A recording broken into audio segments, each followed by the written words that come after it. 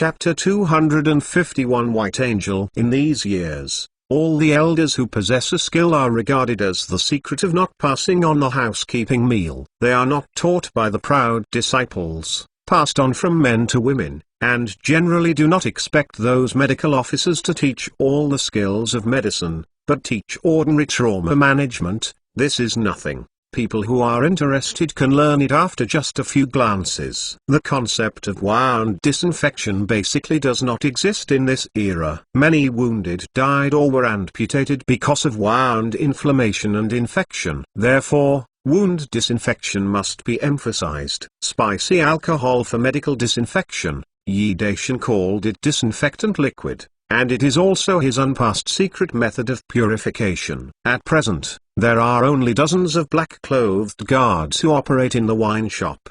God knows that sooner or later it will be groped out, but it can be kept secret for a while. The standard uniform of the male medical soldier is a single-color sky blue color leather armor, with a white color armband on his left arm, and a conspicuous red color symbol embroidered on the upper arm, marking the identity of the medical soldier. Wearing a battlefield backpack makes people feel quite fresh. The most eye-catching thing is the bizarre and fresh outfits of the female medical soldiers. It was a uniform water blue color boat-shaped cloth cap that Yi Daishan invented, in accordance with modern military uniforms. Color standard military uniform, with an armed belt on the waist, a small dagger for body protection, a small military backpack with bandages, golden saw medicine and other ambulance supplies on the body, and a white color symbolizing medical soldiers on the left arm. The armband, the water blue color trousers, and the black color short tube small leather shoes are refreshing and even more sassy and heroic. The most touching is the work clothes of the female medical soldiers, the white color cloth cap, white color and epice dress, which is obviously different from the current popular female sex skirts, especially the same color quality at the waist. The cloth belt, then tied up, shows the unique curvaceous beauty of female sex. This epice dress is quite fresh and unusual, but it is really touching and sultry. At least, many men have this evil feeling. In the words of the emperor, these female medical soldiers are angels in white clothes who rescue the dead and heal the wounded. Therefore, the fresh word angel in white clothes has become one of the hottest topics nowadays. The medical work clothes of the angels in white clothes are still being sewn, and I don't know who passed it out, but the ingenious young lady started to imitate them. The bright fabrics are embroidered with exquisite patterns, and they are extraordinarily beautiful and moving. The daughters of many big families have followed suit, and for a while, they have become the most popular new trend fashion. Some naughty and aggressive, or naturally aggressive daughters of a family are imitating the standard uniforms of female medical soldiers. For a time, the streets are full of female medical soldiers, and it is difficult to tell the truth from the false. Yi Daishan did not expect that modern nurse uniforms would trigger such a frenzied fashion trend. It is not that he has never had the idea of playing female sex costumes. However, every woman of this era has learned a powerful female celebrity. There is no way to make a garment business. Regarding the fashion of imitating the clothing of female medical soldiers, he had no choice but to give orders. This is military-style clothing. Imitation is not allowed. It is not an official female soldier. It is not allowed to wear. Those who violate the order are severely punished. The trend of imitating stocks is becoming more and more intense. There are also many aristocratic daughters who want to join the female medical soldiers,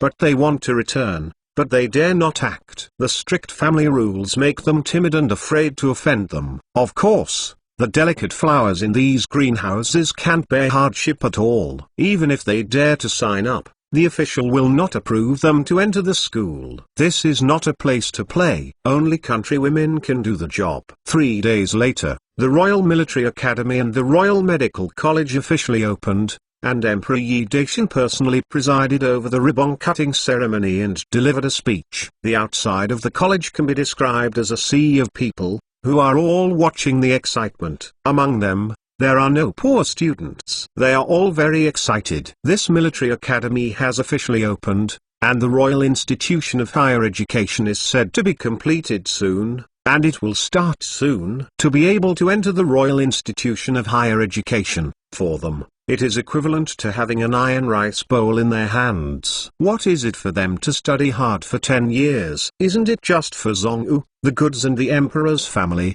to rise above others, and Guingzhong? However, the chances of enrolling in the old imperial examinations were pitiful, and no mathematician had devoted his life and energy to the end of his life. Now, the chances of enrolling in the new imperial examinations are very large. I can't have comprehensive talents, but there are skills. Specializing in, I try my best to study a subject, and I also have the opportunity to be an official. Even if the official position is not big, it is an official. I am equally proud and shining. All of them were enthusiastic, and some of them waited impatiently for the opening of the Royal Institution of Higher Learning. The opening ceremony of the Royal Military Academy is very grand and lively, but ordinary people can't go in and watch. There are officers and soldiers guarding like wolves outside. They can only watch from a distance. Even ordinary officials are not qualified to go in. 800 non-commissioned officers in various costumes stood on the spacious flat ground with their hands on their backs, their heads high, and they stood in a neat line. The square array next to them was 400 medical students. They were also lined up neatly. Before the school started, they had been trained 3 days in advance. Walk through queue. More than 20 female medical soldiers in a single group and a small queue, all color new uniforms, became the most eye-catching highlight of the audience. These female soldiers are the first batch of military flowers of the Great Zhou Empire, the Chinese treasure of the army, and Yi Dietan's charter. They enjoy some privileges that the male students envy. For example, dormitories live in the best rooms in the college. The new military uniforms are given priority. 4 sets per person. The food is better than the male students. Each meal is not more than a few eggs, or a few more pieces of meat. You can also get a special subsidy of 1 or 2 pennies a month. These female soldiers are all girls from poor families. The family really can't support them. They are forced to come out and show their faces and make a living.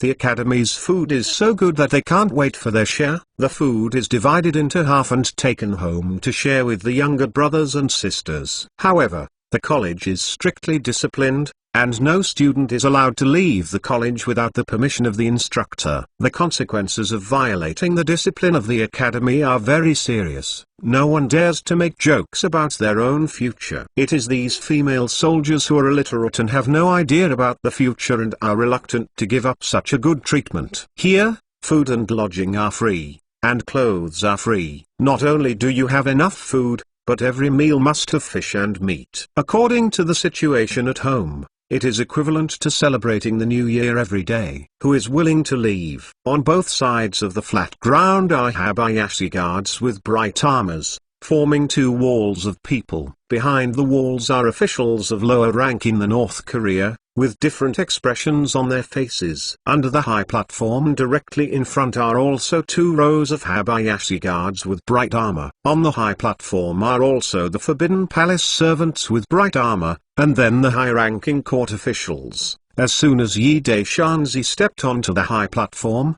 all the officials and students knelt down and shouted, "Long live the Emperor!" Chapter 252 Brainwashing You. What are you enlisting in the army? Yi Daishan looked around the thousands of students under the black pressure. His voice was high, greeted with frustration, and made loud noises. In this era, almost all soldiers who were in the army were poor, mostly for the sake of food, and some went for the glory and wealth in the future, hoping to be promoted in the future, to come and go. Guingzhong Yozong. But most of this type of people are family members, son of the nobility. Speaking of the 20 or so female soldiers, the information and family background of each of them, the Emperor Yi Daishan had carefully read them, and they all ate them. It doesn't matter. After rigorous training in colleges and universities, they will definitely become useful materials. First of all, we must first guide them and correct their thinking. This is called brainwashing. In later generations, MLM once swept most of the world. Those guys in charge of speeches are really masters of brainwashing, and they are very eloquent. If there are one or two of them, I don't need to work so hard. The audience was silent, and everyone could hear clearly. The non-commissioned officers held their heads up. Half of them were from the lower ranks of the army. They knew the so-called future in their hearts. As for the 24 female soldiers, they were mostly covered. With a low smile, the military instructor's leopard's eyes glared, and immediately shut up obediently, with his head high and his chest straight, and he looked straight ahead. Before the school officially started, they had already received a few days of Q training. The military instructors of their team were surnamed. They were very young and handsome, with a bit of a tired taste, so they could be regarded as beautiful men. The ideal lover in the dream of a spring girl, unfortunately broke a left arm. It is said that this instructor was originally a well-known talent in Zhenyangwan. Later, he devoted himself to the army, fought bravely, and made a lot of feats. In the battle against the Golden Soldiers, he was wounded and lost his left arm. Sometimes the instructor was so severe that the girls would cry, and sometimes he was gentle and considerate like a husband's lover, and moved the girls into a mess. Anyway, only 3 short days have already made these female soldiers. He persuades him, because they are medical soldiers and female soldiers, they don't have to fight on the battlefield. Therefore, the intensity of physical training is not very high, but they are all illiterate children from poor families. It took a day to practice this. If you can't bear it,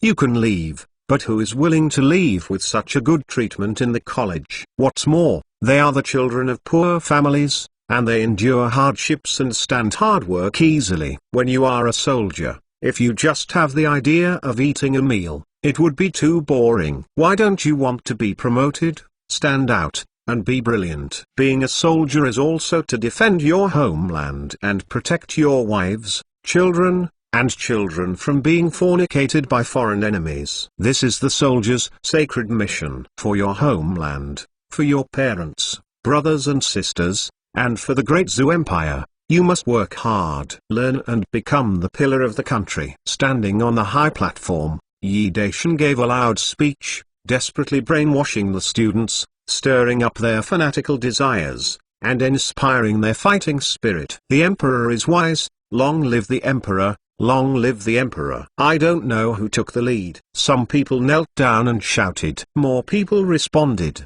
and thousands of voices gathered and broke through the sky. The Emperor Yi Dale, that's what my brother wants. His brainwashing speech was neither long nor short, so it was so-so. In short, it can be regarded as arousing the ambitions of the students. This brainwashing is quite successful. Next, the 2 principals of the military academy and the medical school gave their speeches. It is nothing but nothing to look at. The Emperor Yi Da left under the guard of the Dragon and Tiger Guards, and all the officials and students of all sizes knelt on the ground. Send the emperor respectfully. Yi Daishanzi smiled bitterly and shook his head. Brother has forgotten this. It is too troublesome to kneel and salute like this, and it affects the efficiency of work. He immediately gave the order that it doesn't have to be so complicated in the future. When you see the chief, you only need to pay a military salute. The Royal Military Academy officially opened, and many people ran to watch the excitement. Li Xiangming and Gixun couldn't help but rush to join in the excitement. Although Li Jin is a high-ranking court official of the household department, he can't bring his sister into the college to watch. He can only squeeze outside the cordon to watch. However, with the power in his hand, help his sister get it right. The place is still okay, but it's crowded everywhere. Apart from hearing the exciting roar from the academy, what else can you see? The 2 women are both future imperial concubines. How could Yi Daishanzi not send someone to secretly protect, especially in such a place where the scene is chaotic? Yi sent 6 people to secretly protect. Yi Daishanzi also found 2 women easily. The Sun, Li Xiangming and Gixun were surprised when they found their enemy standing behind them. They hadn't seen the enemy for many days, and they were missing them. Yi Daishanzi smiled and nodded. It's better to keep a low profile in this scene of empty streets. Seeing the 2 women standing on tiptoes from time to time, he asked in a low voice. "Want to see it?" Zixia smiled and said, "Yes, I heard that there are female soldiers. I really want to take a look." Yi Daishan chuckled and said, "Want to see? Then come with me." The two women did not hesitate at all, and immediately followed him out of the crowd. Their bodies were all given. What else could they not believe? However, Li Xiangming was a little curious in his heart. Even his brother, who is Shangxiu, couldn't take them into the college to watch the grand opening ceremony. Does this enemy really have this ability? The crowd squeezed out of the crowd easily, saying they were crowded. In fact, there was a huge dragon and tiger guard in front of the road, and there were black guards guarding them on the left and right and behind, which can be said to be rampant crabs. Overbearing. Extremely. The front entrance of the Royal Military Academy was crowded with people and it was a little troublesome to get in. Therefore, Yi Daishanzi took the two of them to the side of the mountain and entered through the side entrance. However, it was almost 1 or 2 miles away. The two women only wanted to see the heroic imperial female soldier. They didn't complain for 10 miles. As long as they could get in. The two side doors on the side of the mountain are for the convenience of the officials. They are guarded by soldiers all the way. The black guards have already rushed all the way, and they have been notified in advance, so everyone is unimpeded. Li Xiangming was a little puzzled, and the road went unimpeded, and no one stepped forward to question, "Are these soldiers blind?" Yi Daishan chuckled and said, "Master Li is an upright official, and he refuses to use power for personal gain." What's next? He. The smile is self-evident. I, for you, are willing to do everything, no matter if you use power for personal gain, as long as you are happy, I don't care about anything. Li Xiangming glanced at him affectionately, as if drinking honey in his heart. Sweet. Chapter 253. A group of people swaggered into the Royal Military Academy from the side door, and Gixun glanced at the soldiers guarding the door. Is this all right? It seems that the energy of the enemy is really not small. However, when they entered, the dean and deputy dean had already finished their speeches and ordered their dissolution. The officials who attended the opening ceremony had already left. The students gathered in 2s and 3s to chat and talk. Among them, many of them were there, served in the same army, familiar with acquaintances, and some of them were iron buddies who had fate and friendship. If a college is large, there are almost all men who are great. The wolf is big and the meat is few.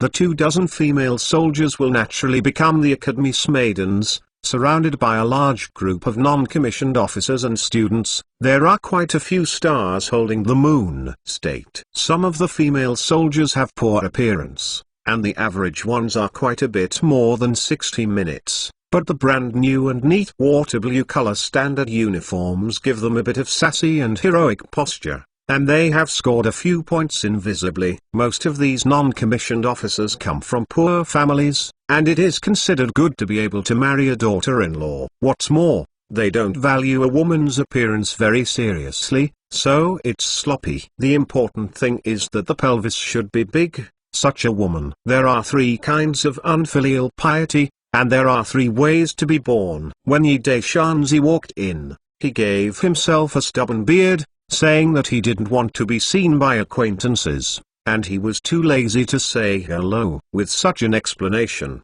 Li Xiangming and Gixun didn't have the slightest suspicion. The youngest and most talented celebrities at the time were the youngest and most talented celebrities. It would be troublesome just to give a gift. Those non-commissioned officers did not recognize that young Master Yi Daishan was the emperor who had previously delivered a speech on the high platform. It is not surprising that their souls were seduced by the two beauties, Li Xiangming and Gixun. In the age of seeing no evil, you see beautiful women on the street. If you look more, you will be scolded as disciples, gangsters, and big bad guys. Now, there are 2 gorgeous and unparalleled beauties who are generous, appearing in the academy. Why not make the eyes of these big bosses almost fall out? Fortunately, these big bosses were overwhelmed by the beauty of the 2 women, and they were shocked to the heavens. No one showed the appearance of color, fascinated or fascinated, and no one dared to speak nonsense. Otherwise, they would end up very badly. tragic. That's why Yi Daishanzi felt a little uncomfortable in his heart. Nima, this is brother's woman, not a Martian. Li Xiangming's heart was much thinner than that of Vixen. Seeing the son frowned, she was shocked and dared to feel that he didn't like them being watched by so many people. It turns out it's all gone, nothing to see. Sister, let's go back. She stretched out her hand, grabbed Vixen's hand, and dragged it out. Vixen was stunned, feeling that her hand was squeezed hard by Li Xiangming. Although she didn't understand the reason for a while, she didn't say anything. She let her hold her hand and left the college together. Yi Daishanzi is not a sacred stick and Dao Gong who can pinch and count. Li Xiangming has seen through his mind, but he is just wondering why she suddenly changed her mind. However, for women's minds, men must not guess randomly, otherwise, they will be ruined, and leave. Anyway, brother is also a little unhappy in his heart. The three of them walked slowly side by side. Li Xiangming and Vixen walked hand in hand. Vixen looked at her inquiringly. She was still very interested just now, but suddenly changed. There must be something wrong. Li Xiangming snorted at someone in front of the enemy. How could she dare to say something unpleasant to the enemy? She could only use her gesture to signal silently. Regardless of the tacit understanding between the two, Vixen only knew that the problem was with Yi Daishanzi. As for what it was, he was still bewildered. However, seeing Li Xiangming's cautious expression, she was still a little uneasy. With apology, she could only hold back the strong curiosity in her heart for a while. Let's go to Xiangyi Yuanju to sit down. I heard that a new cook has been hired there. The sour pork belly is quite famous. Yi Daishan suddenly had a whim. Actually, the royal chef of the palace changes every day. However, there are also times when I am tired of eating. Occasionally eating a meal outside, it is actually quite good, not to mention, there are two beautiful women to accompany. Li Xiangming listened to Li Xiangming's heart. The expression of anxiety and apology on the pretty face was a bit more intense. Just as far as the matter is concerned, the enemy likes them from the bottom of his heart. Naturally, he can't see other men looking at them with that kind of eyes. This makes her heart. She was both happy and happy, but she felt guilty and uneasy because she made her enemies unhappy. Xiangyi Yuanju's business was booming, and there were no empty seats. When Yi Daishanzi went in, there was not a single seat. The scent is coming, and there must be no space. The black guard who secretly follows the guard is thoughtful and directly reveals his identity card, forcing the boss of Xiangyi Yuanju to vacate a private room. The two women have already seen how much energy the enemy has. Vixen pursed her lips and laughed, jokingly, "My son, you are using power for personal gain again." Yi Daishan chuckled and said, "As long as you are happy, I don't care about anything." These words made the two girls feel so touched, and they felt as sweet as drinking honey. Thinking back to the dead ghost, how could there be anything comparable to the enemy? It is said that widow women have a hard life. Generally speaking, this is indeed the case. However, they are the two luckiest. This widow woman should be a good one, and not being a widow woman is so regrettable. Good opportunity. The boss of Xiangyi Yuanju doesn't know the true identity of Yi Daishanzi, but the notorious and frightening blackguard has revealed his identity. He must be the heavyweight in the blackguard. How dare you be a little scornful? Tell his subordinates. The buddy did his best to entertain. The dishes in the restaurant are all freshly fried. There are too many customers, and the cook must be too busy. They can only turn around 1 or 2 dishes on each table. No one is guilty. This is generally the case, but some people are upset today. Man, there should always be someone who comes first and then arrives in everything. Someone screamed at the guy who was in the hall. Their private room was next to Yi Daishanzi's. Seeing that the store guy served Yi Daishanzi's food first, upset immediately. Face is the most important thing for people who are outside. The hotel's behavior makes them feel that their face is lost, and it's a normal reaction to be unhappy. After all, they are also famous figures in the imperial city. How will they see people in the future? The boss took the attitude of calming things down, and said all the good things. Even the money for their table of wine and vegetables was exempted. but the matter was unbalanced. Yi Daishanzi frowned. Which bastards are making noise outside? With just one word, the guard guarding the dragon and tiger outside acted immediately, knocking people down and throwing them out of the restaurant. The boss of Xiangyi Yuanju is so happy in his heart. Hai Yuai is notorious and frightening. Such a domineering style is very similar to the style of Hai Yuai. Those who were beaten up by the troubles are all family members. They eat, drink, have fun and beat the autumn breeze on weekdays, which is considered a great disaster to the imperial city. Today, it is very pleasing to be taught by someone who is more domineering than them. Chapter 254 My father is Lu outline. The old man is not worried at all. Even if these family members want to retaliate, they won't find him on his head. What's more, what does the blackguard do? No matter how good it is, but the blackguard, my son, those who are not easy to provoke, or else, you take the two young ladies first, and you will be treated as a treat. This squat is all-rounded, guessing that Yi Daishan is the heavyweight in the blackguard, and flattering to please him. He couldn't get in Yajian, guarded by the dragon and tiger guards, so he could only stand outside and talk softly.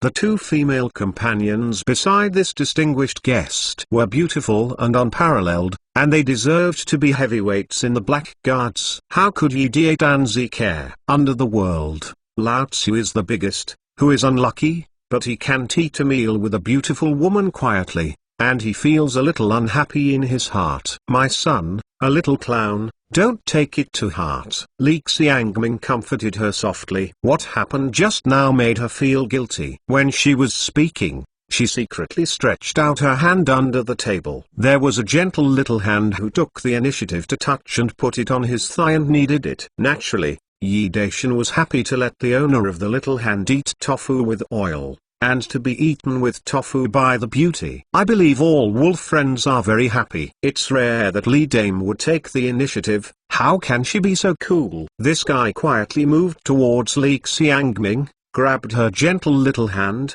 and placed it somewhere. The reason why Li Xiangming is so proactive is that she has a heart of apology. How can she think that someone should be so bold? And she was shocked. She was choked by the soup and coughed so that her eyes turned white. Gixon looked at Li Xiangming strangely. Sister Xiangming is a dignified and decent lady. What's wrong with him today? Drink. Am anxious. Li Xiangming was guilty, but fortunately he coughed. His face flushed, just to hide her embarrassment. Yi Daishanzi gave a light cough, and said with a smile, "It's normal. I choke when I drink water." During the checkout, the shop owner dared not take the money, saying that it was his treat. Suzilun was too lazy to say thank you, and turned around to follow the emperor. Only a few steps out of Xiangyi Yuanju, Yi Daishanzi and others were blocked. It was the few aristocratic families who had been beaten just now, and this brought a large group of domestic slaves to the murderous menacing,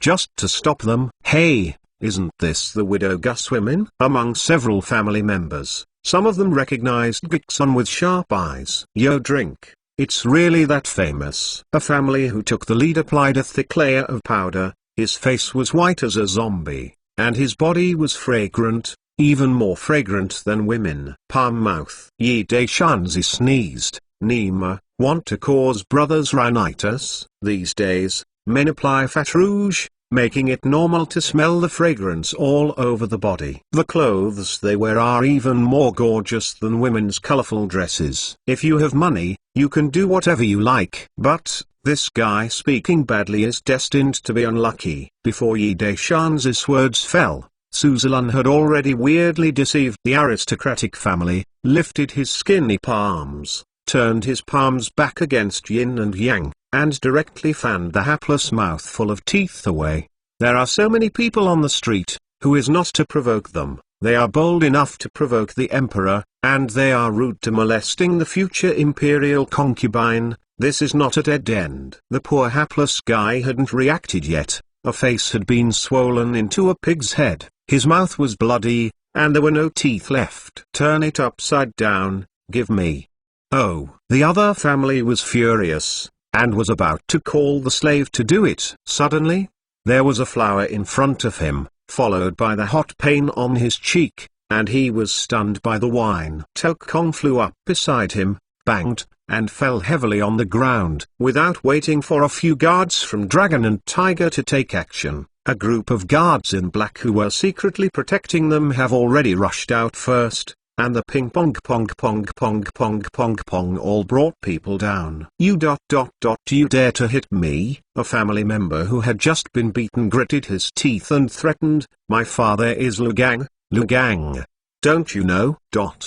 Yi Daishanzi almost fainted. How could this guy look exactly like the next generation? Lunima, you hate people like you the most. Yi Daishan was angry, but he didn't care about the gentleman's demeanor. He kicked the guy over and kicked him a few times. After kicking that guy howl and begging for mercy, he stopped. Several aristocratic families and the dozen or so domestic slaves they brought all groaned on the ground. It was not bad. The black-clothed guards who shot were all merciful. At most, they had broken noses and crooked pig heads and faces, and their hands and feet were not broken. With a scream of the folding fan in Yi Daishan's hand, he slapped it a few times, turning around to greet Li Xiangming and Gixun to leave, suddenly stopped and turned around, pointing to the group of unlucky guys who were lying on the ground and howling. Everything goes into jail. My son, Li Xiangming was soft-hearted. Although these aristocratic family members are abhorrent, they don't need to be able to resolve their grievances after they have been taught. After all, the power of those powerful clans still makes people jealous. Yi Daishan knew that she was doing it for her own good, and smiled and said, well, I have a sense of measure. It's okay, but I just give them a bit of hardship, remember them to remember today's lesson, and reform. This guy said it was high-sounding and righteous. I beat them just to educate them so that they won't make mistakes in the future and rehabilitate. Li Xiangming smiled sweetly and stopped speaking. She is a smart woman who knows when to speak and when not to speak, let alone interfere with men's affairs. The enemy smiles confidently and believes it can be settled, so she too don't worry about it. However, the energy of the enemy seemed to be a bit surprising, and some curiosity and questions began to arise in her heart. Perhaps, she is usually dazzled by love, and there is only one enemy in her eyes. At this moment, she really calmed down, and after careful analysis, she really saw a lot of problems. I heard from my brother that the enemy's official position is not big, so there is only a small official of the 6th rank, and the official of the 5th and 6th ranks. There are so many officials in the imperial city that you can easily catch a lot. However, a 6th rank official has this energy. Every time he goes out, he is accompanied by several powerful men. The secret is even more scary. There are a dozen of them who have beaten people just now. It's a bit scary. It can be inferred from this that the enemy is not an ordinary 6th grade official. Could it be? She had guessed a possibility in her heart. Except for today's emperor, then only people in black clothes would dare to be so rampant. She was right in guessing that the Emperor Yi Da was indeed a member of the Black Guard, but she did not guess that her enemy was still the biggest gangster in the Black Guard, and he was still the emperor today. Li Xiangming couldn't help but sighed faintly. Haiyi's notoriety spread throughout the savage continent. The son's position in Haiyi would damage his reputation. Chapter 255 The Emperor of Peking's Skin. No, I have to do something for my son's reputation and future. Li Xiangming had made a decision in an instant. After returning, he must beg his brother to transfer his enemy from the Black Guard and change his official position with the power in his hand. Even if he is sent outside, any county order is better than serving in the Black Guard. Sister Xiangming, Ziyun, that Yi Daishan didn't know how complicated Li Xiangming's mind was. He rubbed his hands and exclaimed, I have something to do. You go back first. Then you be careful. Li Xiangming said softly, pulling Gixun and leaving. She wanted to rush home to beg her brother to do something, and she couldn't wait for a moment. After bidding farewell to the son, Gixun had the opportunity to inquire about the reason. Li Xiangming did not hide it, and truthfully explained the reason, except that she did not say what she had just guessed. so as not to worry about Gixun. Gixun covered her mouth and chuckled and laughed, and it was really a happy thing to keep her enemies tight. It shows that they have them in their hearts. Li Xiangming had some concerns, so he sent Gixun home first, and then hurried home. They were accompanied by maidservants when they went out, and the Emperor Yi Dacian sent a black-clothed guard to protect their safety. Yi Tan's so-called something is actually nothing, but it's dispensable. He is just a whim. He intends to wander around and rectify those family members who are bullying others and doing harm, and teach them a lesson. At the same time, they are also beating those in power behind them. If you don't manage your children properly, they will cause trouble and hurt the whole family. Don't blame your brother for being cruel and not being affectionate. With a sudden tide, Yi Tan took people around in the imperial city for more than half of a circle. There are really many dandies from aristocratic families who deceived others and acted as a blessing, but if he hits him, he will be arrested in prison. Let's close it for a while. This incident quickly caused the whole city to shake. The people clapped their hands and cheered. The parents of the dudes who were caught in prison were frightened. Who is so bold? Anger to anger, able to be the head of a clan, has some abilities. They sent people to inquire about it, and all of them were scared to death. The brave and righteous chivalrous man who did not hesitate to offend the anger was actually the current one. Son of heaven, this is a big trouble. The sky is big, the emperor is the biggest, the wrath of the emperor, the corpse is 100 miles away, and the blood flows into a river. Who can afford it? Acting as a knight who saw the injustice in the first circuit and drew his sword to help each other, the Emperor Shi Shiran returned to the palace. The emperor, the prison officer, asks for instructions. The prison is overcrowded. What should those people do? Suzalan, the chief officer of the inner maternity supervisor, asked cautiously. Half of it was for official business, and the other half was because he received a lot of money. In fact, the emperor was just a whim. He wanted to rectify those dudes, and teach them a lesson, not to the point of slashing their heads. Yi Dacian was taken aback, and the prison was overcrowded. Brother caught so many people all at once. Hundreds of people were arrested at once. If a big prison is really overcrowded, but there are only a few in the real family, and the others are all domestic slave thugs they care for, all of them are beaten by black guards. My face was swollen, and the worst thing was the misfortune who molested Gixun. Suzalan's teeth were all slapped off, and I could only eat liquid food in the future. Yi Tan didn't think about how to deal with these dudes, but just wanted to teach them a lesson. Now, Suzalan asked, he had to think about it. Just let it go. It's impossible. Hold an education class? That's even more a joke. He didn't have the idleness, so he was fined a fortune to let their fathers know the pain. The Golden Army watched delays outside the two dangerous passes of Zhenyang and Human, and wars occurred from time to time. The two dangerous passes were guarded by heavy troops all year round. The food and grass alone was a huge consumption. The formation of the Eagle Corps and the formation of naval divisions. The passage of the canal is a huge project that is laborious and costly. It costs a lot of money, food and manpower. It also costs a lot of money to build the Royal Military Academy, the medical school and the Royal College of Higher Education, as well as increase the roads in the north, water conservancy construction, and so on. Money is everywhere. If there is no huge income from the welfare lottery, the treasury is afraid that it will be in deficit again. After all, it's money. Without money, it's absolutely impossible.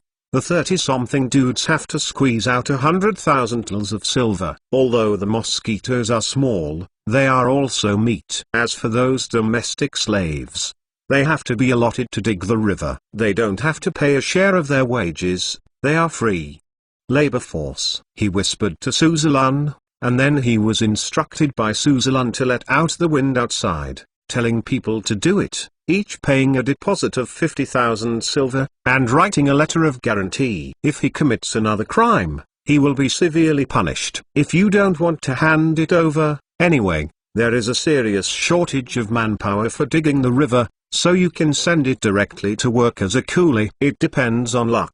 These dudes are spoiled one by one, with fine skin and tender meat. Not to mention work, they may be exhausted even if they walk so long, and the pain is not good. The palms and backs of the hands are all meat, and the family owners can only pay for them. Cursing Sumion's heart is darker than the bottom of the pot, and scraping money is crueler than anyone else, and the emperor's notoriety disappeared. Whether it's good or bad, it's up to the brother to decide. Yi Daishan doesn't care what the outsiders are talking about at all. The money is the kingly way. The 30-something dudes were quickly taken away by their parents after paying the deposit. It is estimated that after returning home, they will have to enjoy the family rules and family laws. As for the domestic slaves of nearly 300 people, no one was willing to spend 10,000 silver to redeem them. These hapless ones were treated as free labor and escorted to the canal area for hard labor. Life and death depended on luck. The Royal Military Academy and the College of Medical Care have officially opened, and the Royal College of Higher Education is still under construction. The unified textbook programming is under the responsibility of a group of academicians. They are so busy and dizzy. In addition to the business that should be done every day, Yi Daishan is still busy, and occasionally visits the Royal Military Academy to inspire the students and earn the loyalty of the students. During this period, several students fought in the college. The incident was caused by a family of good backgrounds. The Emperor Yi Daki killed 100 policemen and was expelled from the college on the spot. After 3 years, he would have the opportunity to return to the college. Moreover, even if you are enlisting in the army, you have to start with ordinary soldiers. It was the other students who were born in poverty. Although they were not at fault, they were also punished heavily. With such strict school rules, no one dared to make trouble anymore. More than a month later, the Emperor Yi Daishan was wandering around in the Royal College of Medical Care. He had a black-clothed wife. Aki report, and Suzilun submitted the secret report. After reading the secret report, the Emperor Yi Daishan had a strange expression on his face. Chapter 256. Brother has this hobby. Civilian Zheng Yinhong. I have seen the Emperor. The pretty face was pale and bloodless. Zheng Yinhong hesitated for a moment, and finally bowed to the Emperor of the Zhou dynasty. She was kept under house arrest by Zhen's sister and Li Bo and lost her personal freedom. After that, the two of them escorted her on the boat for several days, and gave her some medicine to make her faint and stay awake every time. When they woke up, they were all in different places, and they were all overwhelmed. After Zhen's sister and Li Bo no longer drug and stuck her, Zheng Yinhong knew that they had already arrived in the territory of the Great Zhou Empire. After that, there will be no more hiding. Not only are there spacious and comfortable carriages, but there are also soldiers guarded by the brigade, walking slowly all the way. Zheng Yinhong was frightened all the way and missed her family. Fortunately, she was not weak. Although she was not ill, she looked haggard. After Zhen's sister and Li Bo took her to the imperial city, they did not rush into the city, but instead locked her in a secret stronghold of blackguards outside the city. They brought in a doctor and asked Zheng Yinhong to rest and recuperate for 10 years before entering the city. City report. Zheng Yinhong began to think that the two were just brave robbers, and kidnapping her was nothing more than money. She promised a lot of money, and even her official position could not touch the hearts of the two kidnappers. From the conversation between the two, she realized that the reason why the two kidnappers kidnapped her was because of her beauty and wanted to dedicate her to Zhou's famed monarch. Now that he is in the territory of the Great Zhou, Zheng Yinhong clearly knows what kind of destiny he will face. Is the great king of Chu really willing to fight for her against Zhou? The answer is obvious and easy to see, and, as for who she was kidnapped by, I am afraid that the entire Chu country may not know. Otherwise, the two robbers will not be able to take her out of Chu country unimpeded. It's easier to say that it's better for jade fragments than for completeness. But how many people are really not afraid of death? What else can she do for a weak woman besides surrendering? Girl Yinhong, please. Yi Daishan gave a false right hand and looked at the future princess of Chu with a smile. There is nothing to say in terms of appearance. According to his aesthetic standards, it is definitely the top level of disaster to the country and the people. The temperament is similar to that of Queen Jin, both with a touch of nobility and dignity. perhaps worrying about his unknown destiny, and there is a little panic between his eyebrows, adding a touch of lovely tenderness. Brother's greatest ideal is to bring the most beautiful beauties in the world into the harem. Such a level of beauty, take it. The Emperor Yi ordered the maid to lead Zheng Yinhong to Fuxiang Palace and temporarily live with Rong Rui. Rong Rui's experience is almost the same as Zheng Yinhong's. The two have the same illness and pity each other, which can also dispel the anxiety in Zheng Yinhong's heart. The next step is to deal with Zhen's sister and Libo.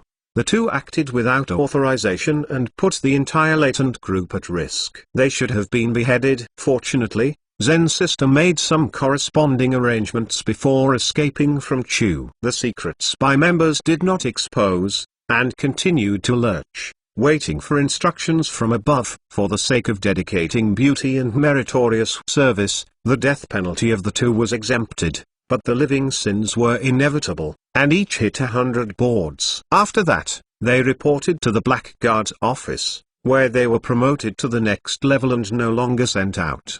The two dragged the eunuch out to draw a board. 100 big boards were really going to be beaten. Even the Iron Man was beaten into 2 piles of rotten meat. The Emperor's words like this naturally won't kill the two of them. However, they lie down 1 or 2. Heaven, it should be. Sister Zhen and Libo bow their heads to thank the Emperor. The Emperor's rewards and punishments are clear and convincing. Don't want to stay in the country? After dealing with the matter, the Emperor Yi Daishan scratched his head, saying that Cao Mengt has a hobby of stealing other people's beautiful wives. Brother seems to have this hobby too. It seems a bit embarrassing. The golden autumn is the harvest season. The people in the Great Week are busy harvesting their crops. This year, the weather is good and the crops are harvested. Everyone is happy. The tribes outside the customs are also busy. The Central Plains countries have a good harvest of food, and they are busy buying food and rushing to gather enough food for the winter before the winter. Dahan Jun's ban on border trade has been implemented, which has severely affected the food supply of the tribes outside the Great Wall. The price of food has risen again and again. The closer the winter is, the higher the price of food is ridiculously high, and it is even more terrible. Businessmen from the two countries also took the opportunity to raise food prices and made a lot of money. The great Khan Nurchi was helpless and sent troops to attack Yanchu. The terrain is too dangerous, easy to defend and difficult to attack, and it is not conducive to the deployment of the army, and it is not conducive to the cavalry to gallop and impact. In desperation, Nurchi had to order a forcible attack on Zhenyang Pass, striving to capture Zhenyang before the winter, and at the same time dispatched a large number of secret spies, waiting for the opportunity to enter Human Pass and lurking down, looking for opportunities to seize Human. In this way, Hu Yozong, who was in Human, was busy, and his black-clothed guards were even more busy. Many infiltrated Ginguo's work were found and arrested, and some successfully sneaked into the customs, but were reported by the villagers. The same was done, and a lot of Jinguo's fine work was caught within a few days. Local acquaintances, and strangers coming. Naturally, they are easily spotted. Report to the official as soon as you find that something is wrong. If you catch the right person, you will be rewarded by the government. A small pen. Haiwei's prison was overcrowded. After the torture and interrogation, he directly beheaded for no use. These guys have extremely high personal strength and have been trained. Hu Yozong dared not take them as coolies to mine iron ore. The frequent activities of Jinguo's work were not a good thing. While Hu Yozong ordered his subordinates to monitor closely, he sent people to notify Tang Feng, the mighty general who guarded Human, and asked him to send troops to strengthen the guards at the junctions of various checkpoints and write memorials and report them at the same time. Tang Feng received the notice and ordered to increase the number of guards and strengthen the strict interrogation of the past merchants. Although trade is forbidden, there are still certain limited transactions for some tribes who are friendly with Dazu. Nanduji, which was once the largest and most lively market outside the Great Wall, is now worse than before. After the closure of borders and trade in the Great Zhou dynasty, the number of merchants who came to do business has dropped by half. However, the tribes living nearby will still be there. Various transactions are carried out here. The cold winter is coming again, and the patriarchs of all tribes have headaches for the food for the winter. The unscrupulous monarch in Diezi has to be cursed and scolded. This food has to be found in a way, otherwise, this cold winter will be difficult. The clansman, if you can't eat enough, your patriarch's seat will be unstable. In a small wine shop, the two middle-aged men in tribal costumes drank wine and talked in a low voice. Teju Oyu, can you really get 30,000 she grains? The thin and tall man who spoke was called Daito, a shepherd from Yulai. He was the confidant of King Bling and was responsible for purchasing food. I heard that Teju Oyu has a way out. I found him through the relationship. Chapter 257. Grab Master Daito. Teju Oyu sighed, with an expression of embarrassment. As you know, the price of this food has changed day by day since the monarch of Diezu made such a wicked seal of trade. Now, it's winter again. He has a expression. Daito nodded and said in a low voice, Tejuo, we are also an old friend for many years. When will my Daito make you lose money? In terms of price, it is easy to say, as long as you can get food as soon as possible. Then, when it comes to this, Tejuo no longer hides it, and is very happy to discuss business with Daito. The price has increased a bit more than before, but Daito knows that the food is not available now. The price given by Tejuo is a friendly price. It is cheaper than buying from Chu and Yan, not counting the distance. The various consumption costs of the rough and difficult roads are actually much cheaper, and he can also make a fortune from it. A big deal was quickly negotiated, and the two agreed on the delivery time and location, and then left separately. 3 days later, Daito led 500 warriors of his clan, escorted 30,000 stones of food, and set off for a great deal of dang and dang. Along the way, Daito, who is in a good mood, yells at one or two from time to time. Everyone knows that the buyer of later generations, buy low and pay more. How can you make a point? The bigger the order, the more you make. Daito here, a single business has made a lot of money, and the reported food prices are cheaper than those purchased from Chuyan and Chuyan. King Bolixian must have rewards again. It is hard to be happy or not. Ahead, dust and smoke billowed, covering the sky and the sun, and at a glance, a brigade of cavalry was coming. Daito didn't worry that other tribes would dare to rob. The Uli herdsmen were powerful clans with Dakin's backs. They were Dakin's most loyal lackeys. The two princesses of the king were also concubines of the great Khan. Unless there is water in your head and you are impatient, you dare to rob. The only thing I worry about is the tiger and leopard cavalry of the fox butcher. It is a frightening iron-blooded cavalry in Diezu. It comes without a trace, goes without a shadow, and is out of sight. It is that the great Khan has a headache. Speaking of the fox butcher, the calf cramps and the baby is too scared to cry. Fortunately, the fox butcher had led the tiger and leopard cavalry to leave Human and went back to the capital. Oncoming is the Dakin 1,000 cavaliers, the 14th son of the great Khan, Charkin. Daito stepped forward and saluted. 14th brother, where are you going? Charkin snorted, and a pair of leopard eyes circled on the ox cart full of grain. Daito, you are good at it. Get this much grain. Daito smiled and said,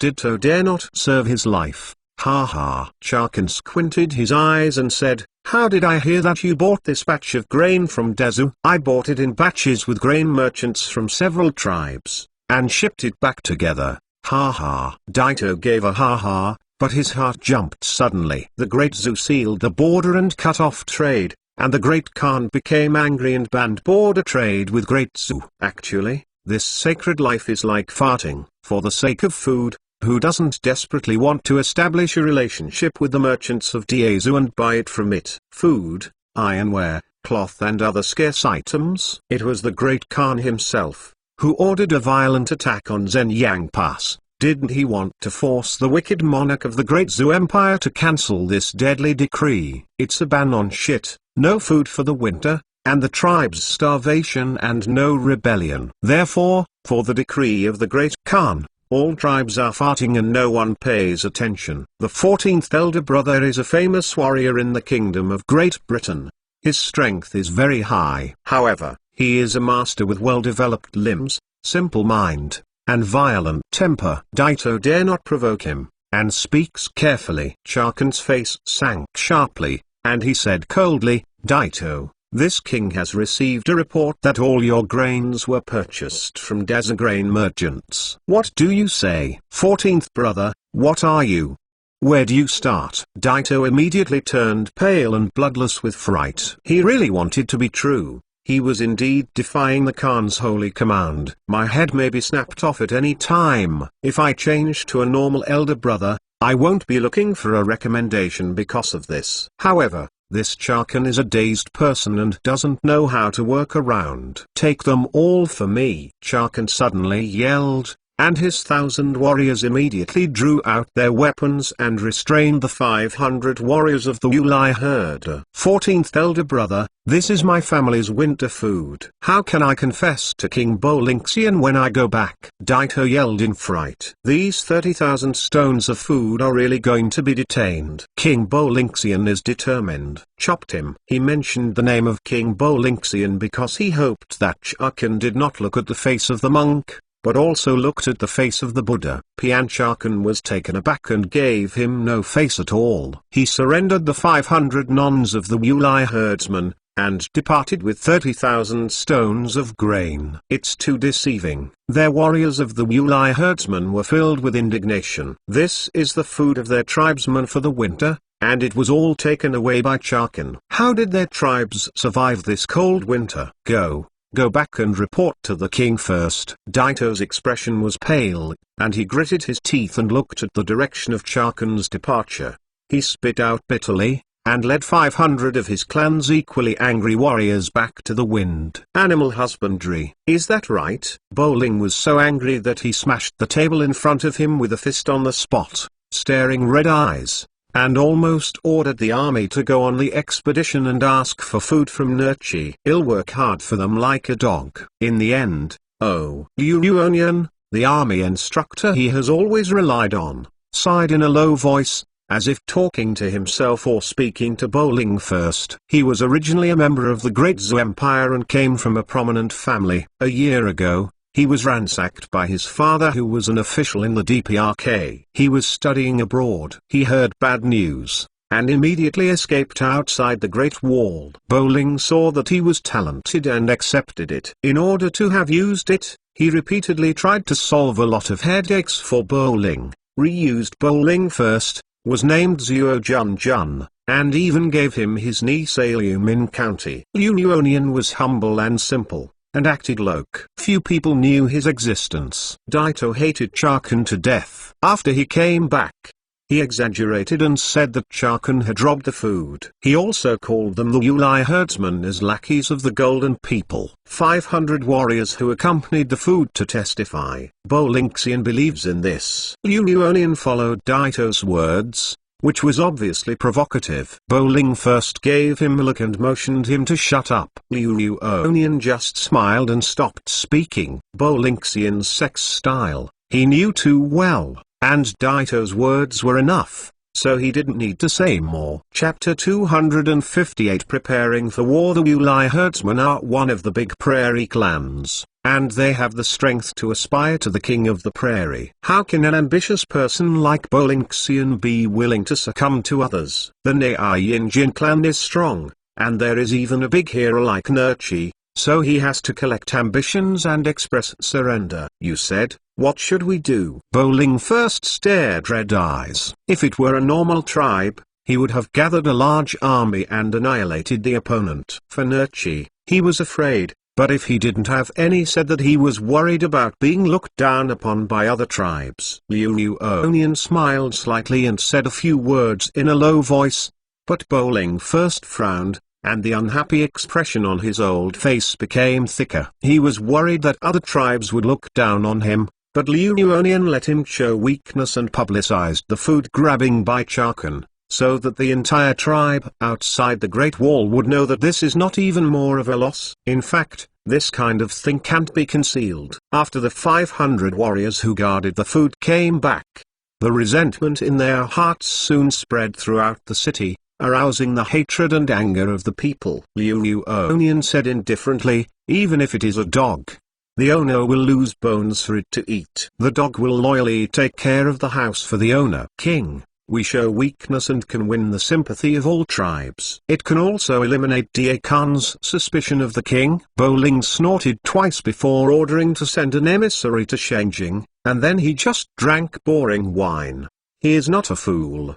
His son-in-law, General Marshal Jin Guobing, Marshal Tu Litzao, was deprived of his military power due to ineffective siege of the city. He was dispatched to the guardian town of Hanmu where there is no poop. He knew that Nerchi was old. It's heavy. Since Rongrui was captured, the envoy of the Great Zhou took the way to Shenjing via Hanmu city. Nushi became more suspicious and strengthened the surveillance of him and Julai. How many secret spies sent by Nushi in Fengmushing? He was very clear in his heart, but he could only suppress the anger in his heart, and stay silent. A few days later, an apology from the Great Khan Nerchi was brought by the envoy of the Golden Kingdom. Chakan, who grabbed food, had been punished and deprived of his military power. However, the food had been distributed by the Golden people and could only be compensated with gold, silver and jewelry at a discount. Bowling sneered at first, but Nushi paid a lot of gold and silver jewelry, and the discount was almost equal to the price of the 30,000 stone grain.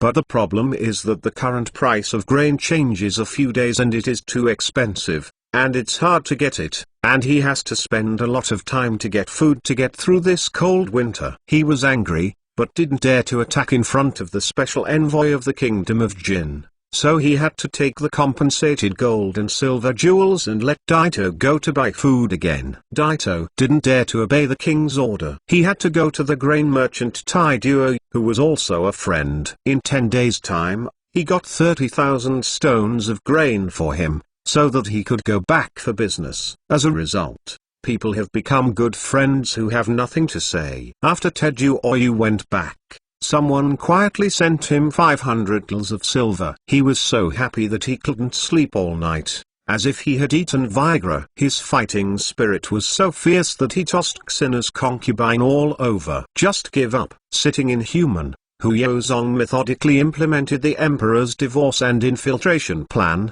coupled with the recent frequent activities of Jin Guo's work, and he was very busy. Teju Oyu is one of the dark moves he has deployed. Nerchi can buy people from Dazu as traitors, and he can also buy people from outside Serbs to sell his life for Dazu. Nushi used iron-blooded methods to unify him back then. In the large grassland, many small tribes were slaughtered. The surviving tribes of these tribes hated Nu deeply, and some simply provided information to Dazu for free, only to avenge the blood of the butchers. Days go by like this. At the end of September, the Royal College of Higher Education was completed and officially opened. The students had long been enrolled from the outstanding talents of the provinces. Once the unified course was edited, it was printed and distributed in large quantities. It was not only regarded as a class textbook, it also sells to the outside world and encourages self-study. With the implementation of the new imperial examination under the iron-blooded means, those family members had to accept the reality and purchase the unified new textbooks with new rubbings so that the children of the family could learn. In fact, although the influence of the aristocratic family has weakened, they still have great advantages.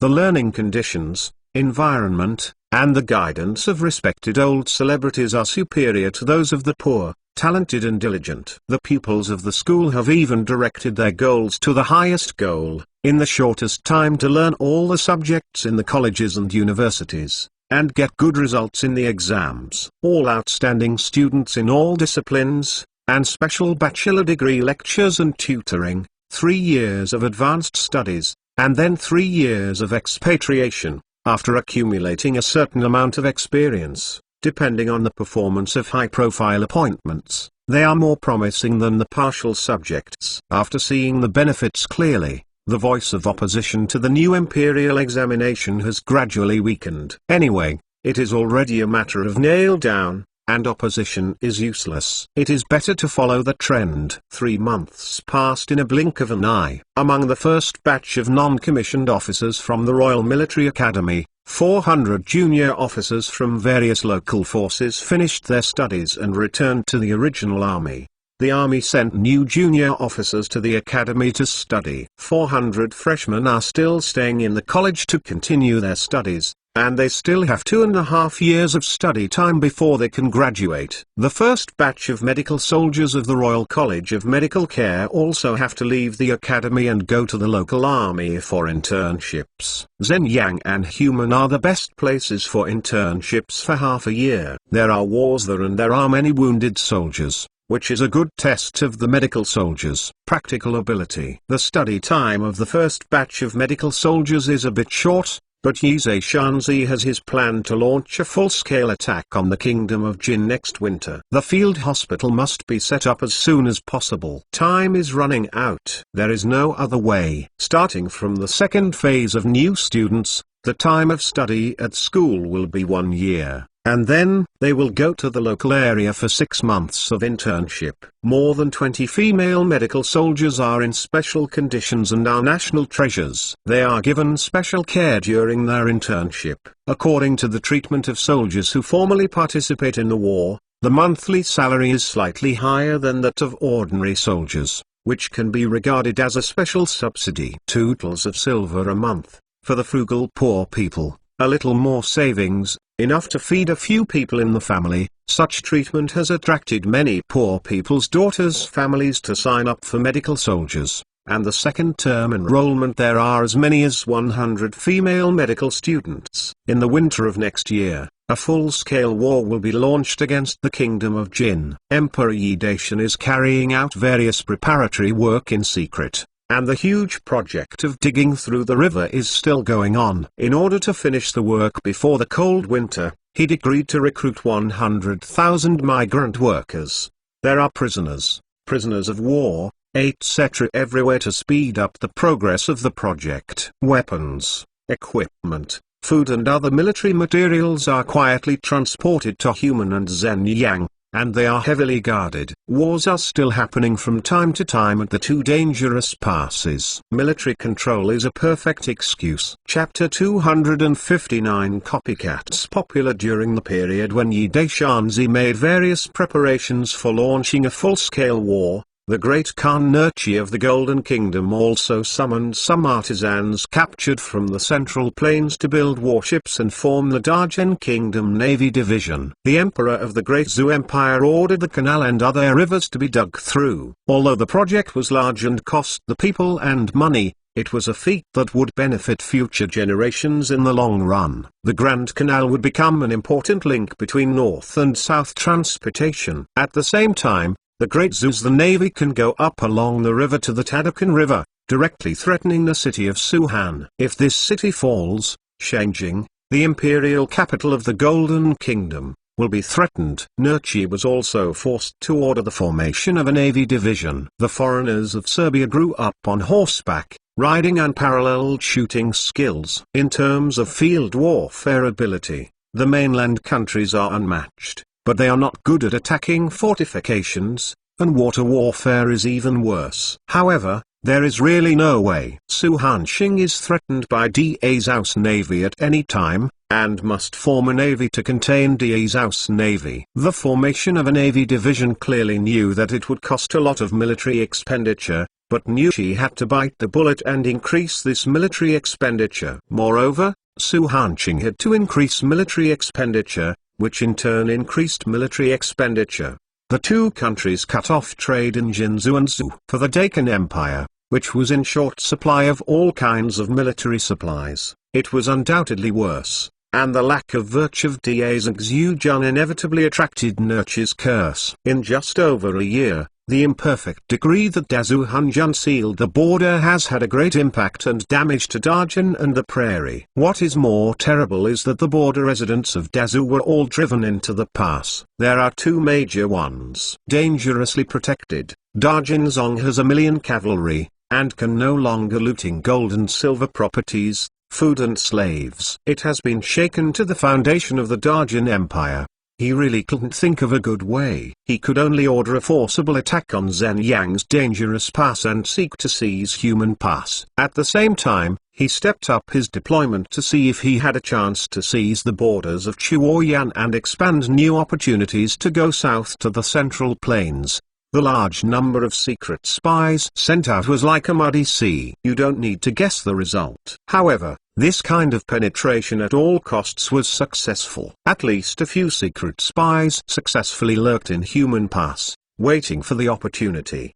The cold winter is coming. Before the winter, the warriors of the Dahan Empire still have some time to attack the Zhenyang barrier to see if they can create miracles. At the same time, he ordered people to step up to raise food to survive the cold winter and wait for the spring of the coming year. Make another plan. Speaking of the battle at Zhenyang Pass, Nushi felt painful. This dangerous pass was like a stumbling block, forcibly blocking the pace of the big golden iron cavalry going south to the Central Plains. I don't know how many warriors died in the city, but those are all a brave and eloquent elite. The prairie is vast, but the population is small, and there is one less death if one is killed in battle. This is also the reason why Dahan Iron Cavalry has to take a large number of Daza King Zhang as slaves every time he commits an offense. In the Great Zhu Palace, the Emperor Yi Da sneezed several times in succession. Crossed your sister, which guy is sneezing brother? Old Su, decree. The Emperor Yi Da issued the imperial decree again, and ordered the Tunshan army to move to Zhenyang and follow the dispatch of Zhenyang Commander Mu Chunfeng. Fighting will begin in the winter of next year. If the Tunshan army wants to build up combat effectiveness as soon as possible, it will have to conduct actual combat training. Zhenyangwan has wars happening almost every month, which is the best place for actual combat training.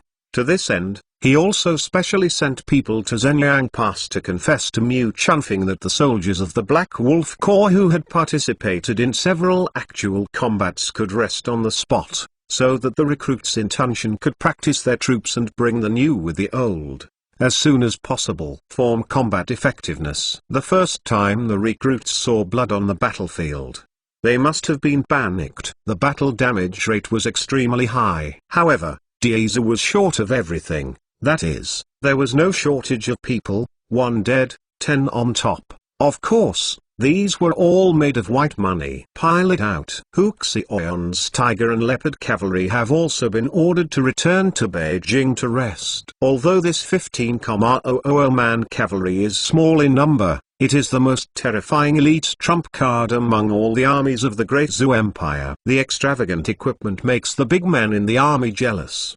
The milk bears, it is too prodigal. While the tigers and leopards rode on the continent, the prodigal army's reputation did not go away. This also required a lot of white money. The first cottage in the country of Yan established a camp of 3,000 people. It's not that Empress Yan didn't want to make a scale of 10,000 or 20,000, but that was too costly, and she was distressed by the prodigal, let alone the 3,000 scale Suwai camp alone had many voices of opposition above the court, which put her under tremendous pressure. The state of Chu also organized a dragon cavalry camp of 5,000 people. All the soldiers were veterans carefully selected from various armies, and they could be called the elite of the Chu army.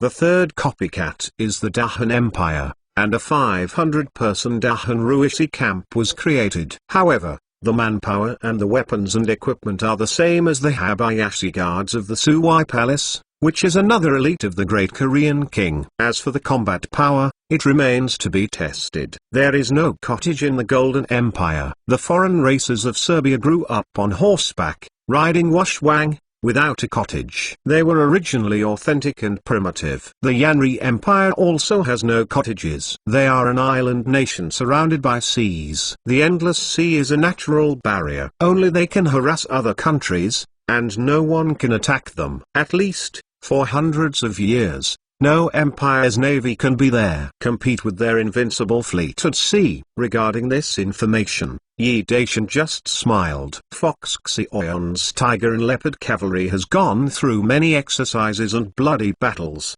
and the wolf pack tactics have become more adept. The tacit understanding is still far away. The great empires have not gone through much. The second actual combat rune is just a display, and the combat power cannot reach the level of the tiger and the leopard cavalry that is close to BT. Sooner or later, the preparation method of the black fire medicine will be developed, and sooner or later the gadgets that are ahead of time such as gears will also be discovered. But at present, very strict confidentiality measures have been taken, but the discovery is delayed. Only time. Everything that is being prepared now is to prepare for the war next year. The Emperor Yi is still worried that Gong Tangfing's Flying Eagle Corps and the Third Corps that have not yet been formally established, will be able to form combat effectiveness in the name of Tunshan, and Lu Kanshixun's navy be trained in such a short period of time. For this reason, Yi Deshanzi personally ran to the Canal Naval Camp, and then ran to the garrison of the Flying Eagle Corps and the Third Corps to cheer for the soldiers. The Flying Eagle Corps is based on the old division of Wugong Hu Chengqing. The Navy Battalion is also expanded with the original Canal Navy Division. The new and the old are combined, and the old and the new can be formed. The 3rd Legion is all color. Recruits and lower-level corps are drawn from the army from all over the place, and half of the time is farming and farming, which is difficult to form combat effectiveness. For this reason, Yi Deshanzi can only be deployed in batches to allow the soldiers of the Third Army to take turns to participate in the defense war at Zhenyang Pass. Actual combat training, hoping to form a certain combat effectiveness in a short period of time. He had a good plan in his heart. After Mu Chunfing's Black Wolf Legion and Gong Tangfing's Flying Eagle Legion had beaten the elite main force of the Kingdom of Jin to the 9th 788, he would personally lead the 3rd Legion to take off and defeat the water dogs. Pick up the bargain and build up the image of a heroic fighter who can be a good fighter. Chapter 260. I like the Emperor's family method. In addition to presiding over the affairs of the court, Yi Tan spent most of his time preparing for the war next year. In order to connect the canal before winter, he did not hesitate to invest a lot of explosives and increase the 3rd batch of 50,000 migrant workers,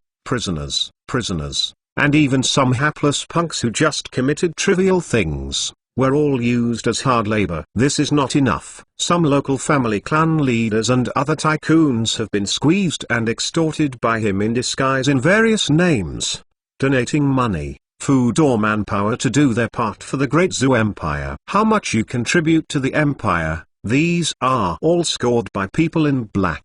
As for what is useful, no one can guess what the emperor thinks. Anyway, connecting the canal will be of great benefit to their future business. In fact, donating 200,000 or 300,000 silvertals and food, and doing some labor, is just a trivial matter to these family clans. The important thing is the statistical scoring of the blackguards, which makes them feel uneasy. For this reason, these family clans simply donated silver and food and contributed a lot of labor. They have a lot of family members and thugs. The powerful family can recruit 2,000 to 3,000 private individuals in the blink of an eye. The army, labor is just a trivial matter. After confirming that he could connect to the canal before the winter, he was relieved. Then he called his father-in-law, Shangxiu Dugjin of the Ministry of War, and repeatedly ordered Datong. After ensuring sufficient supply of warm winter clothes for the soldiers, he began mass production of his invented and designed fingerless gloves, cotton shoes, white collar cloak, etc. And 1 million sets must be produced by the beginning of winter next year. Dugjin happily slapped his chest and issued a military order. As long as he has money, enough materials and manpower, this little thing is absolutely settled. The emperor really wants to launch a war against the Kingdom of Jin next winter. Anyway, these stuff is produced in such a large quantity, a lot of oil and water can be fished. Of course, he does not dare to eat too much. Every department is said to have inserted people in black clothes. The identity of these guys keeps secrets tightly. If you don't get it right, the people around you, and even the old guys who usually hang shoulders and shoulders, are most likely blackguards. It's okay to eat a little oily water. The emperor will open one eye and close another. Greedy too much is not enough. When Yi Daishanzi was busy with this, a cold winter had passed. During this period, concubines I gave birth to a daughter named Yi Shuiying, and Rongru and Zheng Yinhong were also pregnant successively, and their positions in the palace were extremely embarrassing. Fortunately, Empress Jin was generous and did not make things difficult for them. After that, the two of them were also relieved, because mothers are more expensive than children. The emperor: "Can my concubine write a letter to the family?" Today, Zheng Yinhong dared to ask this question cautiously. It is a strange thing to live in a deep palace and not want to miss family members at home. The emperor has no canonization. She dare not call her a concubine. She only claims to be a concubine. She has a big belly, half lying half leaning against Yi Duanjun's arms. There are several pots of charcoal fire burning in the palace, warm and warm. Can't feel the cold of winter at all. Yi Daishan slapped his forehead, telling his family that he is safe. That should be the case. I was negligent. I apologize. I apologize. Ha ha. The concubine thanked the emperor. Zheng Yinhong was so moved that she wanted to get up and salute. Seeing the emperor's meaningful and ambiguous smile, her pretty face flushed, and she lay down again in a hurry. Originally, courtesy was the most important in the palace, and the etiquette was the most cumbersome, but the emperor thought this was too troublesome and too wordy, so she simply avoided it. For this reason, she received the emperor's evil family law many times, and that was really dead and alive. It is as absurd as it is absurd, as evil as it is. However, I said in my heart that although the harem concubines were jealous, as the emperor said, river crabs, and river crabs, there are no open fire sticks, but there are small tricks. They deliberately violate the emperor's family rules, happy to accept the absurd and evil family method that has been dead and alive. Of course, in front of the emperor is one thing, behind the emperor Jin, but the slightest negligence, all kinds of tedious etiquette of the court have to be followed. Queen Jin is the emperor's favorite. No one can shake her throne of the mother of the East Palace. Finally I remember. Yi Daishanzi grinned, with an evil smile on his face. A Confucian can teach me. I have a reward. Write it down, write it down, write it down to me. Zheng Yinhong's cheeks flushed with shame, and the careful head jumped wildly. When it comes to the emperor's so-called reward, it is actually quite blushing. But he did not violate the family rules and accept the absurd evil of the family law. The little five in the corner of Shili hurriedly took out a pen and a book from his arms, tick off Zheng Yinhong's name, and wrote down the date. Suzalun, the first chief supervisor of the inner maid, was already very old, so his two apprentices, Xiaozi and Xiliuzi, took turns to serve the emperor. Both of them carried a reward and punishment register in their arms, recording every concubine in the harem who violated regulations or received awards, the number of times, and then, depending on the day the emperor is in a good mood, he will settle the account after autumn. Yi Daishanzi thought for a while, and said with a smile, "Why don't you? I should write a letter to the old man, inviting him to come to Dazi for fun. Do you think it's okay?" My concubine thanked the emperor on behalf of my father. Zheng Yinhong was delighted in her heart, saying that the emperor of Dazi was a mediocre Dafa monarch. After the real contact, it was completely different. At least, she thought so in her heart. She is also one of the fans of Playboy Cherish in terms of talent and love. When she learned that the person she was going to serve was actually the super idol in her dream, she was stupid at the time and continued to cry in ecstasy. Zheng Yinhong is a women Taoist family, but she is not clear about this. She is a good emperor if she can make the people rich and wealthy. On the way she was escorted to Beijing, she overheard a few ordinary people and even some scholars. The students chanted the Emperor Shengming, faint monarch. Will they get this praise? In terms of character, from a woman's point of view, she is indeed a gentle and considerate mate who can make you happy. What does a woman pursue in her life? It is nothing more than a good friend who will cherish himself, a warm home, and on this point alone, He is definitely a perfect husband. Of course, no one is perfect. Sometimes someone is too ridiculous. What kind of fly in the family law, what kind of pea, and the like toss you to death.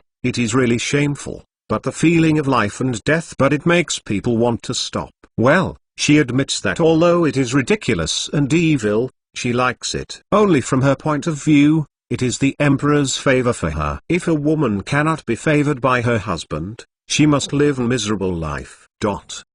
Therefore, in Zheng Yinhong's eyes, someone is not only a dazzling emperor, on the contrary, he is a wise sage, a perfect husband. As for the Prince of Chu that he has never met, he has long forgotten. Chapter 261 I am in love with Lin Qianjin. Yi Tang thought for a while and said, or, let me write it. The concubine thanked the emperor. Zheng Yinhong was so moved that she knelt on the bed to thank her. This time, she did not intend to violate the family law, but was grateful. Her family letter, if written by the emperor, is of great significance, not only to give her great face, but also to give the Zheng family great face. Aristocratic families have their own rules of survival. They believe in family, and then they come to the country and the world's disputes. It can be said that it has nothing to do with them, or it can be said that it is related to them. It is the game of the emperor. How do they do? To survive and grow in the chaotic era,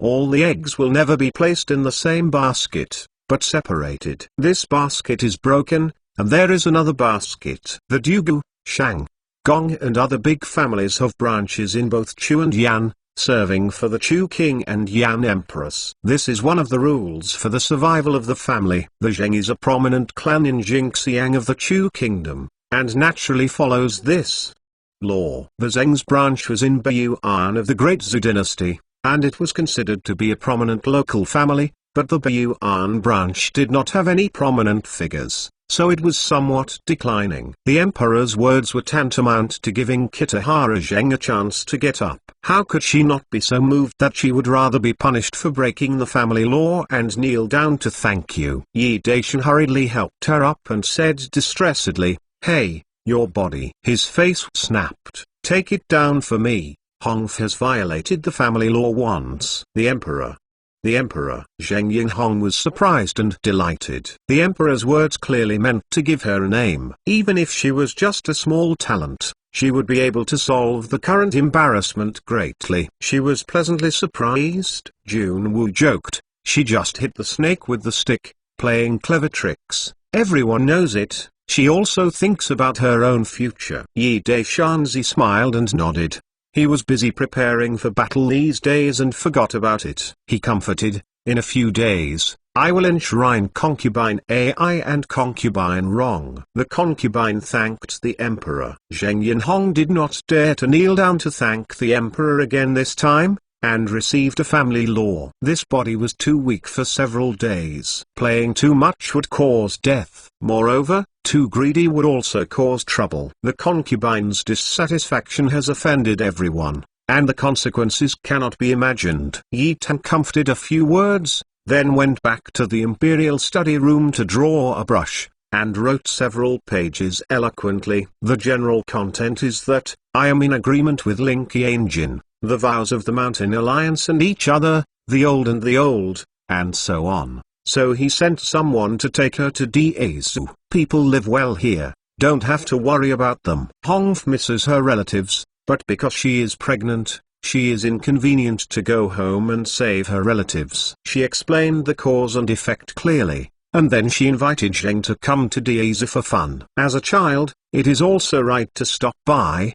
His words are polite and sincere, and he doesn't have the superior power of the emperor, but it is a bit like an ordinary son-in-law and father-in-law, but the identity of this son-in-law is too special. Zheng Yinhong's heart was warm, full of gratitude and happiness. The emperor wrote this, but it gave her enough face and the Zheng family's face.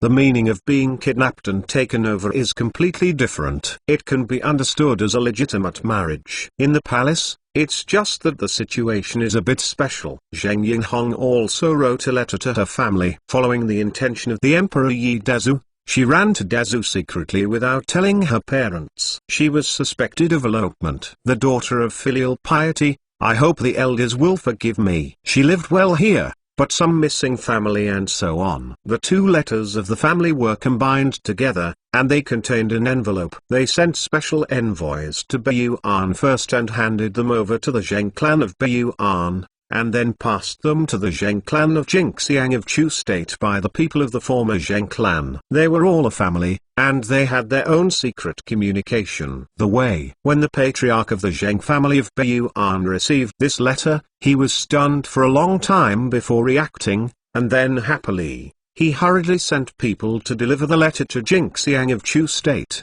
They also heard about the kidnapping of their niece, but they did not expect to have a fake kidnapping case. People quietly came to Dazu and became an imperial concubine.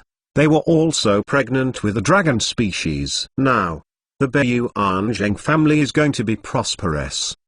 When Jingxiang Zheng received this letter from the family, he also froze for a long time before reacting. Zheng Yinhong's mother was so excited that she wept bitterly on the spot. Her baby daughter was kidnapped. So far there is no clue. This mother doesn't know in her heart. I was so worried that I heard that my daughter was safe, and the stone stuck in his throat fell. Bang! Zheng Yinhong's father, Zheng Luo, calmed down, frowning. His daughter rarely went out, and the dignified monarch of a country was even less likely to go to Chu. How could the two know each other and decide for life? Madame Zheng said while wiping her tears. Hunger is fine, so what should I care about? Lord, have you been worried about the development of Baiyuan Zheng's family? Now it's all right, and everyone is happy to climb to the emperor. Zheng Luo smiled bitterly. Even if he killed him, he would not believe that his daughter had met the emperor of the Great Zhu. He eloped for this reason. However, the raw rice has been cooked and he was pregnant with the dragon seed. For the Zheng family, he lost the sesame seeds. I picked up a big watermelon and made a lot of money. If Honga married the prince in Chu country, he might become the queen of the mother's ritual world.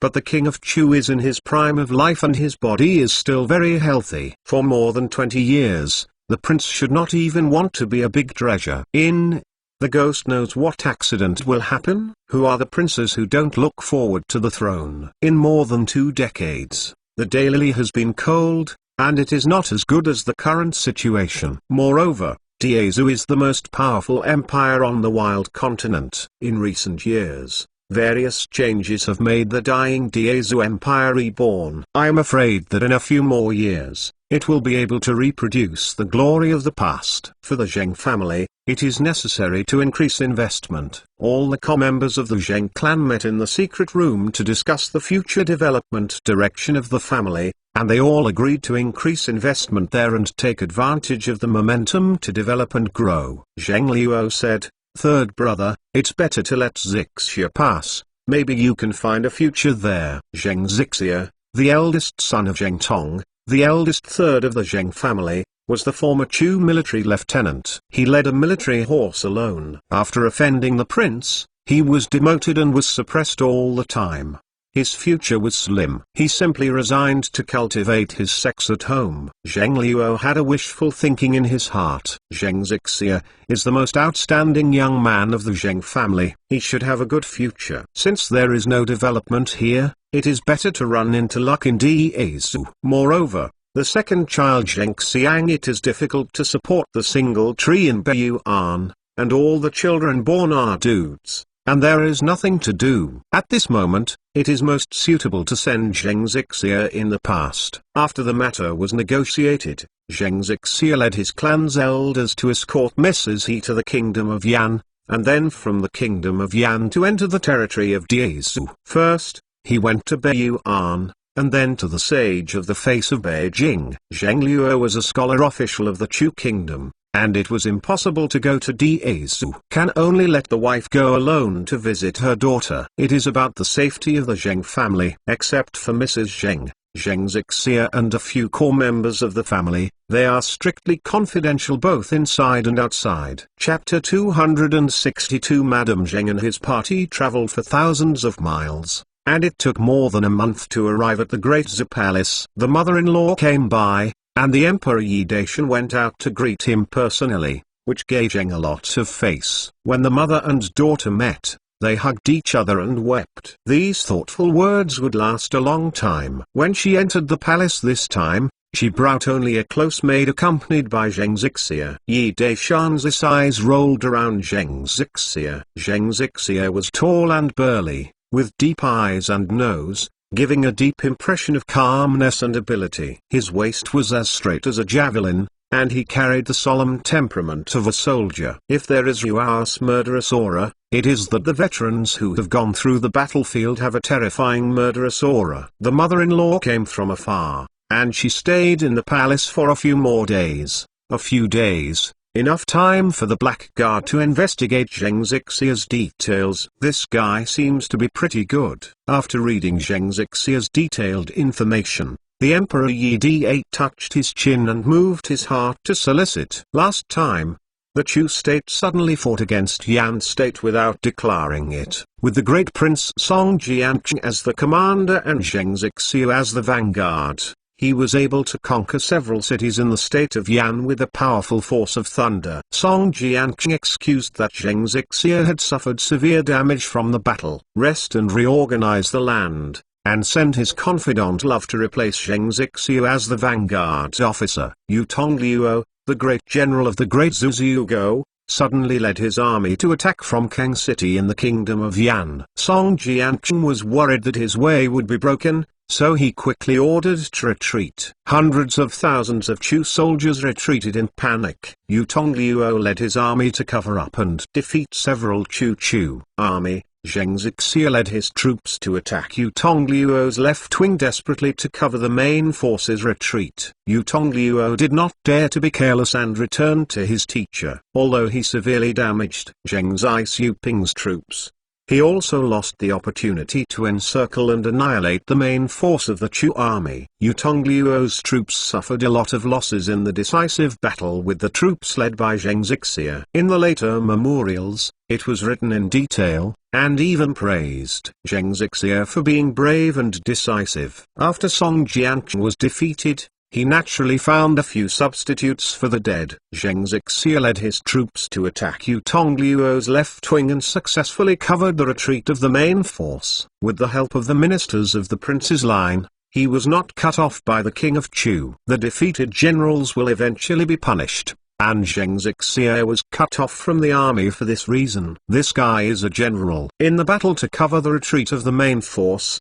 he has shown the overall view necessary for the commander, and he is good at capturing fighters. Such a talent is even abandoned, and the king of Chu is faint. Yi Daishanzi feels at a moment's dismay. Brother's greatest ability, besides plagiarism, is picking up girls and coaxing girls. Another ability is to see people's eyesight and know how to use people. From ancient times to the present, the superiors have to know how to use people before they can do it. Good job. When chatting with Mrs. Zheng, he was inquiring about him. Mrs. Zheng came this time and was responsible for the important mission of the Zheng family. She followed the emperor's meaning and implied that Zhengxia came here specifically to seek fame. How do you arrange for the emperor? Your business. Yi Daishan's secret music. Elder brother has another talent. As to whether he can stand alone or not, it remains to be tested. This is what the Zheng family meant. In this way, he doesn't have to worry that Zhengxia will not sell his life. This is the case for the big family. If the elders of the clan have discussed and decided things,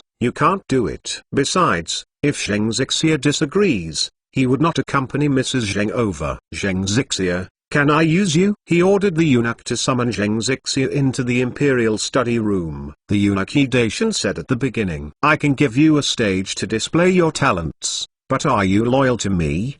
Do you have this ability? Without any hesitation, Zhengxia immediately knelt down and said loudly, the grassroots swears allegiance to the Lord. Yi Daishanzi stared at him for a long time, and his right hand drew falsely, flat. I believe you. He immediately laughed and said half-jokingly, I know you are a talent, so I will show you the stage. If you don't agree to stay and help me, I will have to snap you. Zhengxia's cheek muscles twitched. Fortunately, his purpose is to seek fame. Otherwise, he would be wronged if his head was cut off. but he felt uncomfortable in his heart. The meaning of the emperor's words was clear. The meaning of trust and reuse in the future, of course, is hard to say without real ability.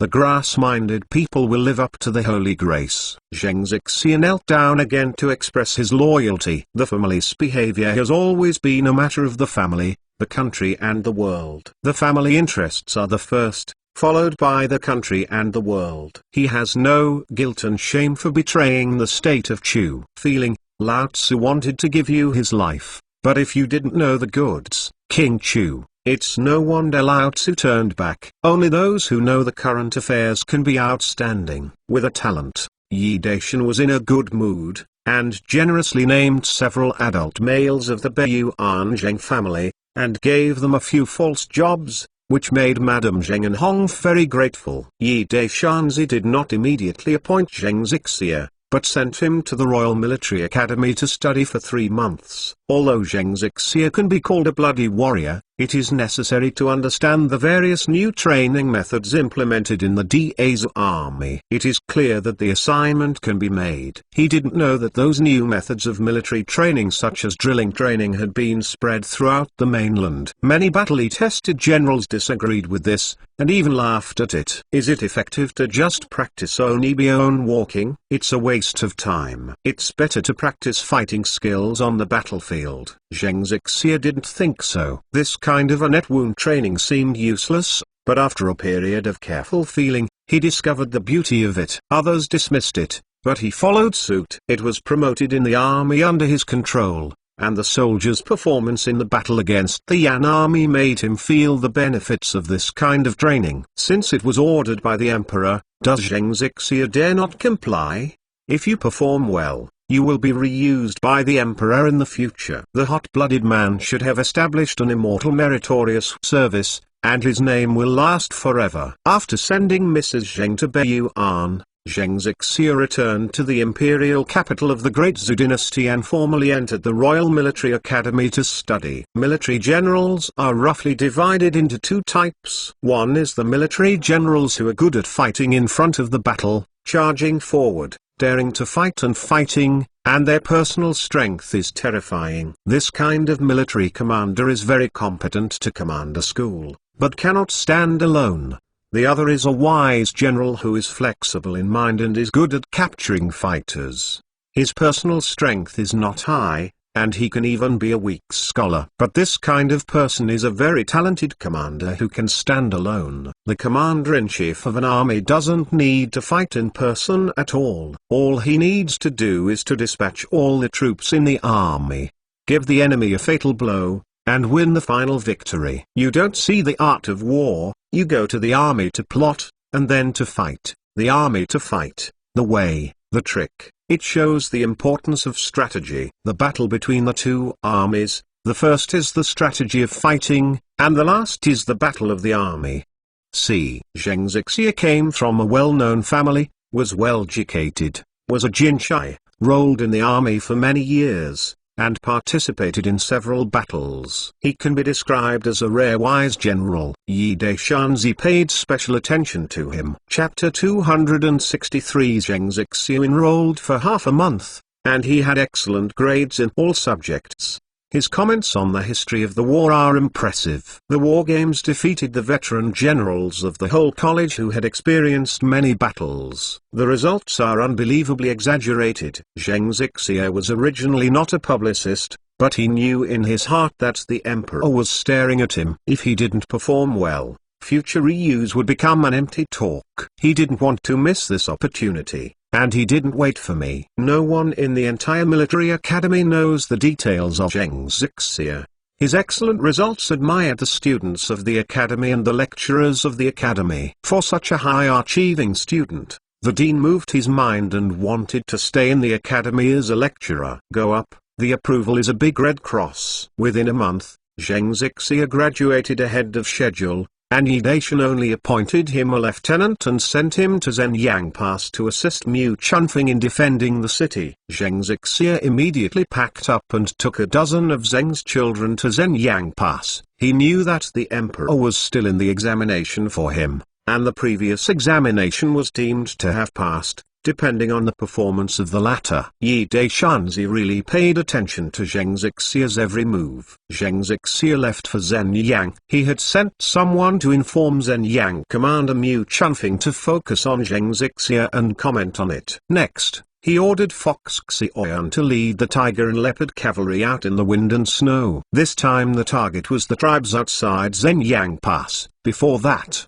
the Golden Soldiers had been attacking Zhenyang Pass, and the tiger and leopard cavalry of Fox Xioyan were only being able to harass outside Human Pass. The area outside Zhenyang Pass has never been harassed. Now that there is heavy snow, the army of the Kingdom of Qin has already retreating and warming up at home. In the cold weather, people will die from freezing. In addition, the snow on the roads is not conducive to war. Generally speaking, no one would choose such a climate to fight against time. The Emperor Yi Daishan ordered the tiger and leopard cavalry to attack. Deliberately, I don't want to have a comfortable winter for Jin Tarogo. In fact, the Emperor Yi Dai paid off the sweetness of the robbery. He once calculated an account for this. He did business with the Serbian people in a serious manner, and exchanged food and iron ore for war horse skins, etc. The cost was very high, and the horses that are traded are not all excellent militant horses,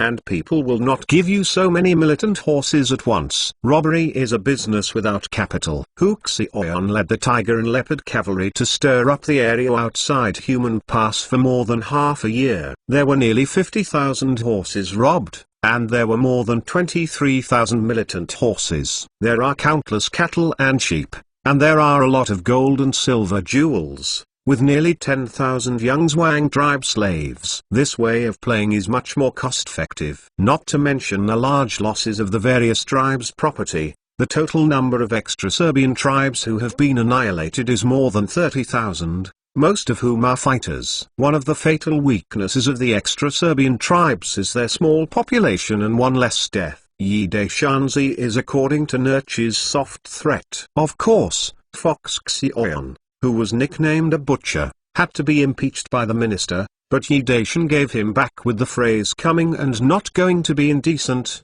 and he allowed Dan to burn, kill, and loot. Why can't we use the other Tao, still spoil him? In a country of shit etiquette, people have been bullied. What kind of civilized etiquette are they still telling them? I just support the actions of Xioyan. Any opinions? Okay. Lao Tzu sent you as an envoy to the Kingdom of Jin. If you can't meet Lao Tzu's conditions, cut and cut. The emperor is mad. The ministers in the palace are silent. No one dares to impeach Fox Xioyan anymore, and even slaps Fox Xioyan's flattery. The emperor's confidant love will have a bright future, and have friendship with others. Then it should be. This is called investment. Some family members even go through the back door and want to put their children in the tiger and leopard iron cavalry. Fox Xioyan is always willing to come, yes, as long as those family members can survive the BT special training similar to modern special forces.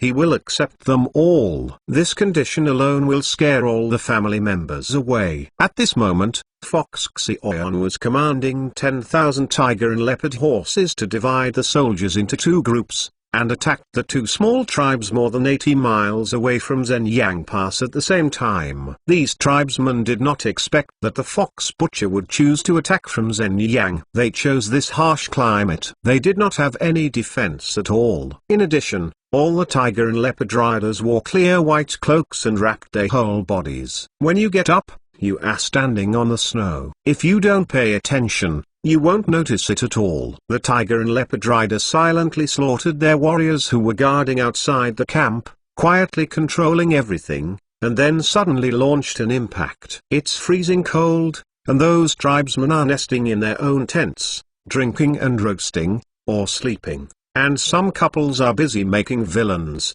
and they have stepped on them with iron hoofs, and the whole camp has become a sure hell.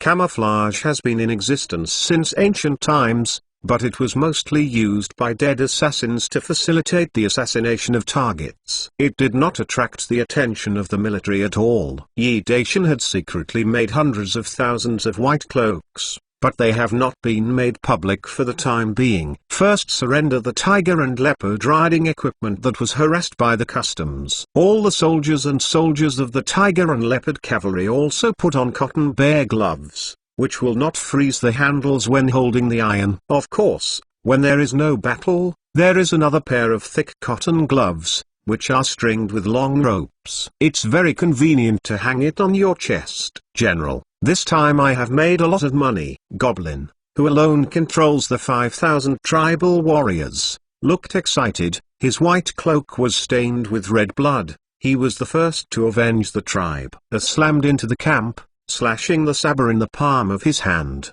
I don't know how much the enemy's life was taken. The wind and snow are too big to be grazing, and all tribes have enclosed their livestock, which is just cheaper. It can be said that it is a real nepotend. Zixia grinned and ordered the soldiers to step up to clear the battlefield, and then escorted the prisoners, war horses, cattle, sheep and other livestock, along with some gold, silver, jewelry, food and other properties, and quickly withdrew to the customs. He sat on a tall horse and looked at the messy camp with cold eyes, the corpses all over the ground, and the blood-stained snow. His expression was very indifferent. At the beginning, when the emperor gave him the order not to keep the chickens and dogs, he still hesitated, but when he saw the people of Diezu who were looted by the Tartars, humiliated, and tortured into an inhuman form, he was angry. After several massacres, people are already in. War is like this. It's not you who killed me, or I killed you. The survivors are the darlings of heaven. In my mind, what the emperor said before going on the expedition, I launched the war just to destroy. In war, the people all over the world are in dire straits. If the emperor unifies the wild continent and the world is unified, there will be no more wars, and the people will no longer have to be ravaged by wars, and they will live and work in peace and contentment. For the emperor's hegemony, for the people of the world, it is nothing to sacrifice some people. The merits and demerits are free in the hearts of the people. Zixia clenched his fists, rode his horse and galloped,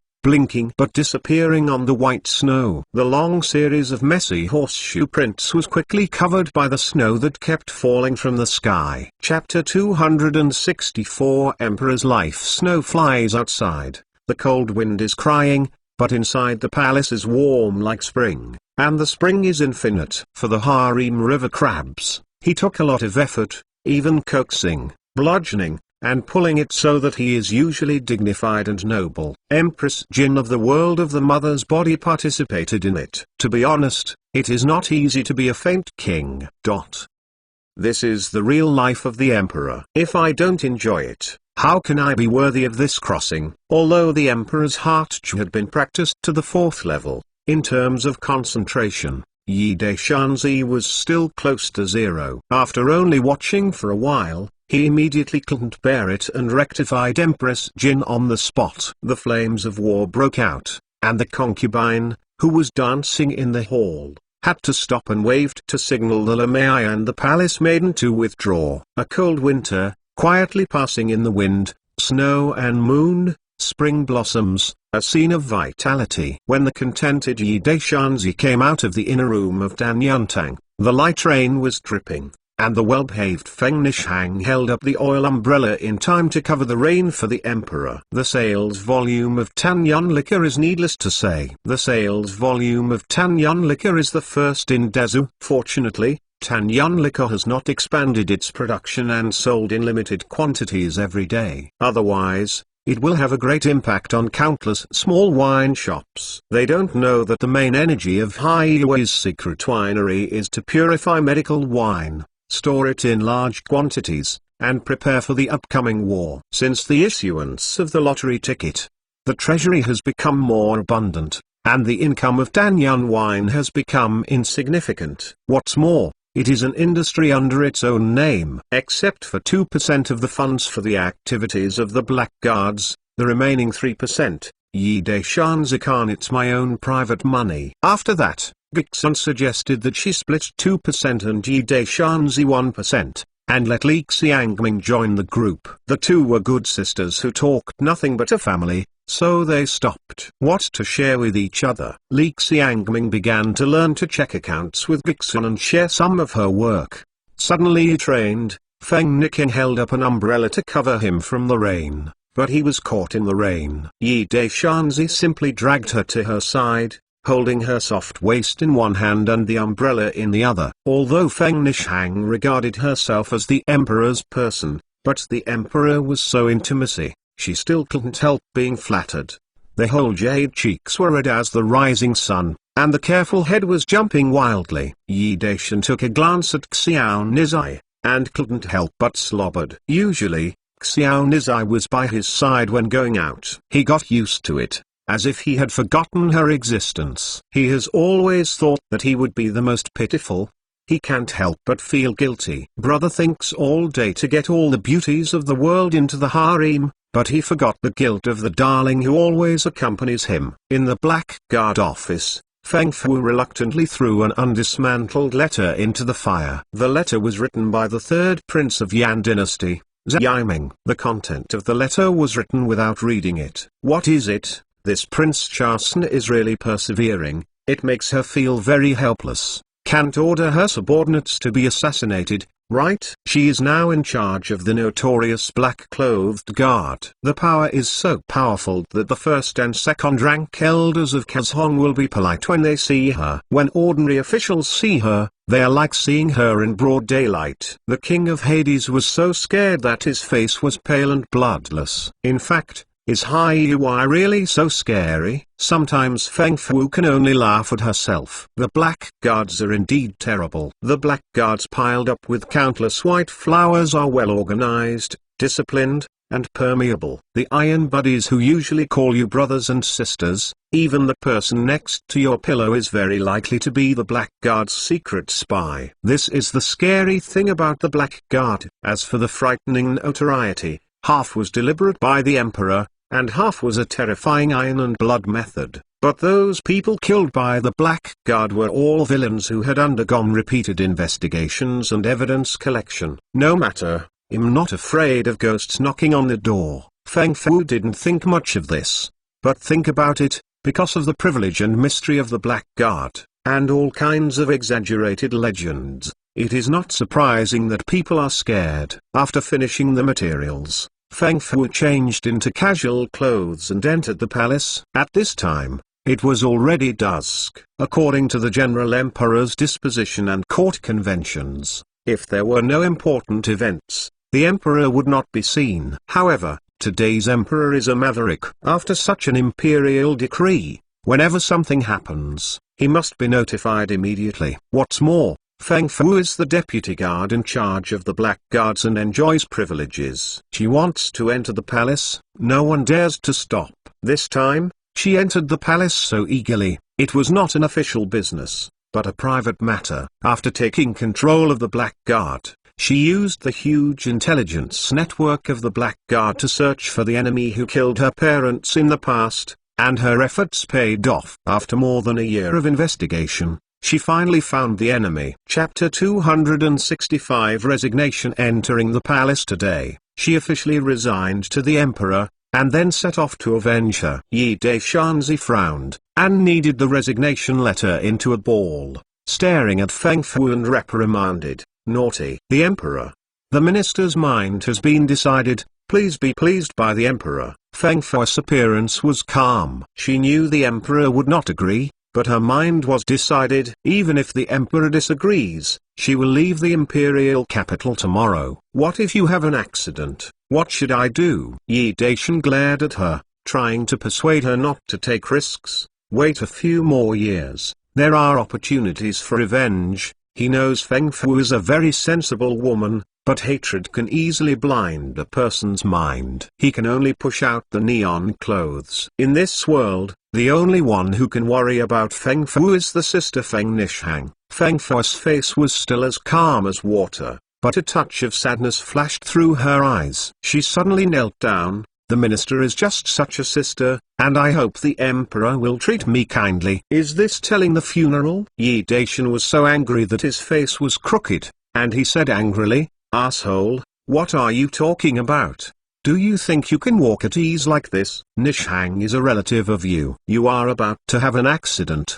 How sad should she be? Feng Fu still couldn't afford to kneel for a long time. Her face was calm and determined. Even if the sky fell, she couldn't stop her from going for revenge. Yi Daishan slumped. Well, I won't stop you, but you must be safe, otherwise, Nishang will not be happy for the rest of my life, and I will be sad. Feng Fu's phoenix eyes flashed a flash of astonishment. What's wrong with you? Feng Fu couldn't help being stunned when he came into contact with the Emperor's affectionate gaze, and his mind was a little confused. What was going on? In retrospect, the nonverbal and nonverbal rumors that had been circulated outside seemed to be true, except for the three princes of Yan Kingdom, Zhang, who dared to confess to her, single men from all over the country, let alone confession. Even she didn't dare to even look at her. She felt that her brain was not enough. Could it be someone who did it intentionally? Feng Fu felt that her brain was not enough. After a long while,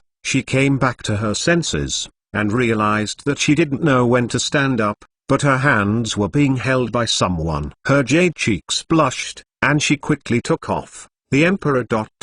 Please respect yourself. Yi Daishanzi coughed softly and said softly, I know that I can't stop you, so take Xiao Wuzi Xiao Luzi with you.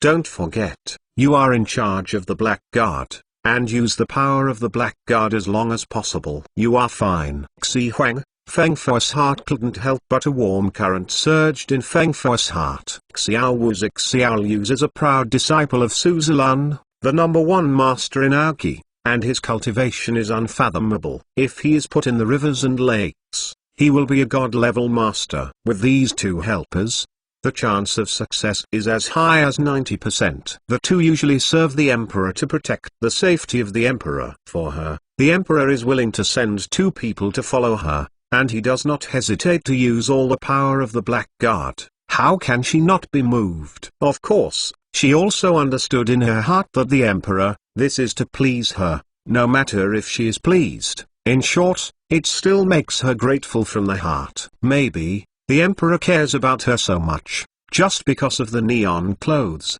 right? Feng Fu can only give herself a reasonable explanation like this. It is a bit far-fetched to say that the Emperor likes herself. After all, apart from official business, there is no communication between the two at all. It is the Emperor who occasionally reveals it.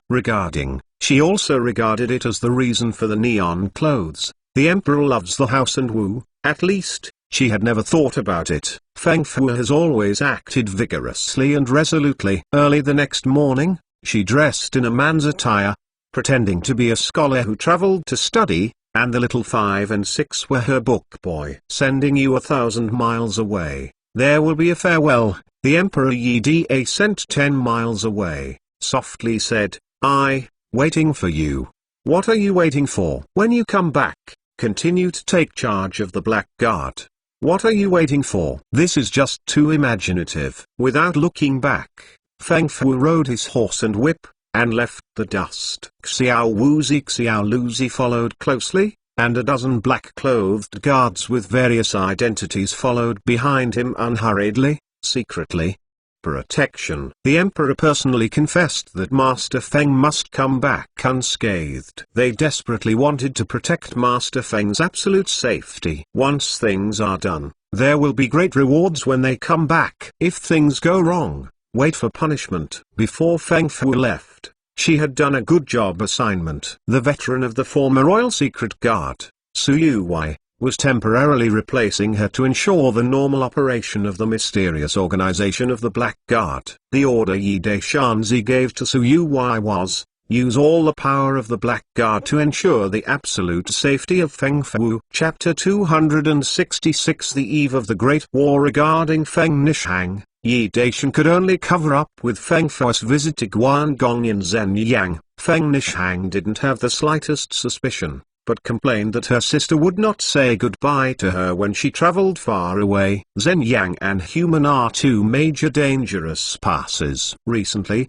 a large number of Jingguoxiu has sneaked into them, and they have frequent activities. Feng Nishang knew about this. When the emperor and Wai Wuzi discussed this matter, she was there at the time. Nerchi, the great Khan of the Golden Kingdom, must have felt the crisis, so he sent a large number of secret spies at any cost in an attempt to seize the two major dangers. There are heavy troops stationed in the two major dangers all year round, and even more famous generals are sitting. Nerchi wants to seize it, which is wishful thinking. After the winter, the emperor used troops against the kingdom of Jin. Over the past year, the emperor has made various preparations in secret. It will be a matter of time for the Great Zhu to conquer the kingdom of Jin. This matter is all on the agenda. I know, but only a few people know the exact time of military use. Feng Nishang was one of them. She kept secreting this matter for the emperor, even though she didn't even tell her own sister. Imagine that the emperor's imperial conquest, prancing horses and swords, guarding the emperor's side. The blood cannot help but boil, for the emperor's hegemony forever, throwing his head and sprinkling blood.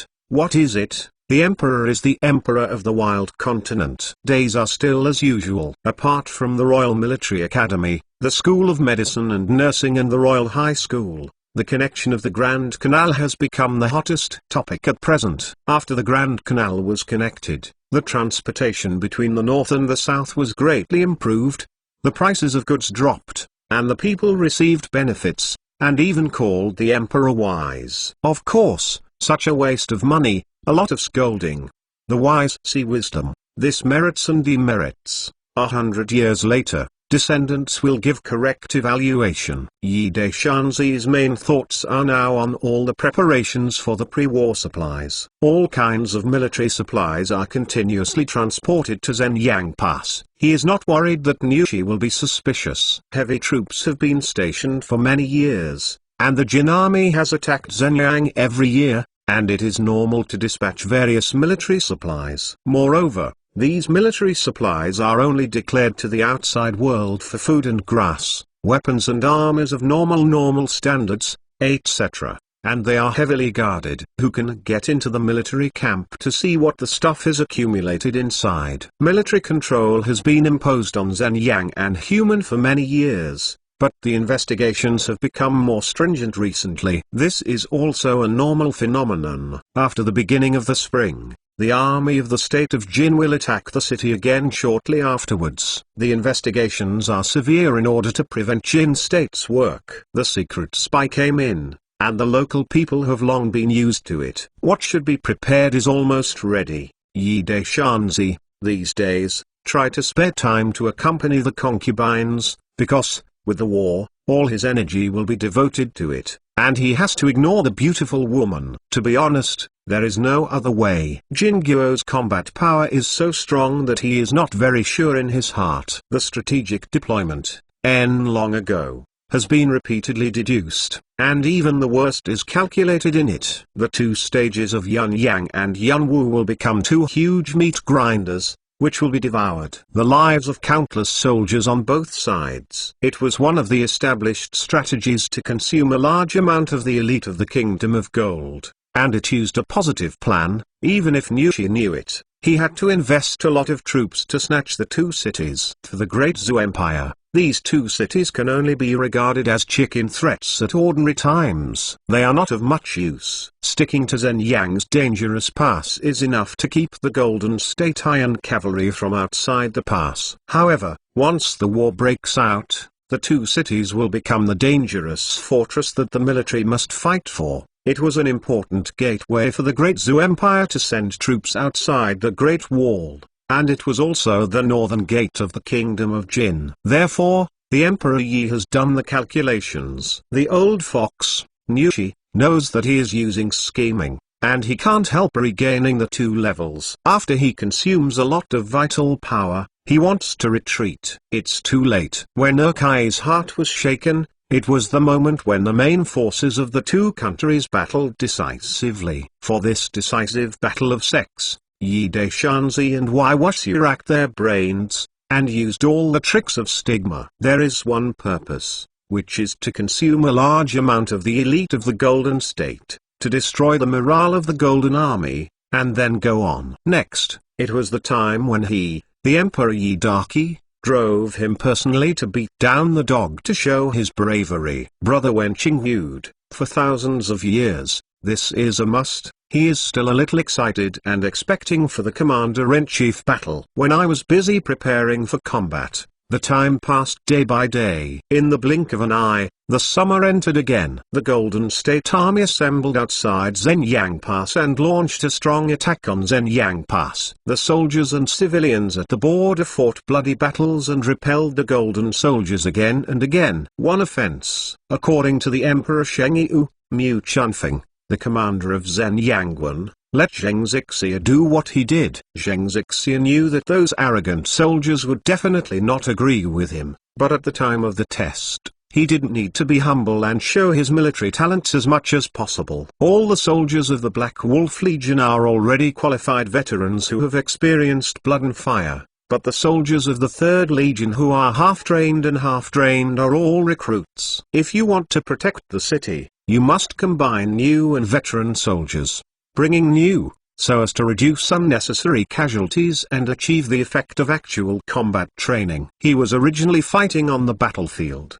killing and decisive generals, and methodically thorium made corresponding adjustments and deployments to the siege of the Golden Soldiers. Mu Chunfeng was very satisfied with Zheng Zixia's performance. He gave the evaluation in a fair manner and reported it to the Emperor. As for how the Emperor decides, it is not his decision. The Black Wolf Legion nowadays, in addition to bringing the old to the new, assisting the recruits of the 3rd Legion to take turns in actual combat training, basically no longer participating in any warfare, and has begun to enter a rest period to prepare for the upcoming battle. Several military camps have been expanded. One of them is specially used to accumulate a large number of military supplies. It is guarded by the elite 1st Battalion of the He Legion. Without Mu Chunfeng's order, those who enter it will be killed without mercy. In mid-July, a large amount of baggage arrived at Zhengtong city one after another. Zhengguo's General Yu Tongluo and his army of 150,000 have been stationed in the city since last year.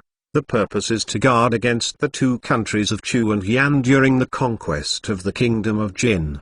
Pulled the hind legs. At the beginning of August, Habayashi led Duga Kangxuan was named the general protector of the country. He led an army of 100,000 and a large number of yards to station in Jining, exerting pressure on the Korean Empire, as well as defensive sticks. In mid-August, as the last 150,000 Tunshan troops of the Third Army, they walked the mountain trails, marched at night, and quietly arrived in Zhenyang, stationed in the prepared Air Force camp, and conducted the final actual combat training. At the beginning of September, a tired Phoenix Fu finally returned to the imperial capital under the protection of the 5 sons and 6 sons. Chapter 267 The enemy of the Feng sisters is Ma Doi, the prefect of Yanguo Jiang City. This is Feng Fu's use of the power of a black god, and it took more than a year to track down Ma Doi.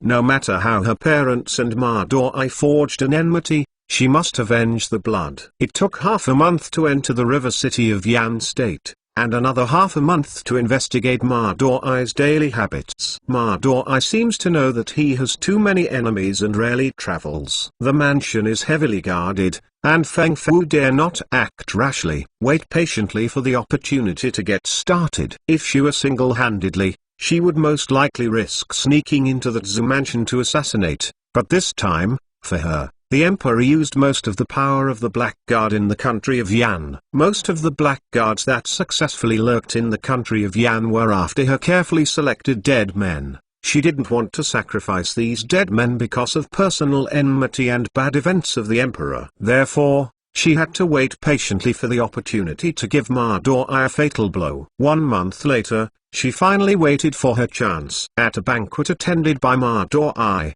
she dressed up as a singer and assassinated. Unexpectedly, Ma Doi was a master of martial arts.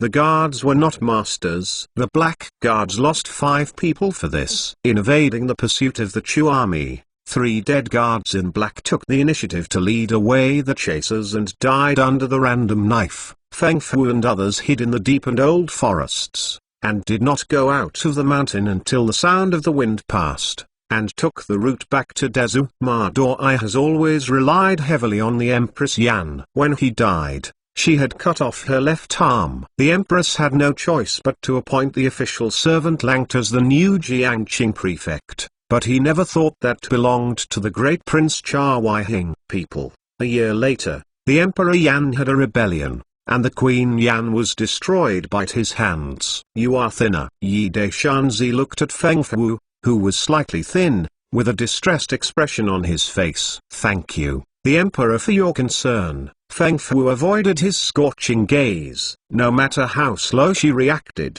she could see that the Emperor's care for her was not just ordinary care, it contained too much deep meaning, but she didn't. Low acceptance. Bumps along the way. I must be tired. Let's rest for a few days. I will give the neon clothes a lot of fakes. Yi Daishan is not discouraged because he touched a nail. He is sincere. Jinshai is open. Brother has too many sugar-coated cannonballs. The day you moved, he. After Feng Nishang thanked her for his gratitude, she happily took her sister away. The two sisters had been apart for nearly half a year, and there were so many thoughtful things to say. Just a few days after the lively Mid-Autumn Festival, the eunuch Yi Daishan finished presiding over the government and returned to the palace. Leaf is back. The Emperor Yi Da was overjoyed and hurried to the Hall of Yangxin.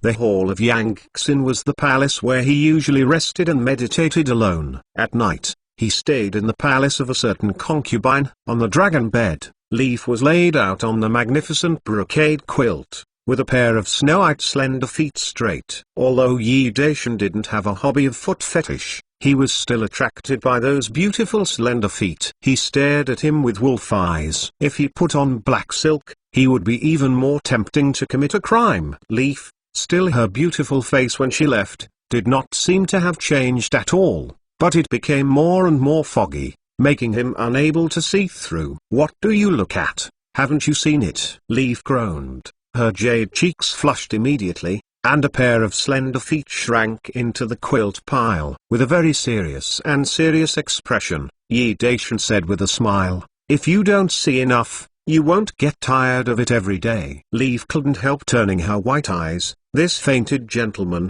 with a thick skin and a strong bow, she couldn't shoot, and quarreled with him, that was looking for abuse.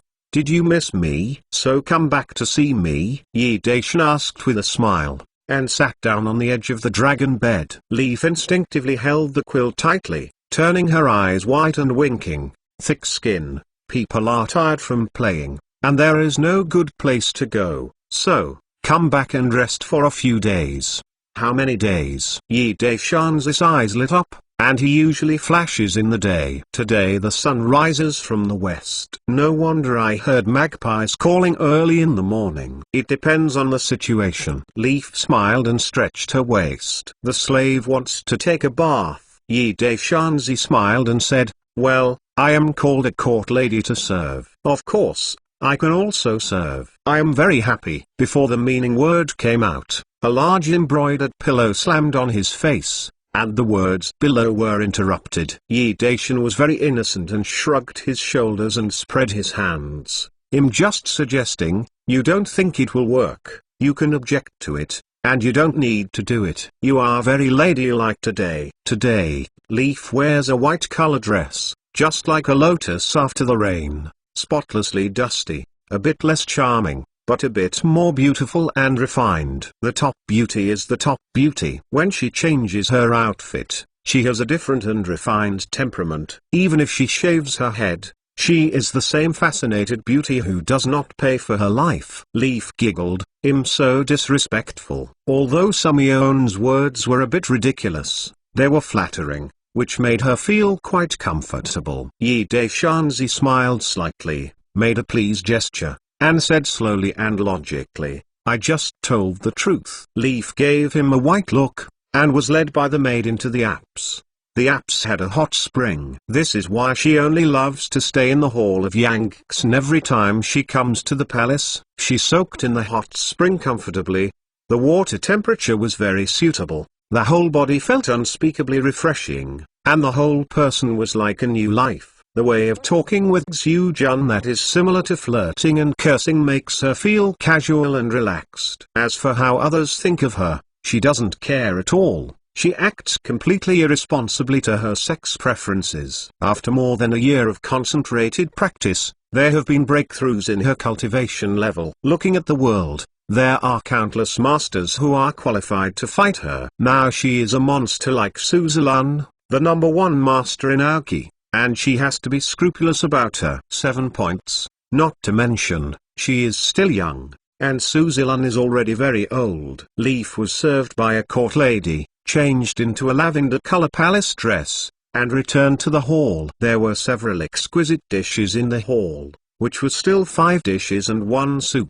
Linu joked, "Hey, is it still such a frugal?" Yi Daishan smiled bitterly, "I can't help it, my family is big, and the expenses are also big. I can't save money and use it. I want to find a good daughter-in-law who is clever and able to take care of the family." Alas, he pretended to sigh heavily, but his eyes fixed on Linu, meaning it was self-evident. Linu couldn't help rolling her eyes again. "Hey, isn't Queen Jin's Majesty's good helper?" Yi Daishanzi grinned and grinned. "Of course, the more virtuous internal helpers, the better. Everyone works together to help me manage this home, right?" Virtue sex. Leaf curled her bright red mouth, shook her head, unceremoniously picked up the chopsticks, and enjoyed the delicious food in front of her. Although she wanders outside all the year round, she spends her nights in the air. It is not what she eats, very picky, but when I am used to eating food in the palace, I feel that the food made by the royal chef is quite good. Yi Daishanzi sat on the ground opposite her and said with a smile, "Ah, after the winter, I will conquer the kingdom of Qing by myself. Are you interested in playing with me?" Chapter 268. Can you be more shameless? Use soldiers in the cold winter. Leaf couldn't help but stay for a while. Even people who knew nothing about the military knew that the weather was cold and the roads were slippery and slippery. It was very difficult for troops to march and fight, and logistic supplies. In short, it was very difficult for the offensive side. Unfavorable. Yi Daishanzi grinned, and according to normal thinking, it is indeed not suitable to go on the expedition in winter, but he never played cards according to common sense, and suddenly attacked in the cold winter. Ren Nurchi, the old fox, was cunning. No matter how cunning, he could not think that he chose this time. Send troops, this is a surprise. As for the transportation of troops and logistics, he has a secret weapon to solve this difficulty. For this winter operation, he has carefully prepared for more than 2 years. As the active offensive party, only the 2 levels of Yun Yang and Yun Wu have to be captured. Once captured, the offensive and defensive order will be completely reversed. In order to regain the 2 levels, Nurchi must counterattack. Therefore, these 2 cities must become a meat grinder that devours the lives of soldiers on both sides. And his purpose is to consume the elite of the kingdom of Jin. Leaf pointed at him and giggled,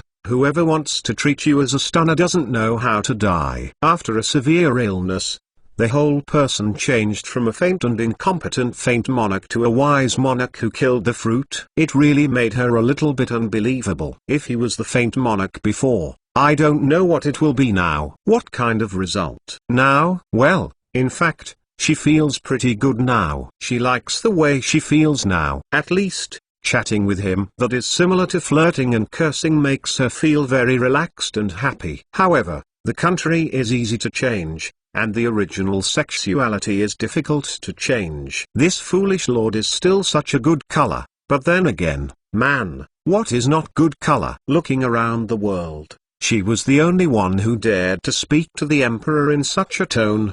Even a Feng Fu with a strong sexuality was not as unscrupulous as her. Yi Daishanzi smiled and said, "Actually, it's not easy to be a faint lord.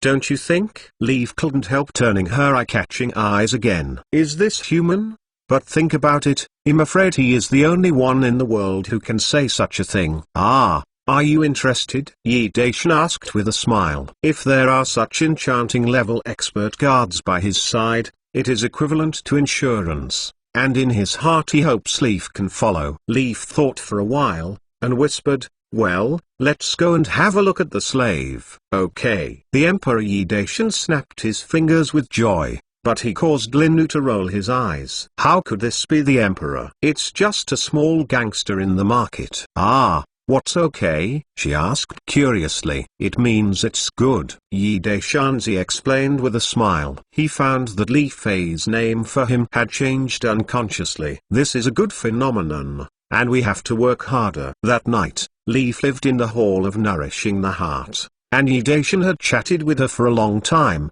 and then yawned and got into Queen Jin's palace. Leaf walks in and out of the palace at will, and still enjoys the treatment of the imperial concubine. How can Queen Jin not know about the substitute? The Emperor still feels nostalgic for Leaf, even if she feels uncomfortable. She does not show it. One eye closed, pretending not to know. A wise woman will not interfere in government affairs, and will not provoke incidents and hit opponents under the premise that her position is not threatened. Otherwise, she will most likely make the Emperor unhappy. Therefore, she tries to show her mother, appreciate the tolerance of the world. The effect, she feels good. The concubines in the harem have their own features and temperament, and they are not weaker than her, but she is still the most favored. In a month, the Emperor stayed in her palace for at least 10 days. This made her very satisfied. She was already content with this. As for the clansmen, the Emperor had his own thoughts and plans. She never sought any benefits for the family, but the Emperor arranged for some of the Duga clan's children to become officials in the court, and the second brother Duga Kangxiu was promoted to the general of the protector of the country, with the sole control army, where to sit. 2 days later, Yi Daishanzi smiled and brought a pair of black leather armor, and said to Leaf, "Come, see if it fits." Leaf knew that female relatives were not allowed in the army, so as not to affect the military's spirit. She took the leather armor and flashed into the apse to try it on. When she got dressed and walked out, Yi Daishan's eyes widened, and the handsome and unusual young general in front of her was heroic and charming, with a charming charm that made evil thoughts breed. Leaf is used to seeing someone like this, but she also raised her chest provocatively, making someone swallow. Man, this is the virtue of sex, but if other men look at her with such a wicked look, she must be plucked out by her. Yi Daishan suddenly laughed. With this heroic little general, I have a little more certainty that I will win this battle. Flattery. It is definitely a flattery to eat Guogo. Leaf rolled her eyes. Ah, can you be more shameless? Yi Daishan's face changed, and he said solemnly, "What, is this a compliment from my heart?" The color of his face changed immediately, and he exposed a very hurt expression. "Oh, no one believes the truth these days, sad." Leaf giggled, "So, the slave will be disrespectful. Anyway, someone is thick-skinned. She has already learned, and she also likes this kind of flirtatious chat style. He likes to talk and just let him." Outside Zhenyangwan City, the Black Wolf Army barracks. The soldiers are busy practicing. They are holding a wooden stick in each hand and a smooth wooden board tied to each foot, practicing sliding on the sand. This thing is the skis of later generations, that is, Yi Daishan's secret weapon in the snowy days. As long as the soldiers master the skiing skills and march on the snow, they can not only save energy, but also use this advantage to run for thousands of miles. Unexpectedly, appeared in the rear of the Golden Army. Not only skis, but also sledges have been produced in the tens of thousands for logistics transportation of military materials on the snow. Of course, these gadgets are secret weapons for defeating the enemy and must be kept secret. All soldiers begin to practice skiing on the sand in the last month before it snows. The main purpose is to maintain their body balance. After the skis are made public in the barracks, all soldiers will never again allowed to leave the camp. Offenders are punished. Only Mu Chunfeng alone knew about the Emperor's conquest of the Kingdom of Jin in the cold winter season. Of course, there were also a large number of military supplies piled up from the barracks by a few high-minded and clever senior officers, as well as the practice of skiing by soldiers. Guessing that something big is going to happen, all of them grappled with excitement. looking forward to that moment. Mu Chunfing personally sits in the military commander's account and urges the soldiers to practice skiing. The entire barracks has implemented a ban. Even if the camp is mixed with Jinguo's meticulous work, the information cannot be passed on. The conquest of the Golden Kingdom was carried out in secret, and in a blink of an eye, winter entered. The cry of the north wind, the big snowflakes of Goose's feather finally fell, and the world quickly turned into a white-color world. Chapter 269 Snowy night attacks the city. It's freezing cold. Except for the poor people who are busy working for their livelihoods, most people nest around the brazier to warm themselves, drinking warm water and wine to drive away the cold. If there are a few more oily beans, it will not be straightforward. It's a great enjoyment. When the second heavy snowfall began to fall, Yi Daishanzi quietly came to the barracks of the Black Wolf Army under the escort of a group of imperial troops. Before he set off, he had made various arrangements. Dan Jiangmin was the first minister of the cabinet and was in charge of national affairs. If there are tricky things that are difficult to choose, he will ask for instructions from Queen Jin to decide. In the imperial palace, there is Yulan Guardian Archguard, the harem has the Forbidden Palace attendant, and Suzilun sits in town, and Yi Daishanzi came to Zhenyang Pass with peace of mind. In the military commander's tent, Yi Daishanzi, who was in the armor of an ordinary officer, sat in the center, and threw his golden chain mail into the palace, not forgotten, but deliberately. Don't you see, on the battlefield, the officers are the first target of the snipers who have no bullets, and then the soldiers. His golden chain mail can be worn in the usual way. On the battlefield, he can sniper. Don't want to be an enemy's target. Behind him, two unusually handsome guards stood up. No need to guess, the taller is a naturally charming Leaf, and the shorter one is a considerate Feng Niking. After enjoying the life of an emperor, even if he is a prince, he must bring a pleasant person to serve. Feng Nishang is considerate and high in martial arts, so he is not a suitable candidate. Behind the two women are the two triumphant 5 sons and 6 sons of Suzilun, the top master in Aoki. On both sides are the 8 dragon and tiger guards. Tonight, it was the time to send troops. All the senior generals of the Black Wolf Legion and the 3rd Legion gathered in the spacious Central Army Commander's account and dispatched them. This time, the Emperor Yi Daishan was only overseeing the battle with the army, and Mu Chunfing was the commander-in-chief of the group army. The battle plan had been drawn up long ago, and he only needed to follow the instructions to issue orders. A series of orders were issued, and all army generals took their orders and left, leading their troops to start operations. The screaming cold wind lifted the falling snow and flew in the air. The 2 gates in the north and south of Zhenyang Pass opened, and the soldiers who had already assembled entered the south gate in an orderly manner, exited from the north gate, and disappeared into the white snow. There are wars in Zhenyang Pass all year round, and a military official system has been implemented. After nightfall, residents are not allowed to go to the streets. Hundreds of thousands of troops set off quietly without disturbing the people in the city. It took a few hours for the combat troops to leave Zhenyang Pass, followed by the medical soldiers. These medical soldiers set off with the troops and logistic units behind the palace on sleds dragged by cows and horses. The combat troops walking in the front, all the soldiers in the uniform white cloak, thick and warm winter clothes and cotton shoes, the combat gloves with the fingers, and the warm cotton gloves. They ski and march quickly towards the sky. Yun Yang and Yun Wu marched through 2 passes. Yun Yang and Yun Wu must be attacked at the same time. As the main force,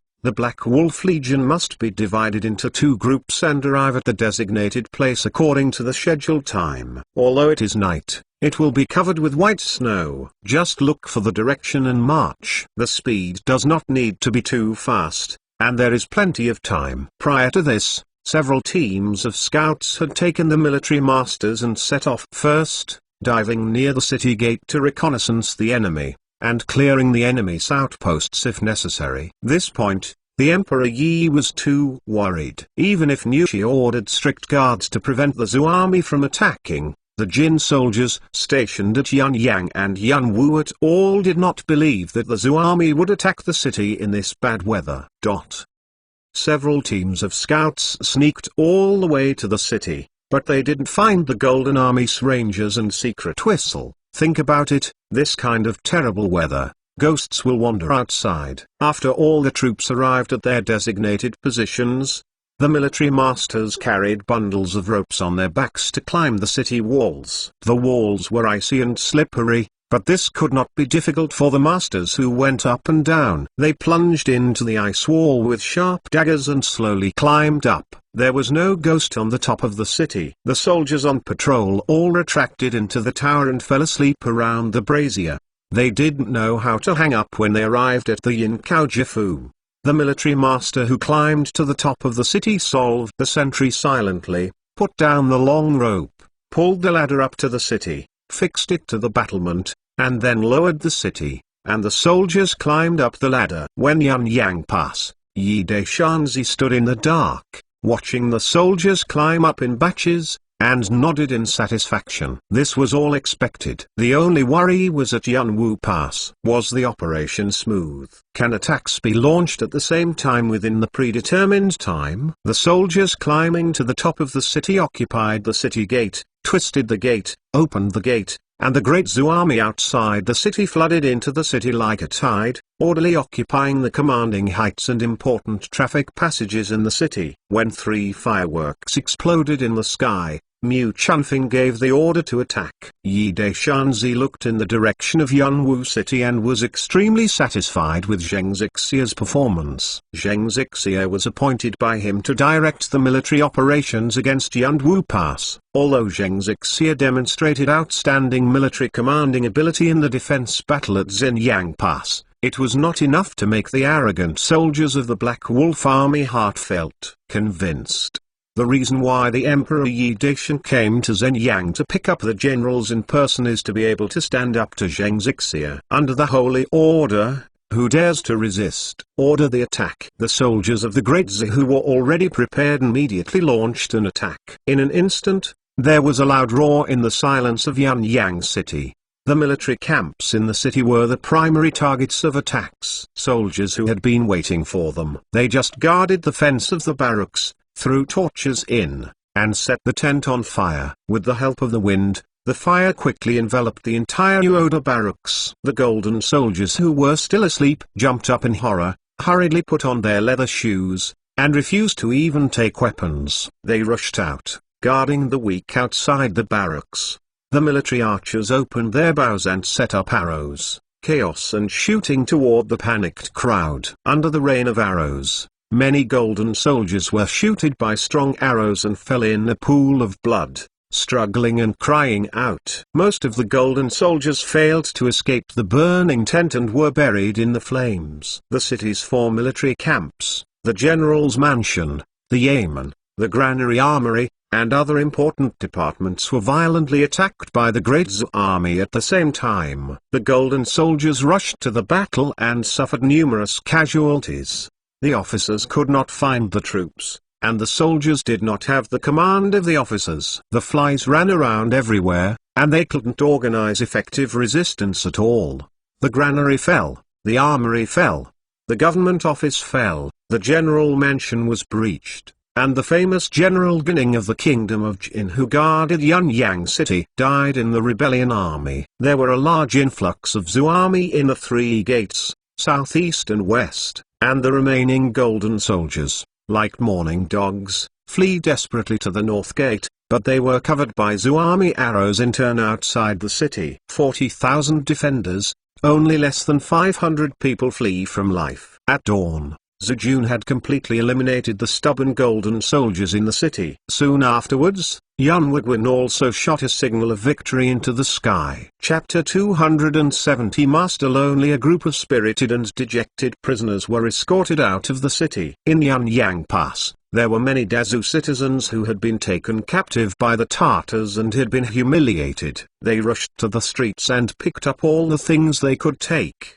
such as bricks, stones, etc. Screaming and smashing at the captives, Several of the most brutal Tartar officers were beaten to death on the spot. If it weren't for the officers and the army to stop them, there would be more Tartars killed by the grieving people. Each group of prisoners passing through the street would either be smashed to their heads, or beaten to blood, and the Feng Shui took turns. Today, these Tartars finally got the taste of being bullied. According to the original combat plan, the soldiers of the Third Army who arrived later began to rush to repair the city and strengthen the fortifications. The captured Dazi soldiers and their families living in the city were all driven out of the city by Dazu soldiers and left at Yunyang Pass. The Red Mud Slope, 10 miles away, excavated the soil to build a fortress. More than an hour later, on the other side of Hongnai Slope, the soldiers of the Black Wolf Legion who attacked and occupied Yunwu Pass also drove a large number of prisoners and people to build a fortress. Under the force of the machete and spear, you could not help it. There were also those who were delusional and stubbornly resisted, and were chopped into flesh by a chaotic knife on the spot. After cutting dozens of prisoners who resisted or wanted to escape, the rest were all scared, and obediently picked up the simple tools and started to work. It's not that the soldiers of the Black Wolf Legion were cruel. Those Daza people who were held in the city as slaves were humiliated and tortured into an inhuman form. Even the soft-hearted people could not help but give birth to the slaughter of the prisoners. Impulse. But it's not bad. The Black Wolf Legion has strict military discipline, and has not done any animal behavior to the woman of Dazi, which makes the prisoners feel a little relieved. Yi Daishanzi's purpose is to build a huge fortress behind the Yunyang and Yunwu passes to increase the defense capabilities of the two passes. Above the critical point of the throat, Nerchi had no choice but to send troops to attack in order to regain the two lost cities. This is the Yangma that Yi Daishanzi and Wai Wuji have been discussing for a long time, knowing it is a trap. But you have to jump in. Imagine that Nushi heard the news of the loss of the two passes. His expression must be very exciting, and the Emperor Yi Dai couldn't help laughing. Half of the spacious general mansion was Mu Chunfeng's headquarters, and the other half became Yi Daishanzi's temporary residence. After tossing all night, Yi Daishanzi was a little sleepy, but there were still many things to deal with, so he had to fight hard. The spirit is supported. The battle report was submitted soon. In the Battle of Yunyang Pass, the Black Wolf Army killed and injured more than 2,000 people, wiped out more than 15,000 enemies, captured more than 11,000 people, seized a large number of military supplies, and seized more than 20,000 war horses. The battle report of Yunwu Pass is estimated to be delivered soon, and I believe the results will be brilliant. The purpose of Yi Daishanzi was only to consume the elite of the Golden Army. He was very satisfied with the results of the battle last night. The medics have followed the troops behind the palace and the heavy squad into the city to treat the wounded soldiers. An officer was ordered to clear out 2 large houses to serve as a battlefield hospital. For these 2 night raids, Emperor Yi Dai had been preparing for 2 years, and all aspects were calculated. The command was issued by the command and the officers at all levels executed according to the orders. The units performed their tasks in an orderly manner, and there were those who built the walls, patrolling, comforting those Daza people who were taken captive by the Tartars. Afterwards, the battle report from Yunwu Pass arrived.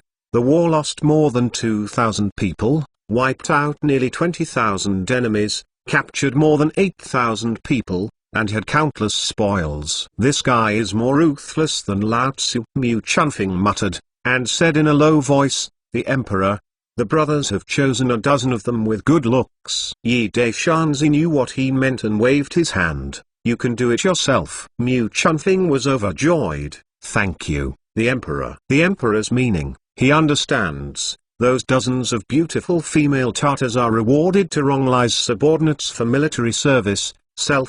He also fell in love with the most beautiful one. It's freezing in the cold, and there's no warmth around him. What about the bedclothes? Yi Daishan glanced at the pretty concubine Li, and said, "You give me an order, let the brothers treat those women kindly." On the battlefield, he could order the massacre of thousands of captives in a cold-blooded manner, but those women were innocent, and the soldiers of the empire could not be beasts like Tazi. Chen, Follow the order. Mu Chunfing thanked him again, and then left in a big stride. After Mu Chunfing left, Leaf giggled, "It's up to my fate. What does the slave do?" Since the death of her master, in this world, there is no one she cares about anymore. She doesn't care about the lives of others. She acts only by preference. She can kill hundreds of people from Shijangxi and Beijing in one breath without frowning. Half down. If you want to say that there is, then someone is at most half the number.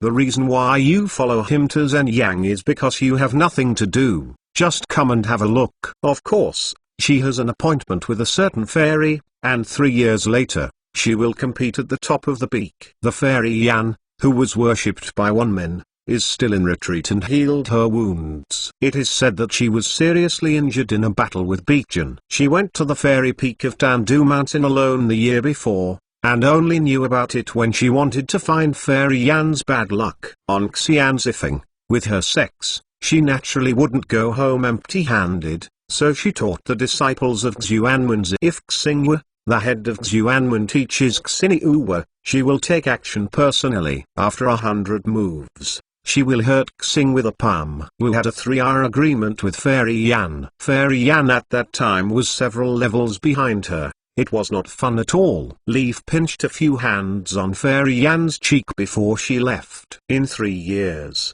she very much hoped that Fairy Yan could make breakthroughs one after another. With the ability to fight her, in the year of wandering, she visited the Hidden World Masters to learn martial arts, and then made breakthroughs. If it is said that Suzalan, the #1 master in Aoki, is a martial art evildoer, she is almost like a bug. The invincible world is the highest realm pursued by martial arts scholars, but once it is reached, the kind of loneliness without rivals makes life boring and meaningless. Leaf, now, is almost in this state of mind. High place, very cold. Yi Deishanzi just shrugged. At this moment, Feng Nishang commanded several servant women to bring a steaming breakfast. It's no better than the palace. Someone dared to serve all the food before trying it out. Yi Daishan was already hungry. He greeted Leaf to have a meal, and Feng Niking dragged her to sit down and eat together. There is only such a considerate and pleasant person to follow,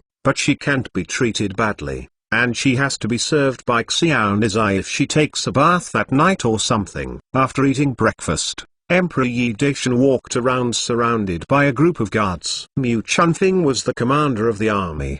He was in charge, so he didn't need to worry about it at all. Chapter 271 The Crazy Emperor. 2 days later, the city defenses of Yunyang and Yunwu were taken over by the Third Army. Zheng Zixia was appointed as the commander-in-chief of the army, and the Black Wolf Army rested in place. On the white snowy ground, a large number of ox carts, carriages, and sleds came from Zhenyangwan, and the cars came and went, so you couldn't see it at a glance. A large amount of construction materials were transported to the two cities separately, accompanied by a large number of migrant workers, who built the fortress together with the captives and tribesmen. This is because the Emperor Yi Dazi had to dispatch domestic migrant workers in order to build the fortress as soon as possible. Of course the treatment is different. The captives of Tazi and those of the tribes are free labor. If they want to survive, they have to work hard. In order to allow these tribes to work hard,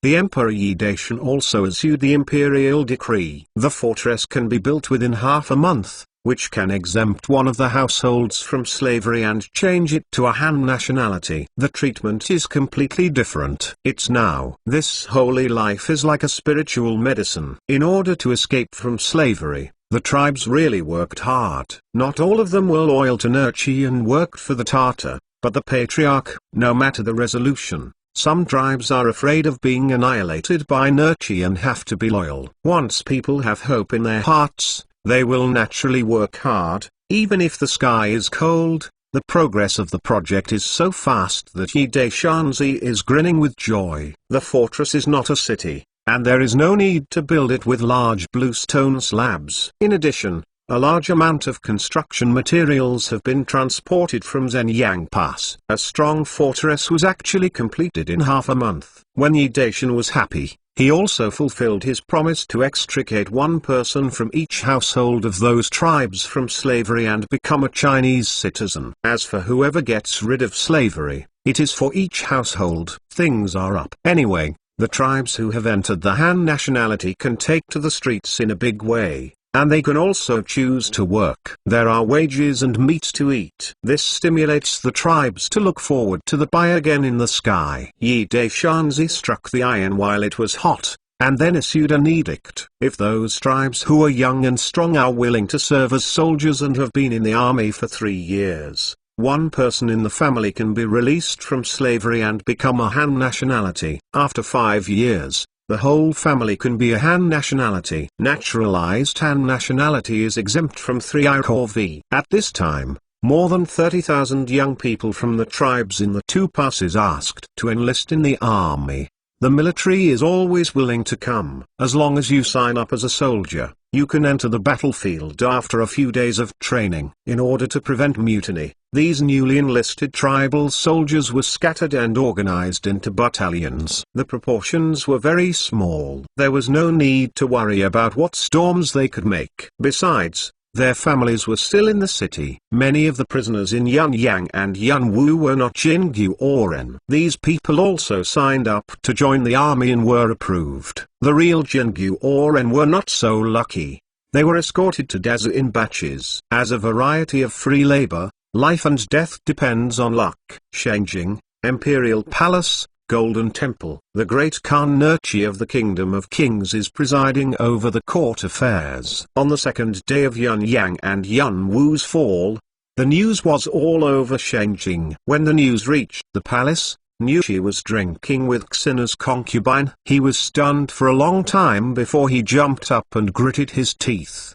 He cursed, "Madman, this bastard is a madman." This kind of spooky weather, freezing people to death. This lunatic chose to send troops under such bad conditions. What is it that he is not a lunatic? With a clatter, the dwarf in front of him was overturned, and the porcelain was ping-pong to pieces. The concubines and maids who served were shivered with fright, sweating profusely, but for the first time so angry. Nerchi is worthy of being the king of the prairie. In his anger, he quickly calmed down. Although the emperor of the Great Zhou was a lunatic, I have to say that it is really easy to attack Yunyang and Yunwu at this time. After a successful sneak attack, who would have thought that he would send troops under such harsh conditions? It seemed that he still underestimated Die Zhao's lunatic emperor, and guessed that it would take him 2 or 3 years before he dared to send troops. Who would want to use troops against Dakin so soon? Dajin Iron Cavalry is invincible in field battles. This is recognized by the mainland. Nerchi has always been proud of him. He also knows that he has several major weaknesses.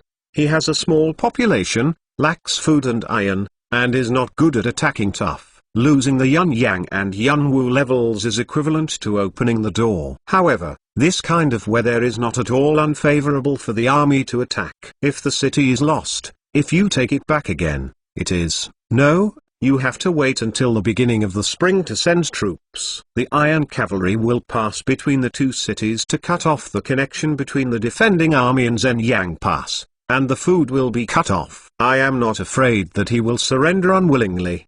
The entire Jinliuan temple was chaotic, and most of the ministers and all the princes roared and asked to send troops to retake the 2 passes, which made Nerchi sigh helplessly. His more than a dozen sons, one by one, are brave and good at fighting, killing the enemy before the battle. It is not a problem, but it is difficult to stand alone. The 7th Prince Sagittai is quite ideal, but his mother is a Han, let alone let him inherit. The Khan position means the sole control of the army, and the soldiers are afraid that the yin and the yang will violate the law and will not listen to orders. Who should inherit the throne of Khan has always been the biggest headache for Nerchi, and it is also the reason why he has not yet established a prince. As to whether to fight or not, he had long in mind. He only ordered an additional army to be sent to Shuasai city. At the same time, he ordered to closely monitor the movements of the Zhou army at Human Guan and whether the Zhou army navy was found in the Tadakan River area.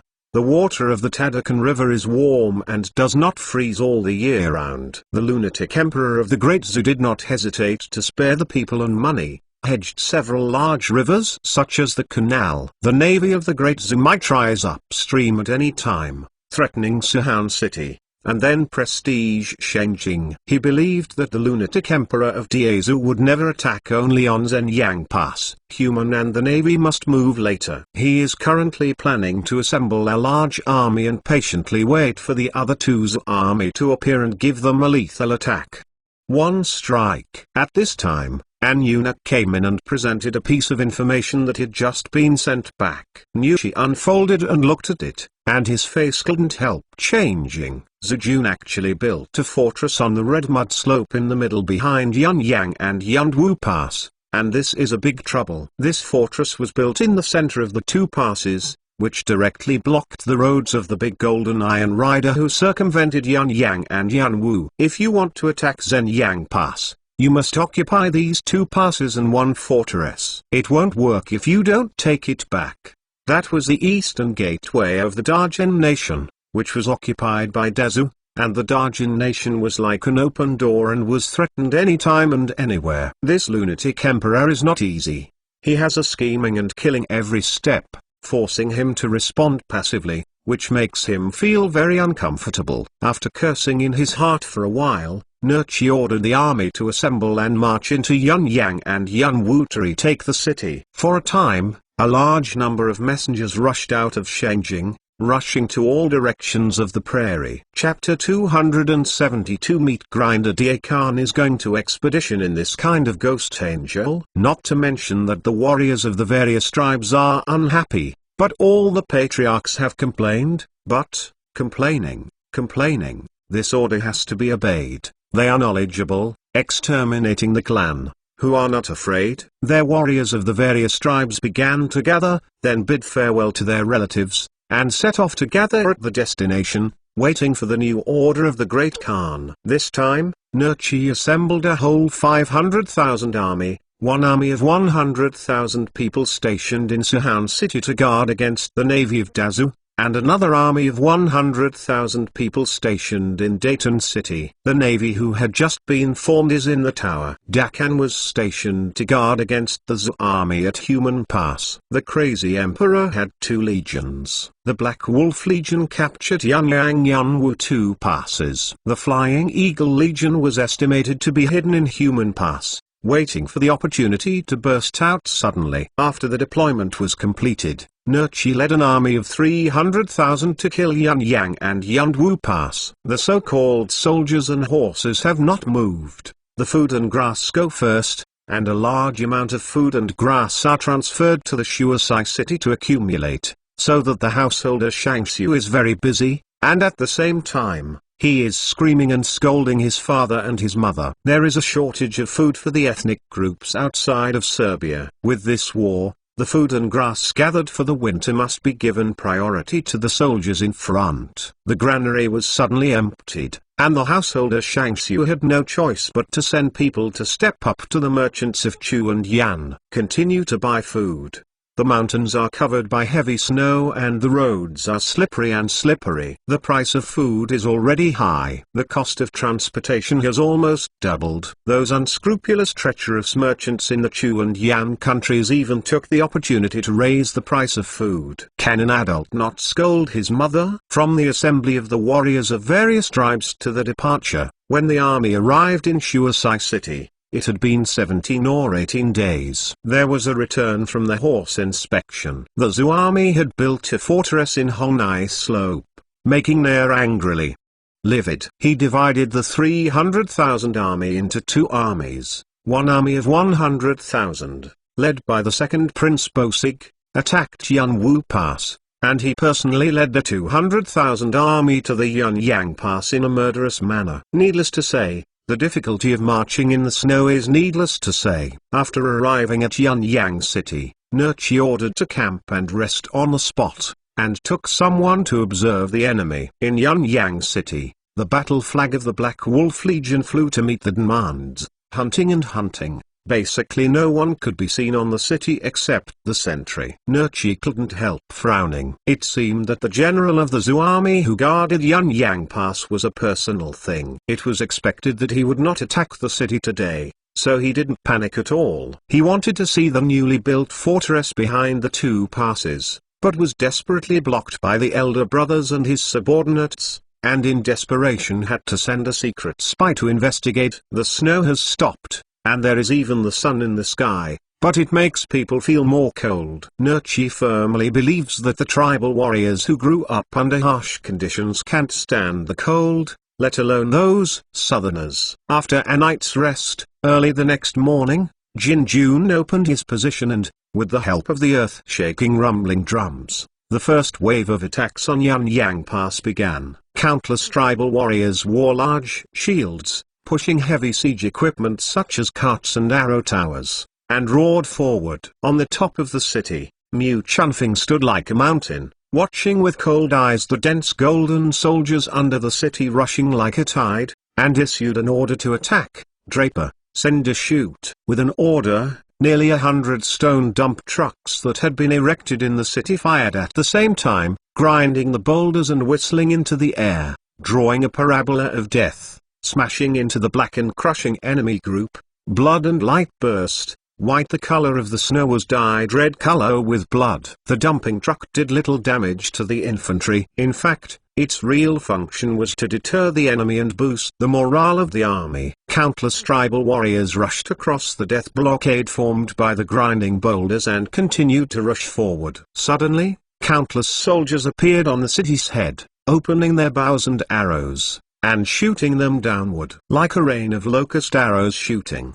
countless bloody flowers shooting, patches of tribal warriors screamed and fell down. The tribal warriors rushing towards the city put up their big shields to cover the archers from the sides shooting arrows at the city to suppress the archers of the Zhou army. The midair was full of strong arrows, and from time to time, soldiers from both sides fell down with arrows. And another comrade in arms took over. The moat has formed a thick layer of ice, and there is no need to fill it up. The tribal warriors directly slammed down to the city, erected a ladder to climb up, pushed the arrow tower to the city, and leaned against the wall with a rumble, and the tribal warrior who hid inside, calling to jump down to the city's head. They started a hand-to-hand battle with the defenders, and the car slammed into the city gate, making a rumbling sound. The defending Zhou army smashed rocks and logs down the city, pushed down the ladder with forks, and burned the tower with kerosene.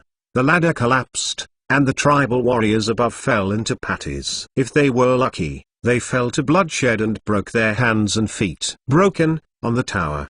The firemen jumped down screaming, and the corpse was still burning when it fell to the ground, giving off a disgusting scent. Under the guard of guards, Yi Daishan stood on the top of the city to watch the battle. From time to time, cold arrows shot. They were all blocked by guards or with iron shields, or shot flying with weapons, which did not constitute Yi Daishanzi the slightest threat. If there were no small 5 sons and 6 small sons, and a leaf guard who was similar to a bug in front of him, Yi Daishanzi might not dare to stand so bravely on the forefront of the city. The city's armory has accumulated a large number of wooden grenades, explosive packages, and a large number of thunder chariots and giant crossbows that have not been put into use. The reason is no other reason. Yi Daishanzi wanted to show Nushi, with the hope of breaking the city. He desperately ordered the soldiers to launch a storm to consume a large amount of the elite force of the Golden Army. This is the true purpose of Yi Daishanzi. Now the soldiers of the Third Army and the newly recruited young men are responsible for defending the city. They use them to consume the elite of the Golden Army. The soldiers of the Black Wolf Army rest in the barracks, replenish their energy, and wait for the arrival of the decisive battle. The combat power of the Third Army and the newly recruited tribal fighters is indeed not as good as the Golden Soldiers, but with the defense of the strong city, they have occupied the right time and place, and there is no harmony, but there are a lot of people. Every tribal fighter who has just jumped to the head of the city has been almost 5 or 6. A spear was pierced into the body and was divided by 4 or 5 machetes. The first wave of the Golden Army's attack lasted more than 2 hours. After damaging more than 2,000 tribal fighters and damaging more than a dozen towers, they finally retreated. But then, before people had time to take a good breath, the second wave of attacks began again. The tribal warriors were very brave, braving the arrow rain like locusts, and attacked desperately, but the tigers couldn't stand the pack of wolves. The tribal warriors who had attacked the city head several times failed to hold the city head, and they were all chopped down by the chaotic knives. Chaotic was stabbed to death with a gun, and the body was smashed down as a rock and rolling log. Yunyang Pass became a huge meat grinder, frantically devouring the young lives of soldiers on both sides. The twilight came quietly. Nushi stared red eyes, and ordered to continue to attack the city. Countless torches were lit up and down the city, shining the entire night sky as bright as the day. Chapter 273. Fighting is fighting for silver above and outside the city. The killing sound shook the sky. In the bathhouse of the temporary palace, Yi Deshanzi was soaking in the hot water comfortably, and Feng Nishang was waiting on the side. The Emperor. Let Nishang sit down tonight. Feng Nishang said this, not knowing that he mustered most of his courage. These words are simply a seduce to eat guogo. Fortunately, Tanzi has passed the age of nosebleeds. It is not that he does not want to, but that Xiaonizai is young and about the same age as concubine Ru. He really can't bear to destroy the empire. Flowers. Feng Nishang took off her outer clothes and climbed onto the bed cautiously. Before, in the bathhouse, the emperor did not say anything. She thought it was acquiescence. Yi Daishan was stunned for a moment. Anyway, it was cold, and the two of them squeezed into the bed to make it warmer. Besides, he was used to screaming with his arms around the beauties, and he couldn't sleep without them. When he woke up, Yi Daishan found out that Xiao Nizai was no longer by his side, and the sound of roaring and killing disappeared. Could it be that the old fox, Nuchia,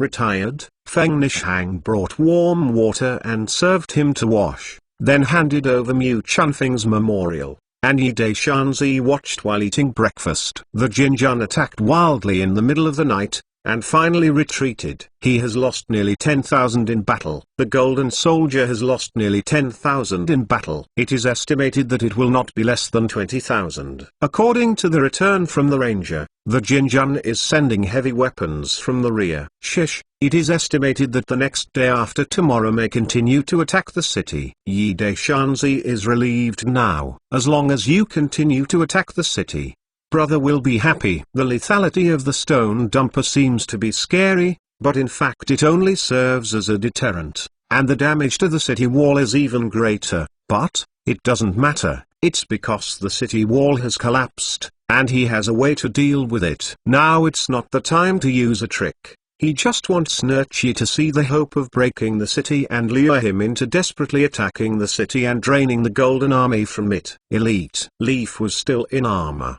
Her heroic appearance, she chuckled and said, "Do you want a slave to help you?" "No." Yi Daishan was taken aback and shook his head desperately. He knew what Leaf meant, that she sneaked into the Jining camp in the middle of the night and assassinated Nurchi. If Nurchi died, the kingdom of Jin would be in chaos. All elder brothers. No one was convinced, and supported the soldiers to stand on their own feet. This is of course the most direct and trouble-free way. But Nurchi is not so easy to assassinate, not to mention how many guards around him. Nurchi is also a master of martial arts, although Leaf is a bug-like existence. But if one blow is unsuccessful, there will be no more chances, and eventually he will be trapped in a heavy siege and fight to death. How could Yi Deshanzi let her take risks? The slave is just talking about it. Leaf giggled, and there was a tight expression on Sumion's face. She saw in her eyes, she couldn't help feeling warmth in her heart. To be honest,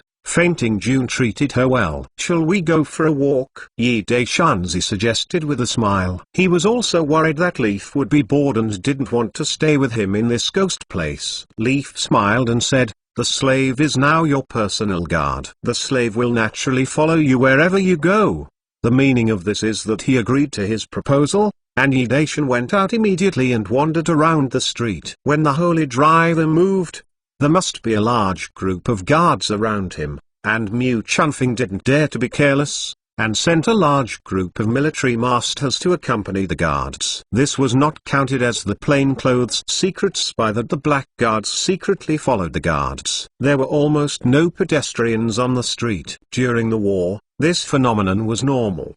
The people stayed at home honestly. Moreover, all the prisoners of the Golden Soldiers, including their families, were escorted away and scattered to the full. The environment has been changed in a few years. Yi Daishanzi first went to the field hospital and visited the wounded soldiers. He said a few words of encouragement. He earned enough loyalty from the wounded soldiers. Then he left contentedly and boarded the city to watch the Golden Army camp outside the city. The movement on the snowy ground, the Jinjiang's high stretched for dozens of miles, and the battle flag was flying like the sea. And the momentum was extremely frightening. Yi Daishanzi grinned. Camping in the snow, it feels uncomfortable. Logistics transportation is very inconvenient. I wonder how long this old fox can last. Fortunately, my brother started planning 2 years ago. Even under such bad conditions, the soldiers did not get cold or frozen. The meals were served with wine and meat, and they were much more comfortable than the golden soldiers outside the city. Hey! What are you smirking? Leaf asked curiously, and his smile was full of conspiracy, and she must be thinking about something wrong again. Yi Daishanzi smiled and said, I am estimating how long the state treasury of the kingdom of Jin can last. The large-scale use of troops, the daily consumption of money and food is scary. Even if the treasury is full, it is also very embarrassing. Now the rich and powerful Yi Daishan is not only suffering from this war, let alone Nurchi. The prairie is vast, but the resources are very few, not to mention food. The Jin army has always been fighting to feed the war, and looting wherever the Iron Hoof goes. He ordered the border to be closed and all the people outside the customs moved into the customs. Jianbi clears the field, Jin Jun can't grab it even if he wants to. If there is no target to rob, there will be no income, no food. And then go to rob Chuanjian. Then no one really dared to do business with them anymore, selling food and ironware to them. Jinguo's treasury is abundant again. After more than a year of tossing, I don't know how much is left. In war, it is not only people who fight, but also money, depending on who can hold it. Chapter 274 Death Squad. In the military commander's tent of the Jinjiang camp, a group of senior generals and elder brothers were sitting, waving their fists and howling, vowing to the sky to retake Yunyang Pass. Great Khan Nushi also had a rare smile on his face. Hundreds of thousands of troops hurriedly assembled and rushed straight to Yunyang Pass. The heavy siege equipment could not keep up, and only adjusted from Shuasai City. In the first 2 days of the fortified battle, heavy siege equipment such as ladders, towers, and rush vehicles were damaged 7 or 8, and Nushi had to order to retreat and suspend the siege. On the one hand, he sent people to urge the logistics team to bring in heavy siege equipment such as grain, straw and stone dump trucks as soon as possible. At the same time, he ordered the soldiers to hurry up to build ladders, towers and other equipment. Today, a large number of heavy siege equipment has finally arrived, and the morale of the whole army is high. How can it not make people happy? Now is the perfect time to strike while the iron is hot,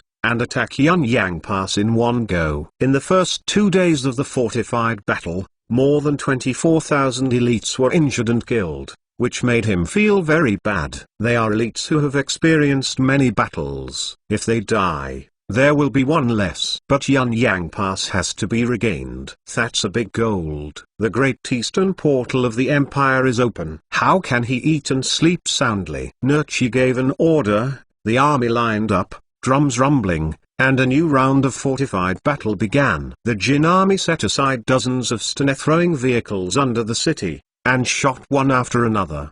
The huge boulders whistled and flew up in the air, hitting the city head heavily, and the crushed stone and ice chips were shot everywhere. When it shook, there were also bad luck recruits who were smashed into a mess. After a few shots were thrown by the boulder, countless tribal warriors shouted and launched a charge. During the battle, just like the previous few days, you attacked and I defended, and the soldiers on both sides were blushing. Either you died or I died. 2 rounds of force attack failed. Nushi stared red eyes, and ordered the guards around him to form a death squad. The head of the guard Harun personally led the team to the city. 5 elders Fuantai and 9 elder Heki asked to follow the death squads to attack. Hershey was also approved. Nushi's personal guards are all elite warriors selected from 100 miles. They are at least a good player in the arena, and some are even among the ranks of first-class masters. 5 elders Fuantai and 9 elders of Heki. The martial arts power is super high. The death squad braved like a rain of locust arrows, and quickly closed to the city, mingled among the tribal warriors, biting the scimitar, and climbing up the ladder. The rain of arrows falling on the city's head was very dense. The guards who had climbed halfway hit several arrows and screamed and fell. The 5th elder brother Fuantai yelled, ripped off his armor, bit a scimitar, hung a shield in one hand, shirtless, and climbed up first. His bravery inspired countless tribal warriors.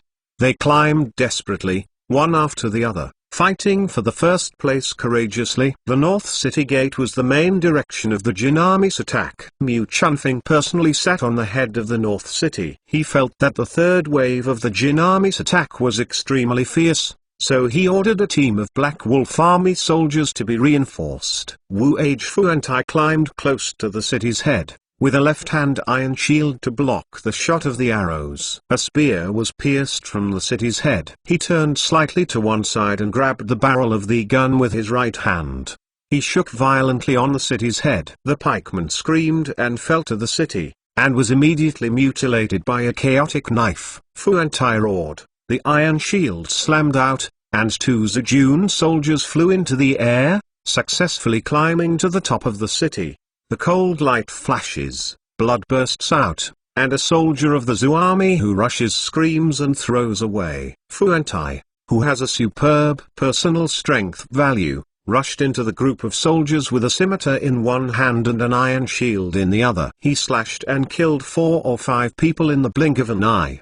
Behind him, another guard warrior climbed to the top of the city, joined the battle circle, and smashed back to back with him, desperately defending this breakthrough point. The 2 men chopped down more than a dozen soldiers of the Zhou army, but more soldiers from the Zhou army rushed in, stabbed with spears and chopped with machetes. In the melee, the guard warrior chopped down one person, but his body he was shot, and the pain made him let out a scream of pain. The scimitar in his right hand slashed out, cutting and flying a person's head from his pocket, and 4 or 5 spears pierced his huge body at the same time. Only after a short delay, 2 more guard warriors successfully climbed to the top of the city and slashed the soldiers guarding the city. The situation became a little critical. A Dazu officer rushed in and fought Fuantai for a few rounds. He was slashed and killed. Fuantai was trying to expand his battle. He shot an arrow and hit his thigh. The pain caused his facial features to be distorted. Fuantai yelled, broke the arrow, and slashed the guards more and more frantically. Within a few breaths, more than a dozen guards fell under his scimitar. Fuantai, who killed the Red Eye, slashed madly and stabbed him with a sword. He blocked it with a scimitar. There was a shock, and the whole right arm was numb, and the whole body was full of blood. Good guy, here comes the master. Fuantai glared red eyes, roared and rushed up with a knife. In the blink of an eye, he slashed out 7 or 8 knives frantically, with heavy knives, completely covering Zhejiang's master. The person who shot was Mu Chunfeng. He was sitting on the top of the city and found that this place was critical. He immediately brought his guards to rescue him. After attacking with a sword, Fuantai was tested out as a master. It's been a long time since he killed someone with a sword. The feeling of encountering a master made his blood boil. Fuantai rushed frantically. He didn't evade, and rushed up to face the heavy cold light. Dang dang dang dang, a series of deafening explosions. The 2 headed back, Each stepped back. The battlefield of an army is no better than a battle. You can only use the simplest and most effective method to quickly kill the enemy. The moves are of little use, and you can reduce it for 10 times in one effort. Fu Antai's strength was great, but after a long time of killing, his physical strength was lost, and his body was injured. Mu Chunfing was replenishing his energy and taking advantage. This is not a fight between the rivers and lakes. There are no rules to speak of. Mu Chunfing let out a long roar, rushed forward, his wrist flicked, and attacked several swords. Fu Antai also yelled violently and rushed up with a knife. There was another violent impact of iron, and the two separated. The long sword in Mu Chunfing's hand pointed to Fu Antai. His left shoulder armor was cut away by Fu Antai's scimitar. Although it didn't hurt the muscles, the sharp knife slashes made the muscles aching. The scimitar in Fu Antai's hand also pointed at his opponent, but his face was full of pain and unwillingness. On his chest, there were 5 black blood holes, and even the blood that flowed out was black color. The long sword in Mu Chunfing's hand is a sabre bestowed by the emperor. It is a symbol of identity and glory. Of course, he has also practiced good swordsmanship, so the most powerful martial arts is Xuanian Soul Claw. Fu Antai only pays attention to him, the sword, but neglected his left claw. It was a deadly claw, and he died a bit wrongly. Kill! Mu Chunfing yelled, and led the guards to rush to the Golden Army Guard warriors who climbed the top of the city, and quickly wiped out the enemies on the top of the city. The wounded on the side were carried down the city by the medical soldiers. The bodies of the soldiers who died were also carried away, and the bodies of the enemy were smashed down as boulders. A soldier of the Third Army grabbed Forte's body and smashed it down, knocking over a tribal warrior who had climbed up from the ladder. If he knew that he had lost thousands of pills of silver by this smash, he would have regretted that he could not sleep for days and nights. Chapter 275 War of Attrition. Zheng was equally brave and unusual. He chopped down nearly 30 soldiers from Dazu with a short axe in his hand and suffered 4 or 5 injuries. He had to jump out of the city with an arrow in his right arm and unable to grasp the weapon. The city was filled with thick layers of corpses. Most people fell from the city and broke their hands and feet. There were also unlucky guys who broke their necks and were killed on the spot. A master like Heki would naturally be fine. 5 elder brothers died on the spot. 9 elder brothers were wounded and retired. The guards suffered heavy casualties. Jinbing was frustrated again and had to retreat. Nurch's face was so gloomy and terrifying. One of his 2 sons died and the other injured. He almost ran away and ordered the siege to continue. Next, the Jin army launched another strong offensive, and wave after wave. The offensive was as strong as before. Soldiers on both sides fought. Bloody, roaring and killing sounded through the sky. Yunyang Pass was like a huge meat grinder. Crazy devour the lives of young soldiers on both sides. This time, the Golden Army raided the city frantically for 4 days and 4 nights. The defenders resisted stubbornly. On the head of Yunyang Pass, the Golden Dragon battle flag of the Great Zhou Empire was still flying. However, the entire city was scarred in some areas. Cracks may collapse at any time. Nurchi ordered all the remaining dump trucks to be concentrated and bombarded the area.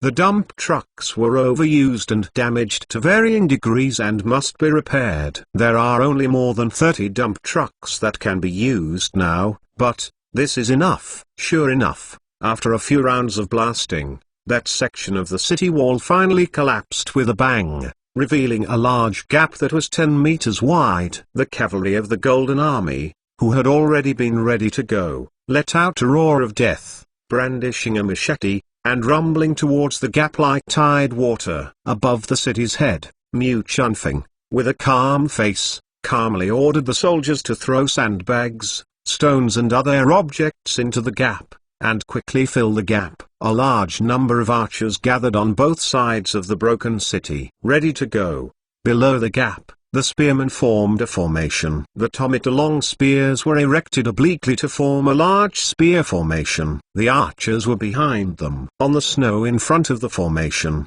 soldiers continued to throw wood, door panels and other debris constitute a simple fortification. Thousands of golden soldiers rolled over with iron cavalry, and a rain of arrows fell on their heads. Many knights screamed and fell on their horses, and their horses collapsed in grief. A dense rain of arrows could not stop the mad attack of the Golden Army cavalry beaten up with blood. They roared, brandished their swords, urged their mounts, trampled on the bodies of their companions, and rushed frantically towards the gap. When they rushed to the front, these cavalry could only dismount their horses and fight on foot. The cavalry was only suitable for galloping and charging on flat ground. The walls collapsed and the ground was full of stones, some weighing hundreds of catties, which blocked the horses' charge. Coupled with the various messy things thrown by the defenders, the cavalry could not effectively launch an impact. There was no shield to block the rain of arrows,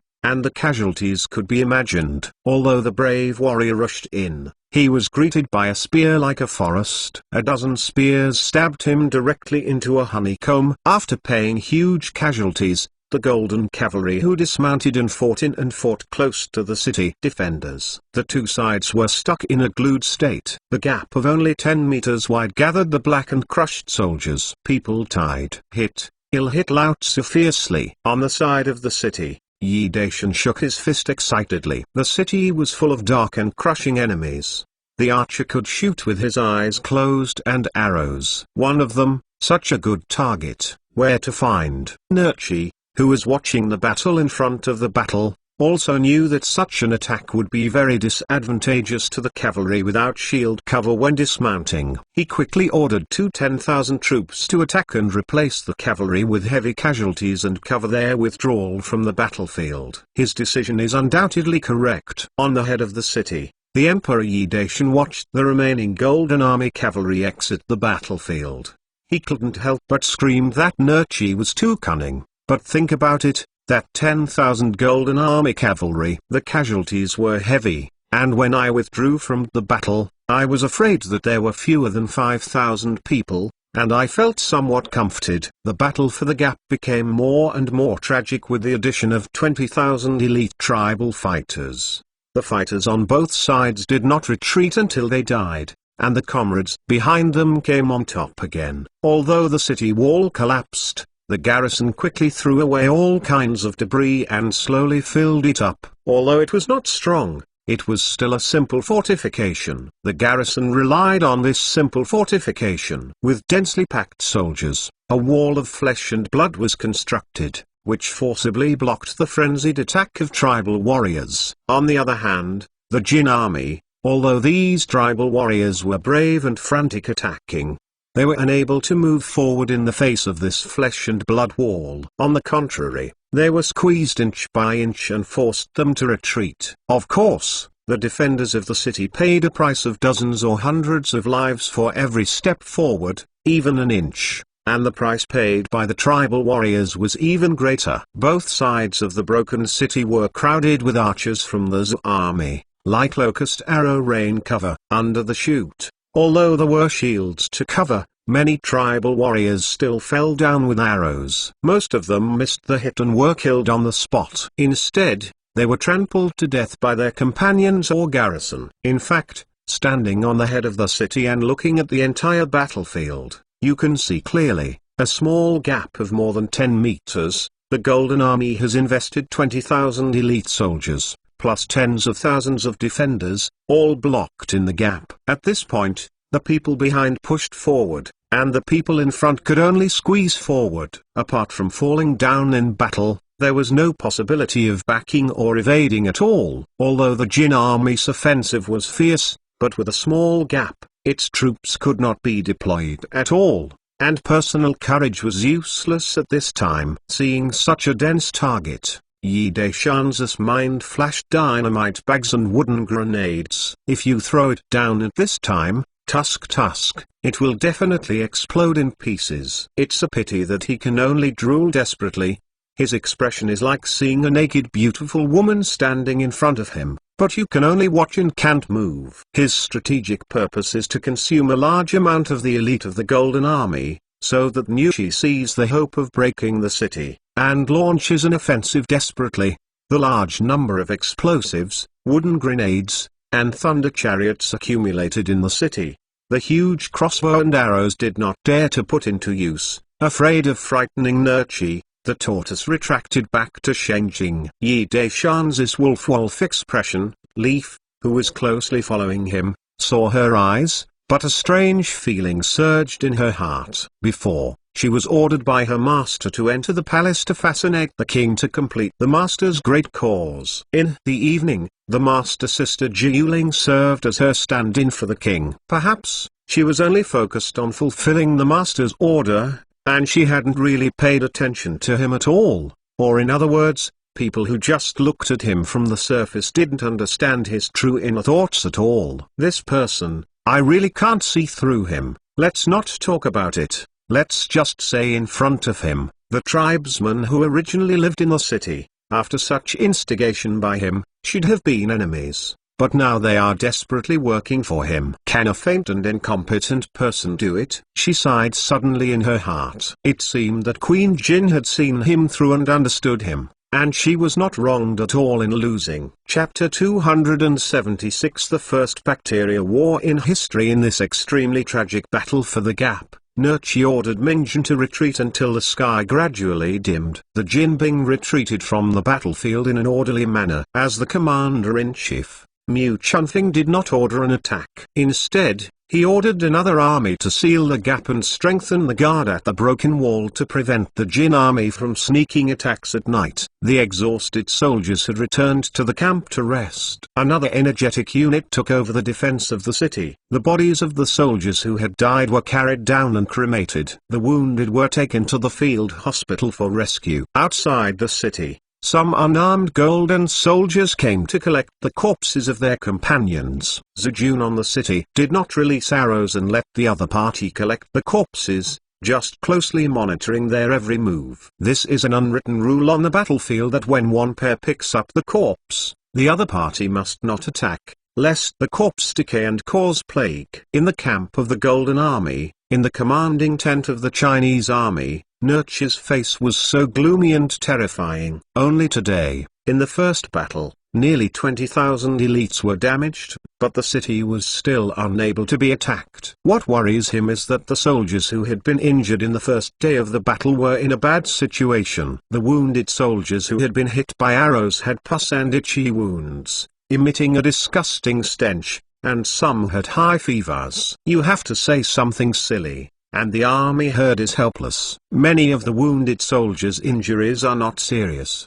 They are just ordinary traumas. Even if the wounds are deep in bones, as long as they are not critical and timely treatment, they usually can't die. They recuperate for a few months. However, Zhejun didn't know what kind of medicine was quenched on the arrow, which was extremely harmful to the wound, and the army doctor could not confirm what kind of medicine it was, but could only confirm that it was not a poisonous medicine. Subsequently, more soldiers who suffered arrow injuries, including Zhuge Heki, began to show the same symptoms. The soldiers who suffered arrow injuries the first day had begun to die. Nurchi had no choice but to order all of these soldiers. Isolated in a camp, Heki's right arm was chopped off shoulder to shoulder. His life was so painful that he fainted. Life and death have not yet been determined. It all depends on the stubborn good fortune. Such a wicked trick was naturally made by the Emperor Yi Daishan. He came from a high-tech modern society. He knew more or less about health knowledge. Compared with the ancients, it was a far cry from the past. Scientific data confirms that 1 gram of feces contains 10 million viruses, 1 million bacteria,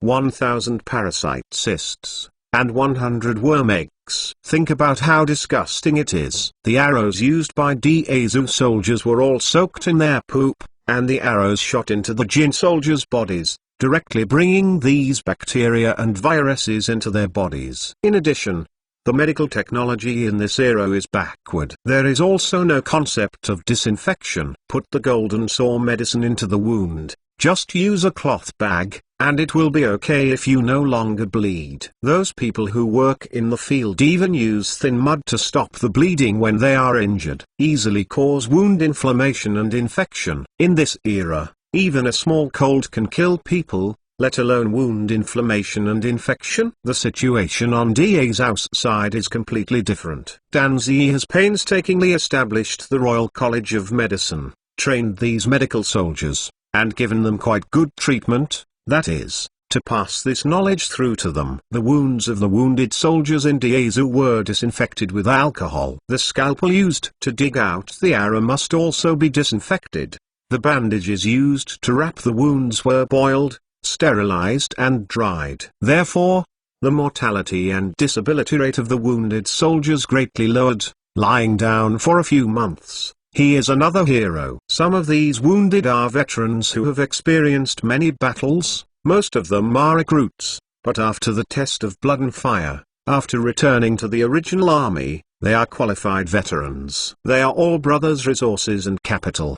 The elite who sweeps the world, of course, must be protected. Imagining the expression on Nuqi's face, the Emperor Yi couldn't help being happy. Is this the first germ war in human history? In ancient China, some people use gold juice, even if they would guard the city. But in the wild continent, there has not been such a record. The boiled gold juice will ulcerate when the skin is stained. There is no medicine to treat, or you can cut the meat with a knife, or wait to die. The battle report presented from Yanwiguan, Zhengxia's battle there was equally tragic. There is no way. Weapons with horrible lethality cannot be put into use. We can only fight hand to hand. The battle must be tragic. However, the results of the battle are also brilliant, and the enemy is close. 30,000, nearly 20,000 lost in battle. This kind of casualty rate is pretty good. The soldiers of the Third Army are mostly recruits who have never been on the battlefield. The young men of the tribe recruited are all natural soldiers, and the casualty rate is extremely low. For these tribal warriors who fought bravely, Yi Dacian naturally fulfilled his promise to let their family members get rid of their slave status, join the Chinese nationality, and distribute them to the fields, and promoted them according to their military merits. Many tribal warriors who killed the enemy and made meritorious services were all promoted. Some were promoted, and the team leader was promoted from ordinary soldiers. There were a few who performed abnormally. Mu Chunfing also made an exceptional promotion and appointed them as squad leader. The rewards and punishments are clear. The family members are freed from slavery and assigned to the fields, which greatly stimulates these tribesmen, desperately wanting to become Han nationality, and now they are driven away. They are unwilling. Not to mention that they just fled back. It is very likely that Nuqi beheaded as a traitor. It is better to stay with peace of mind and work for the Emperor of Dazu. Even if he died in battle, his family's life will be better than before. There was no war overnight, and early the next morning, Mu Chunfing's soldiers submitted information. A golden army of about 70,000 people passed through the middle of the two cities and entered the fortress that had just been built a few days ago. Only a few high-ranking generals knew about Yi Dacian's visit to Yunyang Pass. They kept it secret. At Yunwu Pass, Zheng Zixia and other generals thought that the emperor was under Zhenyang Pass, so he returned to the imperial capital on the same day. Would you think that the Emperor Yi Da was so bold and crazy, coming to the front line to supervise the battle? Yi Dacianzi smiled even more happily. Nuqi sent 70,000 horses to attack the fortress. He must score 20,000 people to guard against the defenders at Yunyang and Yunwu respectively. The other 50,000 people were the main force in attacking the fortress. In order to cooperate with this force, Nuqi must continue to storm two hurdles and contain the defenders in the city so that they cannot divide their forces. Theoretically, Nuqi is not wrong. The defensive ability of the fortress behind the two levels cannot be compared with the two thick and solid cities. The main attack on the fortress is the correct method. However, Nuqi's intelligence is inaccurate. It is only known that the Great Zhou army was dispatched this time by the Black Wolf Legion, which claims to be 200,000 people. Corruption prevailed throughout the Great Zhou. It is not a strange thing for the officers to eat empty salaries. The Black Wolf Legion is known as 200,000 people. In fact, it has to deduct tens of thousands of water, and also deduct logistical heavy soldiers, etc., and subtract the recruited civilians, etc. In fact, The combat troops are also 100,000 people. 100,000 people, guarding 2 barriers and 1 fortress. The forces have been dispersed. In addition to the fierce battles these days, there will be battle damage. He believes that the Zhou army defending the fortress is at most about 30,000. Of course, he did not despise the black. The fighting power of the wolf army is all the elites of the Dahan elite who attacked the fortress. The commander has followed him for many years, and his fame is not lost to the old general of the grassland tiger Gitaji, the original soldier marshal Tulistab. Chapter 277. The time has come. Yi Daishanzi laughed happily than ever before, and Nushi, an old fox who became a spirit, was jumping into the trap he had set step by step. Could he be unhappy? For this battle, brother has been preparing for 2 full years. It's not easy. Nurchi's intelligence is inaccurate. This is a fatal one. It is doomed to fail. 2 legions of 400,000 troops are installed in the 2 fortresses, which is more than Nurchi's 300,000 troops. 100,000 people, not to mention the tens of thousands of tribal fighters newly recruited. Han Xin ordered the soldiers. The more the better. Brother also learned, on combat effectiveness. The Black Wolf Legion fought with the Golden Army.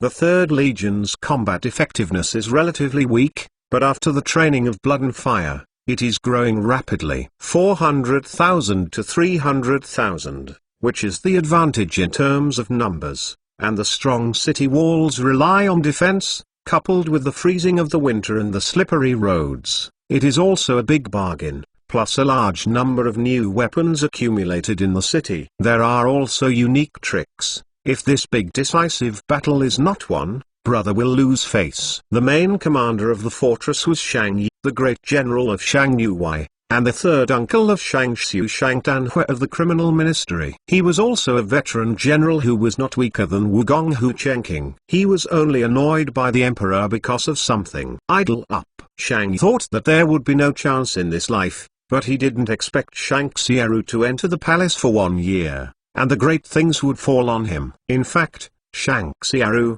like Queen Jin, did not speak out for the emperor and seek benefits for the Shang family. Although Xiana's eye is small, but smart, she will lose power sooner or later if she is a pet. To regain power and conquer the battlefield, Shang was already mad with joy. He was eager for a while, hoping that Jin Bing would come to attack, so as to show his military talents, and let the emperor see that he was still worthy of use. As soon as Gitaji's army was dispatched, he had already received the news. He immediately cheered his subordinates and gave Lao Tzu a fierce fight. Who dares to flee, kill without mercy, fight a battle, the emperor will not reward. Lao Tzu paid for it out of his own pocket. I will reward you with silver. But the Shang family has nothing else but silver. The Yuai general's method of stimulating morale is a bit special, but it works. The morale of the whole army is high, so make full preparations and wait for the arrival of the enemy. The fortress is a supply station for the Yunyang and Yunwu passes. There are a lot of military supplies inside. Mu Chunfing must be careful, leaving Shang with 50,000 men and 50,000 soldiers from the 3rd Army. 50,000 to 100,000 is another tough battle, and Gitaji has already suffered a big loss. The marshal of soldiers and horses, Gitaji, led an elite army of 70,000. On the day they set off, they closed to the fortress, and then set up camp and rested overnight. The 2 lieutenants each led 10,000 and camped on his left and right back wings. In order to guard against Yun Yang, Zijun of the Yunwu Pass suddenly broke out and hit his rear wing. In order to cooperate with his attack on the fortress, Nurchi not only ordered a frantic offensive day and night, but also moved the camp a few miles forward. One of the battalions even advanced to a place less than 5 miles between the 2 stages to catch up with Kyrgyzstan at any time. Taji's army. In terms of strategy and deployment, Nushi did not make any mistakes, and he also demonstrated his outstanding military talent. Gitaji's 50,000 troops rested for a night, and the next day they launched a fierce attack on the fortress.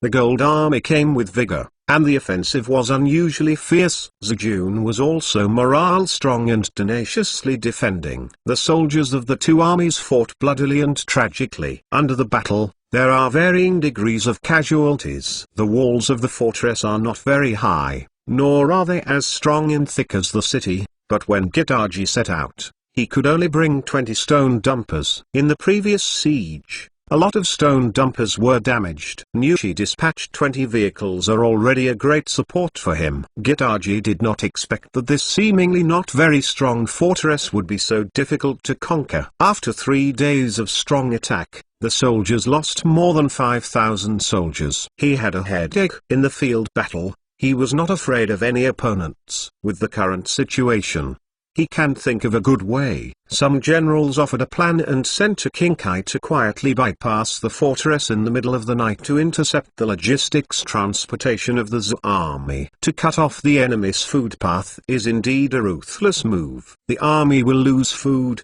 the army will be unstable, morale will be low, and it may even collapse without fighting. Gitaji readily accepted, and asked the proposed general to lead a cavalry army of 5,000 men to set off quietly that night, bypassing the fortress, cruising behind the Zhou army, and preparing to intercept the Zhou army's logistics transportation. However, unfortunately, this 5,000-person Kinkai ran into the tiger and leopard cavalry on the Waish prairie, and only a few hundred people could come back alive. Gitaji had nothing to do, only ordered to attack the fortress at all costs. The Zhou army stationed in the fortress resisted stubbornly. This seemingly weak fortress also turned into a meat grinder madly devouring lives. In the temporary palace, the Emperor Yi Daishan comfortably enjoyed Feng Nikeng's massage, and he casually gave orders. After half a month, the elite of the Golden Army was worn out,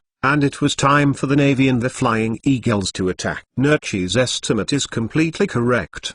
Gong Tangfing and his Flying Eagle Legion had quietly moved to Human to camp and rest before the war. After receiving the holy order, Gong Tangfing, who could not bear it, immediately raised the account and gathered the crowd. The generals discussed matters and issued orders one after another. That night, the Eagle Corps stationed outside Human Pass quietly entered the city, and water gushed out of the pass like a tide. The soldiers marched on skis, and the troops behind the palace used a large number of sledges to carry military supplies to follow. And 5 days ago, the Navy commander Lu Shaixun, who had already moved to line, had received the holy order. On that day, he led his amphibious navy to board the ship. Thousands of large and small warships set sail, go northward, and force the Tadakan River. 5 days later, the navy arrived at the Tadakan River. On the 6th day, Lu Shaixun's navy fought against the Jinjun navy on the wide river. For Lu Shaixun, it was nothing to mention the combat power of the Jinjun navy,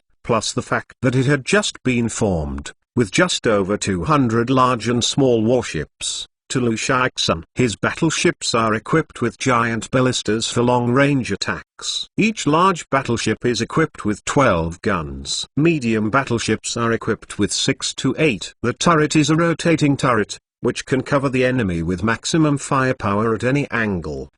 There was no suspense in this battle. Lu Shaixun's amphibious navy defeated the Jinjun navy without any effort, and won a complete victory. More than 40 remaining warships of the Jin army fled back to the water village in embarrassment. Lu Shaixun sent his troops to force. Although the Jin army set up a lot of stone dumping vehicles on the shore, the range of fire was not as good as Zhengtong's. The giant ballista was far away, and Zhengtong's navy stopped outside their shooting range, splayed out, and fired at the water village in turn. This time, the huge crossbow with thick arms was bundled with explosives, and it directly sank all the remaining warships of the Golden Army, turning the water village into ashes. Since then, Zhengtong's navy has been rampant on the Tadakan River. Chapter 278 The Battle of the Marine Division. Lu Shaixun then led the 30,000 navy troops to land. Before the defenders of Suhanxing could reach the front,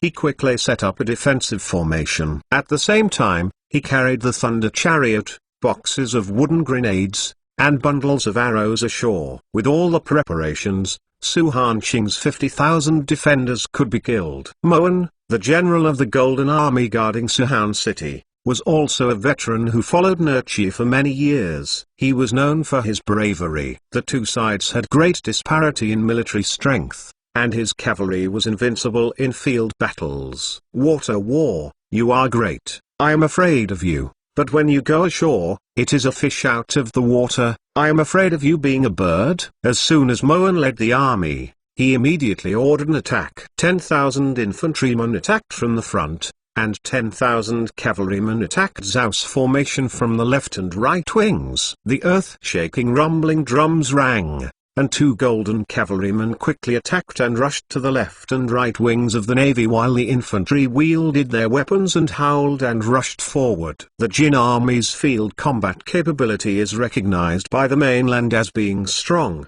but it is only for the cavalry that the infantry is also strong. But the formation is not as tight as the Zhou army. Such a charge, the formation will be dispersed, and they will fight. Relying on personal bravery, they rushed forward in a swarm, which is also one of their shortcomings, and fortunately, otherwise, Nerchi would have ruled the mainland long ago. Lu Shaixun had already formed a formation. As soon as the Jinjin's King Kai entered the fire range of the Thunder Chariot, he immediately ordered the shoot, and the huge arrow with thick arms whizzed out and penetrated into the densely packed ride. In the team, with a puff of blood mist, the stumps and broken arms were thrown around. The targets of the attack are dense, needless to say. Now it's a field battle.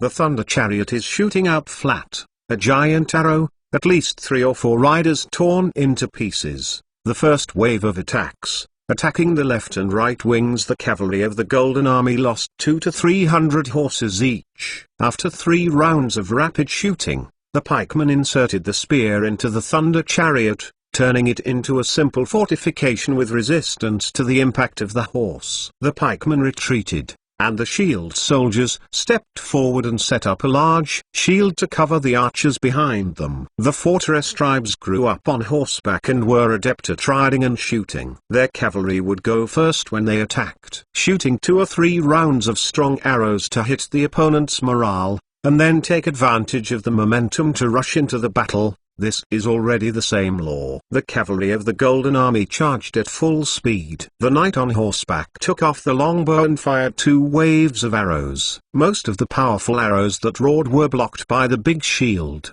and some soldiers with bad luck fell down. The vacant seat was immediately on top of the soldiers behind. At the same time, the archers of the Water Army also fought back 2 rounds, and the intensity was several times greater than the arrow rain of the Gold Army. Many knights shot arrows and fell to the back of their horses horribly, stuck the war horses full of arrows. He sighed sorrowfully and rushed forward 10 steps, and fell down with a thud. The distance was approaching. The Golden Cavalry put away their longbows, drew out their swords, and wielded them to kill. The archers of the Navy Army shot waves of arrows one after another. The spear stabbed the Golden Cavalry in front of him. 3 or 4 long spears are plugged on each Thunder Chariot, forming a simple long spear formation, which prevents the horses from charging into the formation. The cavalry must dismount the spear first and move the Thunder Chariot away. The cavalry rushed into the formation. As a result,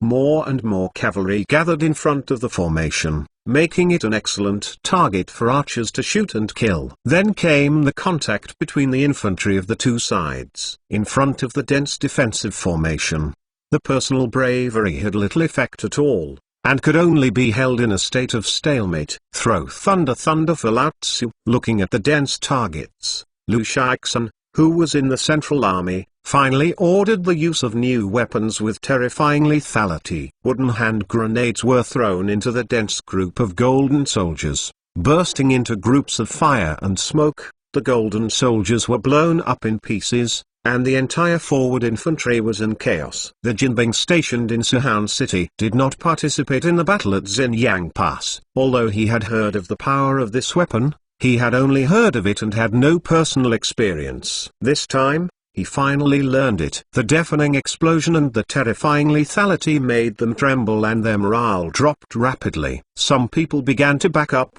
but they were pushed forward by the crowd behind and accidentally fell down. He was immediately trampled into meatloaf by his companion. Only in the first round of throwing, most of the gold infantry in the front were killed and injured, and an open space suddenly appeared in the crowded front. Lu Shaixun ordered the front army to push 30 steps forward.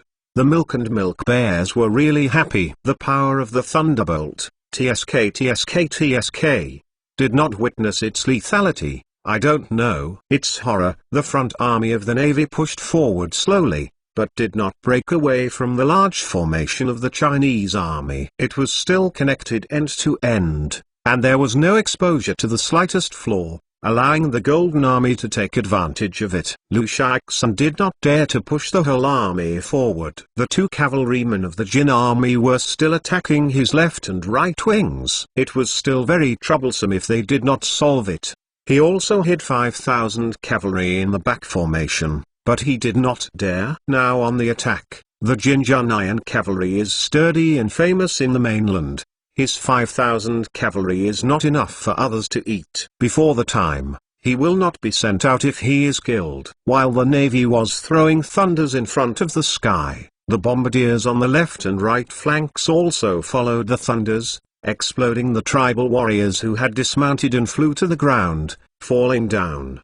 The horses were frightened, and they ran around randomly. The knight on horseback couldn't control the horse, and the whole scene seemed chaotic. At this time, it is a good time for the cavalry to attack. Riding on the chaos, the battle will be set. Without any hesitation, Lu Shaixun immediately ordered the 5,000 cavalry soldiers hiding in the back to attack from the right flank and attack the chaotic enemy cavalry. At this time, most of the Gold Army on the right had dismounted and fought. As soon as the sky thunder exploded, the horses were startled away. It would be difficult for them to ride a horse. When they were hit by the 5,000 cavalry of the Water Army, they broke up immediately. Muhammad was sitting in the Central Army's large formation. His face was ugly at this time. Although Zhejiang's navy's new weapons were powerful, the right wing was also defeated too quickly. Right? That was the elite cavalry left to him by the sweat of his 50,000 army. Only 5,000 cavalry attacking the right flank of Zhejiang's naval division were elite, and the elite infantry were also 5,000 warriors rushing to the forefront. The rest were all tribal warriors. Elite, but the combat power is not bad. The prairie people are sturdy, natural fighters. However, Muhammad didn't expect that the 5,000 elite cavalry would be defeated so quickly. Even the 5,000 light cavalry that attacked the left wing would be affected. After being bombarded by the sky thunder for several rounds, they all retreated. The whole army is pressing. Lu Shaixun took the opportunity to order the whole army to attack. At this time, it was the time when the Jin army was in chaos and morale was low, and it was also a good time to attack. All the navy forces pressed forward, and the uniform rumbling pace and sky-shaking roar all put great pressure on their opponents. After defeating the right-wing enemy, Yukai and King Kai quickly withdrew and hid in the formation after attracting. The former navy army quickly contacted the Chinese army of the Golden Army. Lu Shaixun repeated his old plan. When the soldiers on both sides were too immobile, he ordered the thunderbolt to be thrown. Such a dense target, a thunderbolt. It can be imagined how terrifying the lethality produced. After 3 rounds of thundering thunder, the entire front army was filled with gunpowder smoke, choking morale and coughing. On the snowy ground, the corpses of tribal warriors lay, most of them just wounded, struggling and crying for help. Heartbreaking, chilling. Chapter 279. The great battle won. The whole army of the navy was annihilated, and the news of Su Hanqing's defender Moan's defeat spread to Potiguan that day, and Potiguan Tigil was busy sending reinforcements to Su Hanqing. The defender of Dayton City is Nurchi's third younger brother, Prince Chaboa, and a veteran who fought in all directions. He received the news of Muhammad's defeat later. Hearing that Tiger Run was divided, he couldn't help stomping and cursing. Galon is a foolish egg, but Potiguan is a supplely transfer station for Dayton and other cities. There is a large amount of grain and grass in the city. If it is lost, the trouble will be big. He wrote a letter and sent someone to rush to the Poxy Pass, and asked Tigeron to take back the sent escort team and stick to the Poxy Pass. Prince, urgent. Some soldiers submitted urgent items. Prince Chabot opened it and took a breath. The Flying Eagle Legion in Human Pass was finally dispatched. It was a coincidence that it was not early or late. Chabot did not dare to be careless, and ordered the scouts to continue to monitor the movements of the Eagle Legion, and he was ready to fight at the same time. He wanted to lead the army to attack, but before the expedition, Dayton City should not be missed. Rather missed. To wipe out the enemy's opportunity, Dayton City must be held tightly to him. The next day, the Flying Eagle Legion appeared under Dayton City. Chabot resisted the impulse to attack, scolded all the generals who had requested the battle, and ordered the whole army to stick to the city. Anyone who dares to disobey the military order and attack without authorization will kill without mercy. The Eagle Corps did not trap Dayton City to death on all sides, only camped outside the north gate, and did not attack the city. This made Chabot's heart a little uneasy, and had to strictly order the soldiers to guard against the Zhou army at night. Sneak attack. There was no war overnight. When Prince Chabot woke up, soldiers came to report that the Eagle Legion didn't know where we were going last night, leaving only an empty barracks. What is Zhang doing? Chabot, with a gloomy face, personally inspected the empty and dangling barracks. When his subordinates reported the number of fire stoves in the Zhou army, his face turned white abruptly, and the Flying Eagle Corps was known as 10,000. Even if the commander ran out of salaries, how could there be about 100,000 to 150,000 people? Calculated by the number of fire stoves in the barracks, it would be about 50,000 at most. Where did the remaining 100,000 go? Report. A few riders came galloping in the distance, and immediately all the knights looked tired, and the wrecked armor on their bodies was stained with blood, all with wounds, and some of them were still sticking arrows. A few of them have obviously gone through a bloody battle.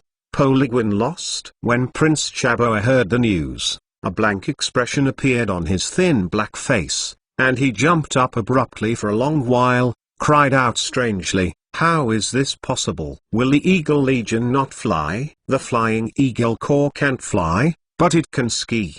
The speed of skiing is not much slower than that of the cavalry. It also saves its physical strength and rushes for hundreds of miles. Unknowingly, it has taken the material supply city of Pojiguan. Passing the order, send the soldiers to the Poxy. Prince Chabahakan gave an order to gather the army and retake the Poxy Pass. Dayton City was the important town to restrain the Zhou army in Human, but once Poxy Pass was lost, Dayton was lost. The city is no longer so important, and logistics and transportation have been cut off, and there is no food supply, and it is difficult to stick to it. The top priority is to take back the old woman. Although Chabot was dizzy, he was very sober to send someone to Yunyang Pass to report to Dia Khan. Even though the messenger was rushing forward, rushing day and night, it would take 3 days to reach Yunyang Pass. 3 days. This was enough for the Emperor Yi Da, who had carefully prepared for 3 years. On the night that Gong Qingfeng led the army to attack the Champa Pass, the Emperor Yi Daishan, who was far away in Yunyang Pass, received the signal. It was agreed to use fireworks as the signal, which was only a few times slower than the mobile phone communication. Only minutes. In the era of passing news with fast horses, a few minutes of news transmission was enough for the Emperor Yi Da to calmly arrange all the preparations for the final battle. On the night of receiving the news, I discussed repeatedly with Mu Chunfeng and agreed on all the action plans for the counterattack. Early the next morning, the Jin army lined up as usual, preparing to attack the city, but the sight before them stunned them, and their morale quickly fell to the extreme. The Jin army raided the city in a frantic succession. It was already dilapidated and collapsed in several places, leaving them with hope of breaking the city. They planned to take the Yunyang Pass in one go today. Who would want to wake up the broken Yunyang Pass? It became a nice city that was stronger and thicker than before. The temperature was 10 to 20 degrees below zero, and the warm water poured on the ground, and it quickly frozen. Yi Daishan ordered the soldiers to burn the snow, and when he poured it on the wall, a bright ice city was poured overnight. After paying the lives of many companions and comrades, seeing victory is in sight, but overnight, everything changed, and it was back to the starting point. How big a blow was this to morale? With such a low morale, Nurchi did not dare to order a siege, so he had to retreat and rest. Taking this opportunity, Mu Chunfing led 50,000 Black Wolf army soldiers out of the barrier and launched an attack on the Gitaji's troops who had attacked the fortress. Gitaji stationed 10,000 troops behind Yunyang Pass to prevent the defenders in Yunyang Pass from attacking and cut off his back, but he did not expect that the 10,000 troops would be defeated so quickly. In less than half an hour it was defeated like a tide. In order to eat Gitaji's 50,000 elites,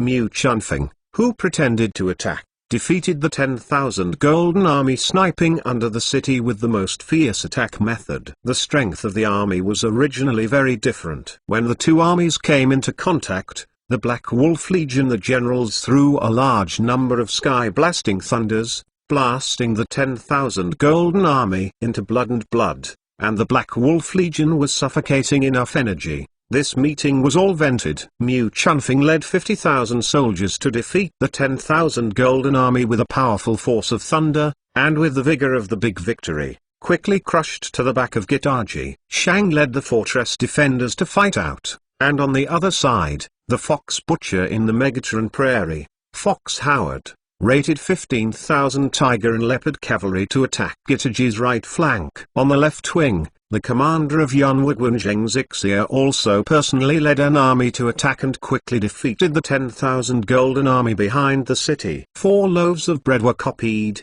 and Gitaji's 50,000 army was solidly packed into a big dumpling. Nurchi's reaction was not slow, and he immediately ordered the army to assemble and reinforce the Gitaji ministry. However, the army had just been ordered to disband, and now it was to be assembled again, which was another blow to the morale of the Golden Army. When the army was assembled, the Gitaji tribe, which was attacked on all sides, collapsed completely after only a short while. Except for the 20,000 defeated army, thousands of people in the 70,000 army were able to escape. The rest were either killed or killed. Surrendering and being captured can be regarded as annihilation of the entire army. Hundreds of thousands of Zhao's army rushed with the spirit of the victory. Even if Nukai saw that the situation was gone, he did not dare to order the retreat. At this time, retreating is equivalent to giving up his back to the enemy.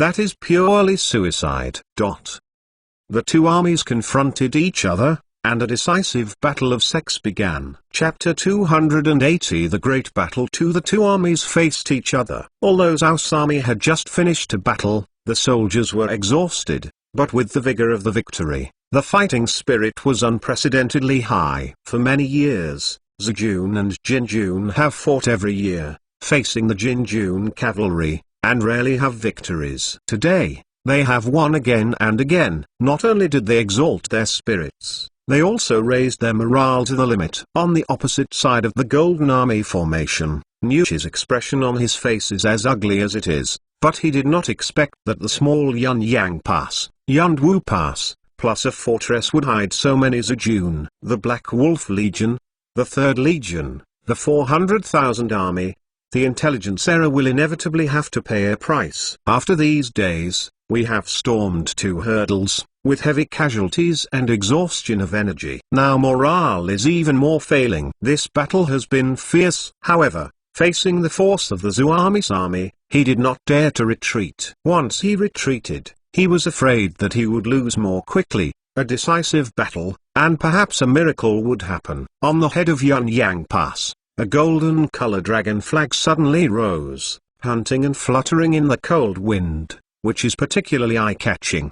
The entire Yunyang Pass was boiling at the top and bottom, and the emperor actually came to Yunyang to fight for them. In this battle, no matter what, he will kill the Tazi hard. Long live the emperor, Great Zhu will win. I don't know who took the lead. Someone raised their arms and shouted, thousands of people responded, countless voices gathered, and the morale of Zhao's army was unprecedentedly high. The Emperor Yi Dacian stood on the top of the city, looking down at the hundreds of thousands of troops under the city, smiling very happily. Our army has taken advantage of all kinds of advantages, and the morale is like a rainbow. In this battle, Nushi wants to turn things around unless there is a miracle. Miracle? Brother is the man who creates miracles. Today's battle will be recorded in the annals of history because of your bravery. Yi Deshanzi only said a simple sentence, but he energized the morale of the soldiers on his side to the limit, and the city broke out again with an overwhelming roar. Long live the Emperor, the great Zhou will win. Long live the Emperor, the great Zhou will win. At this moment, Mu Chunfeng, the commander of the three armies, eagerly issued the fate of the attack, with the Black Wolf army as the main force, divided into the left, middle and right armies, while slowly advancing towards the Golden Army, a neat and dense phalanx. The uniform rumbling steps of thousands of soldiers, as well as the earth-shattering rumbling drums on the city of Yanyang Pass, put tremendous pressure on the Jin army. As the commander-in-chief of the three armies, Mu Chunfeng stood at the head of the city. Looking at the entire battlefield, he was able to command and dispatch. He couldn't help but laugh when he saw that the Jin army also attacked by three armies. He himself believes that offense is the best defensive method, but that also depends on the situation. All situations are unfavorable to the Jin army. If you attack rashly, you will only lose faster.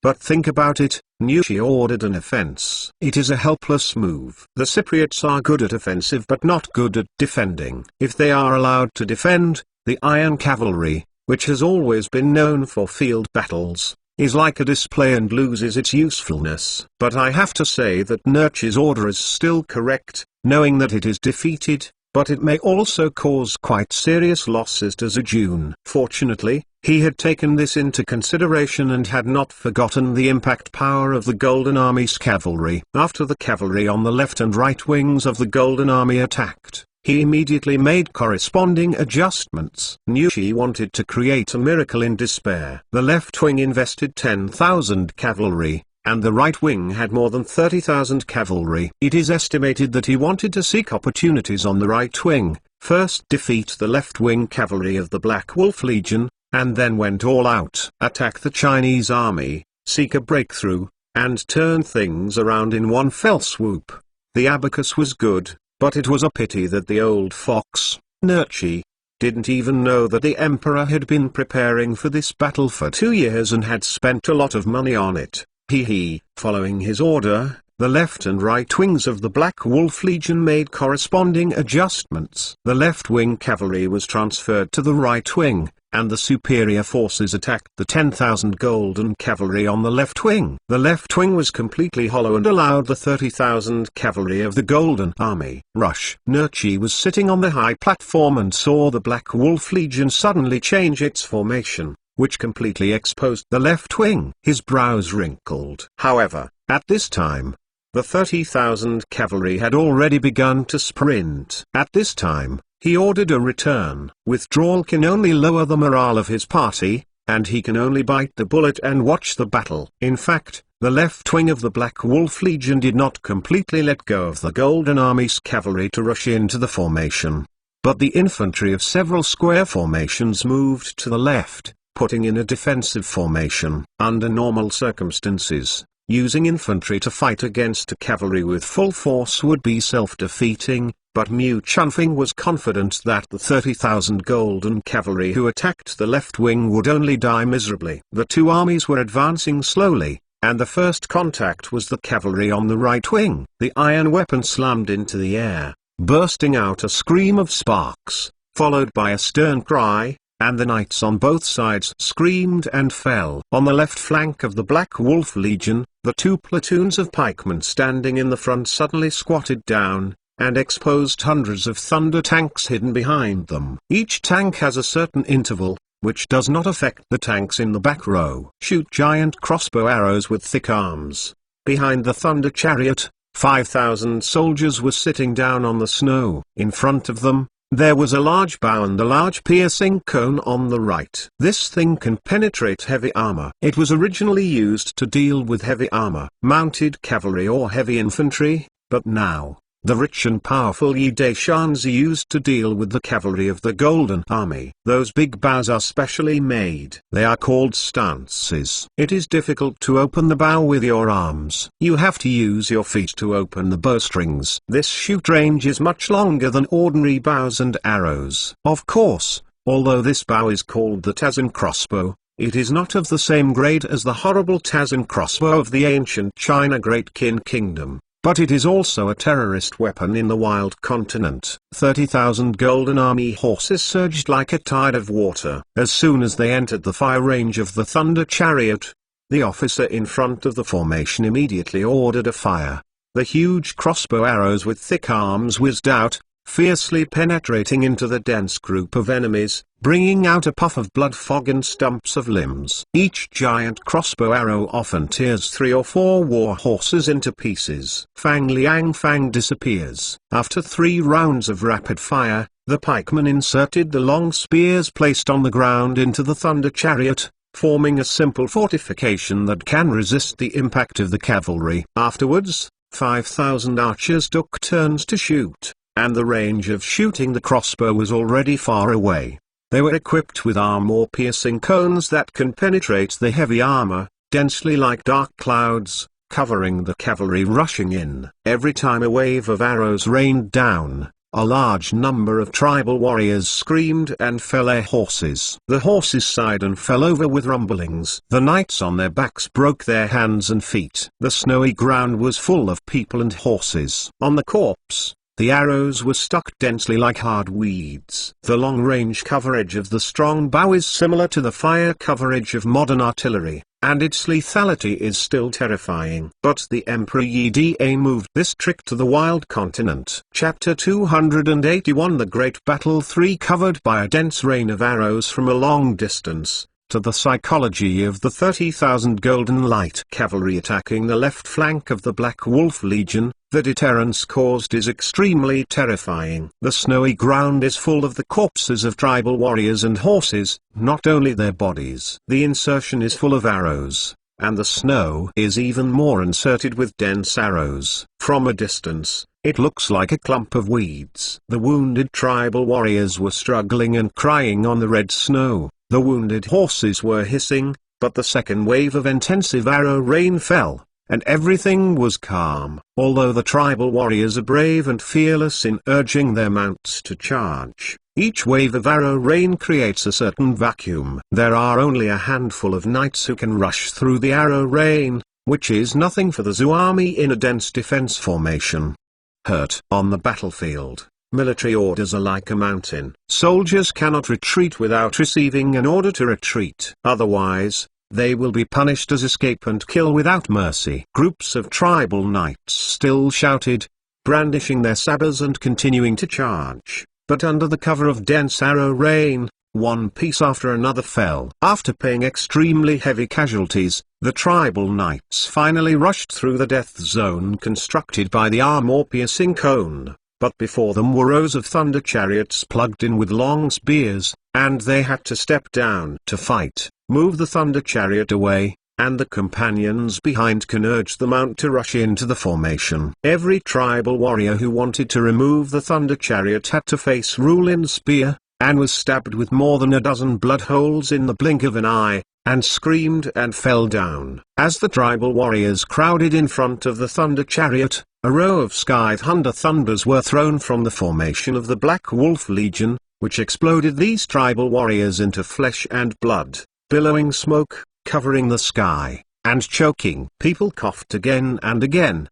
The 30,000 golden cavalrymen who impacted the left wing of the Black Wolf Legion had suffered heavy casualties and their morale was lost. At this time, the ground suddenly shook slightly, and then it shook. The Serbian tribes have grown up on horseback since they were young. This kind of vibration is too familiar to them. It is the vibration of thousands of horses galloping. Get on the horse, hurry up, get on the horse. Some tribal officers screamed desperately, but the faint voice was completely overwhelmed by the roaring and killing on the battlefield. The Black Wolf Legion's back formation brought out a cavalry. The battle flag embroidered with black flying tigers fluttered in the wind. The knight's body was all wrapped in thick black heavy armor, as were the horses that straddled it. Dressed in thick iron armor, the knights slept on their saddles, with nearly 3-meter-long spears under their armpits, like a torrent of black steel, which was crushed quickly, giving a chilling and terrifying impact, enough to crush any blocking creatures. Tiger and leopard riding. Some tribal warriors screamed in horror and instinctively turned and ran. Many tribal warriors panicked looking for their horses, and some tribal warriors hurriedly took off their saddle bows. The Howling Cloud is notorious for being a butcher by the Cypriot tribe. Tigers and leopards ride on the ramparts, and the chickens and dogs are not left. Megatron Prairie has become the nightmare of the Cypriot tribe. At this time, it was Huxion's tiger and leopard iron cavalry. However, this time, all the tiger and leopard cavalry and their horses were heavily armored, turning them into the most terrifying heavy cavalry on the mainland. The heavy cavalry is recognized by the mainland as the most expensive unit with the highest impact force, but its speed is slow and it can't catch up with the light cavalry at all. It was dragged to death by the light cavalry. However, a large number of golden cavalry piled up in front of the battlefield. Many tribal fighters also dismounted to fight. This is a perfect opportunity for impact. Many tribal warriors did not react slowly, taking off their bows and shooting arrows at the tiger and leopard riders who had been crushed fiercely. The cavalry bow is slightly smaller than the infantry's long bow, and its power is naturally weaker. It is used to deal with the heavy cavalry whose whole body is wrapped in thick iron armor. It is of no use at all. The sound of ding. The bounce fell to the ground. It was just such a delay. Huxion had led his tiger and leopard iron cavalry to run over. Under the torrent of steel, any creature became extremely small and crushed to pieces. The left-wing battlefield turned into a one-sided situation. Huxion led the tiger and leopard cavalry like a torrent of black steel, crushing forward unstoppably, and in front was the golden light cavalry running desperately. On the high platform, the king of the grassland Nurchi closed his eyes in pain, and the most powerful left wing collapsed. This time, it was all over. Huangama, hurry up. A group of elders desperately persuaded him to retreat. Sweat, there is a common saying in the middle. Keep the green hills, don't be afraid of no fear wood. Sweat, retreat. Some veterans also desperately persuaded him to retreat. Come on, protect the Khan and retreat. A veteran made a good suggestion, and ordered his guards to forcibly set up Nurchi, hurriedly off the high platform, put it on the horse, and ran back with the reins. Khan evacuated, the rear army retreated, and part of the Chinese army retreated slowly. Nurchi ran away. From time to time, Mu Chunfing missed the opportunity to give orders for the general attack, and hundreds of thousands of soldiers from the Black Wolf Army and the Third Army roared forward and rushed forward. The Jinjun's morale was low, but now it retreats profusely. The dragon flag moves, and the soldiers fall to the freezing point. The cavalry rushes out of the battlefield first. The entire formation collapses, and the infantry is miserable.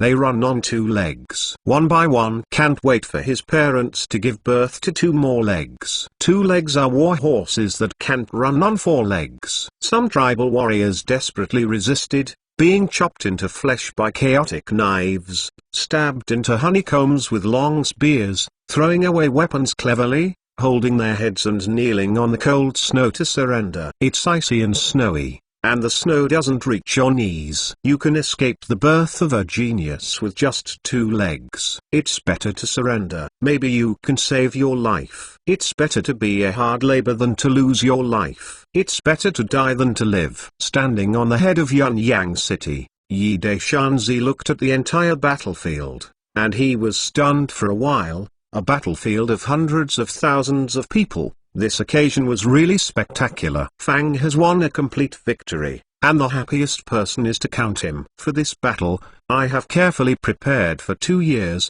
How much effort, manpower and material resources have been invested, and the white money. Congratulations to the emperor. Feng Nishang greeted her from time to time. Xiao Nizai was obviously influenced by the coup-headed military master Wei Wuxiu, and finally learned to flatter. Yi Daishan grinned and smirked. Well, it's a victory. I really should celebrate. Neon clothes, let's celebrate again tonight, hee hee. Feng Nishang's jade cheeks immediately flew into a red cloud with shame. Although the emperor didn't ask for her body, she already had skin-to-skin relatives, and she was considered to be an emperor's person, but it was still very shameful to say it in person. Li Fei's face is quiet, but her eye-catching eyes flashed with brilliance. Xiao's eye was waiting for bed.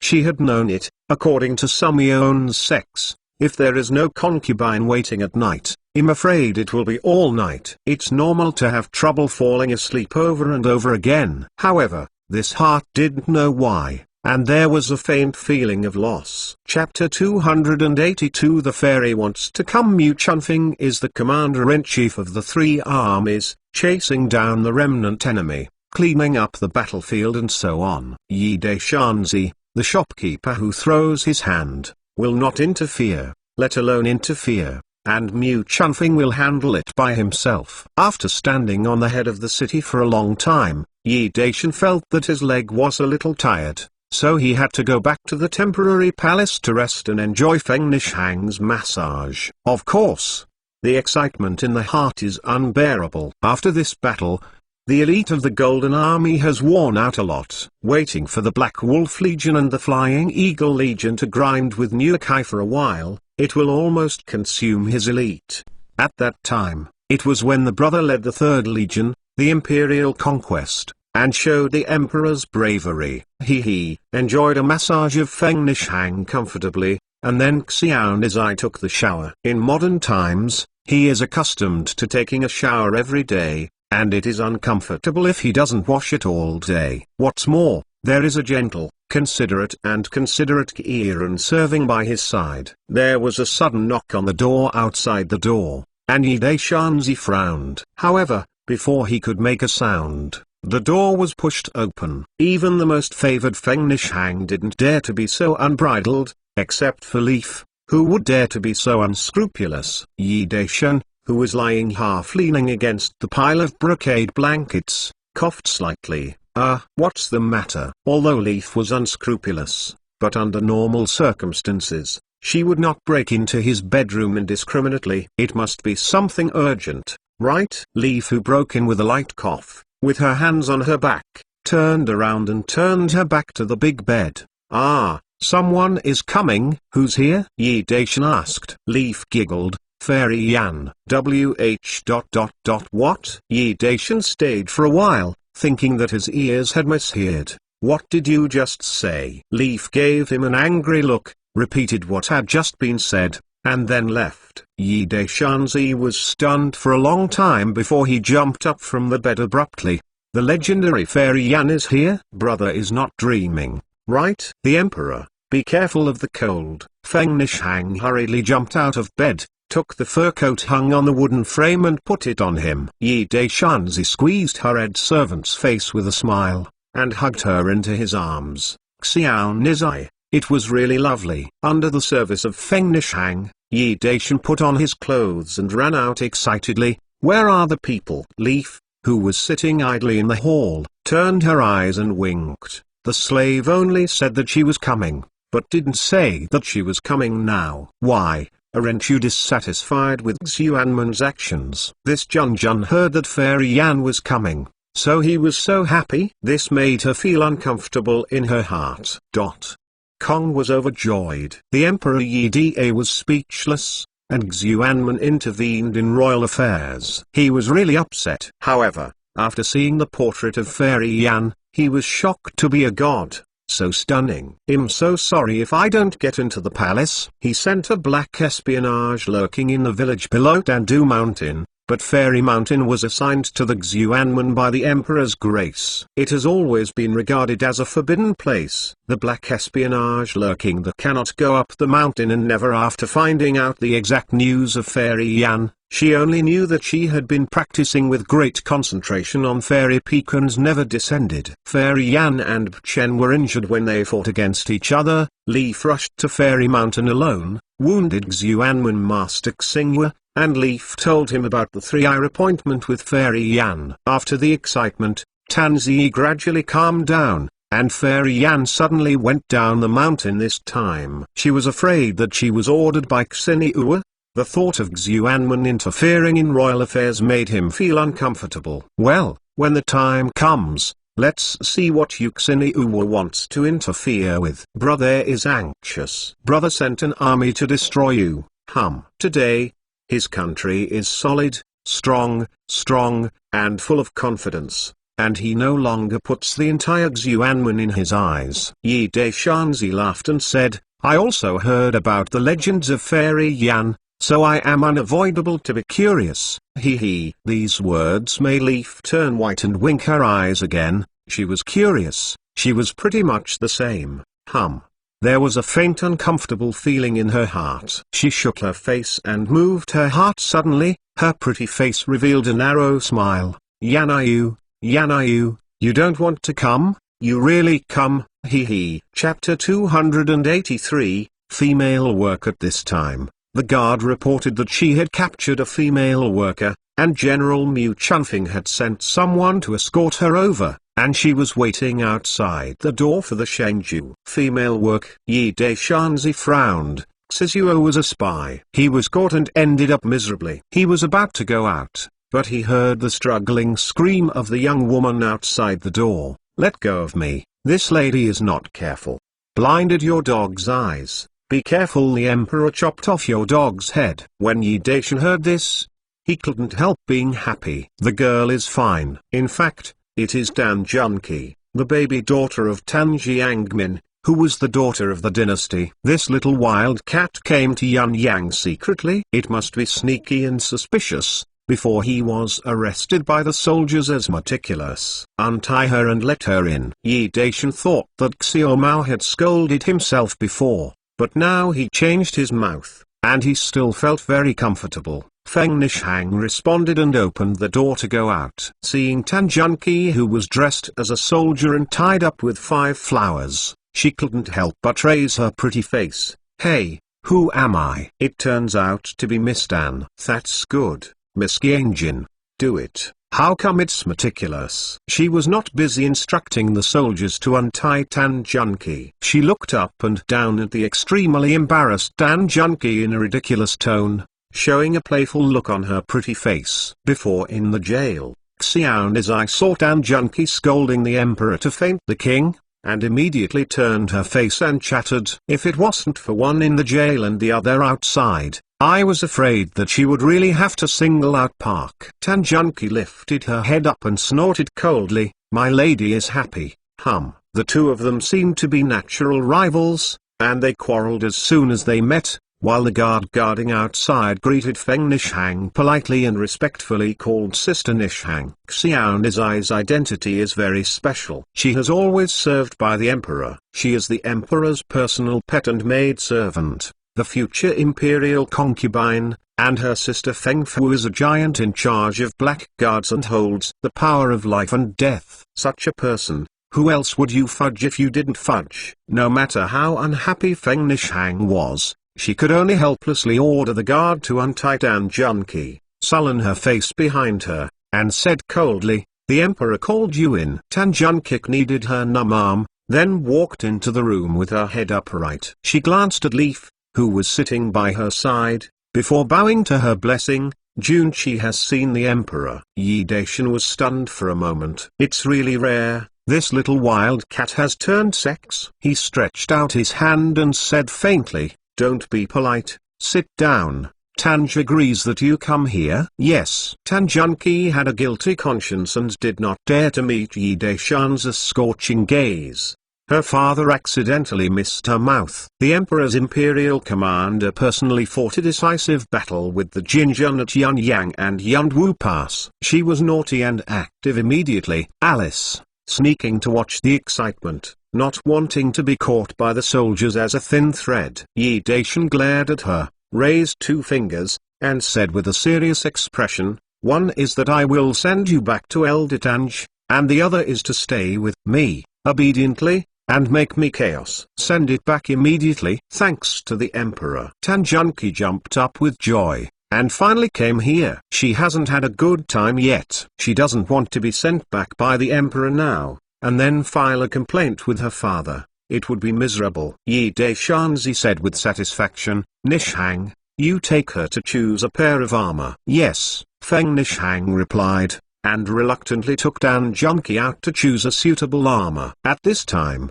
the battlefield outside the city has been almost cleared. The preliminary statistics of the battle have been reported. More than 100,000 enemies have been wiped out and 60,000 enemies have been captured. There are countless spoils. Fox Xiaoyan and his troops have unloaded heavy armor and pursued lightly. To escape from the enemy, Mu Chunfing sent another 30,000 cavalry troops to respond. More than 60,000 soldiers have been damaged in the battle. Most of them are tribal fighters recruited on the spot and soldiers of the Third Army. The Black Wolf Army has suffered little losses and has already replenished its troops on the spot. 60,000 prisoners of war were then screened out. There were nearly 20,000 people from the Kingdom of Jin, and more than 10,000 loyal members of the Kingdom of Jin. All of these people were taken back to Dazu to serve as free labor. If among them, they can sustain Yi Daishanzi's rule of the mainland, there may be a day to reunite with the family,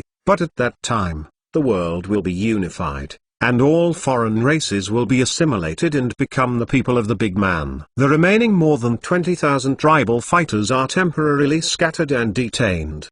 They also have to do hard work in exchange for a bowl of rice to fill their stomachs, and they may be forced into the army at any time. The fist is the truth in a continent where the weak and the strong eat.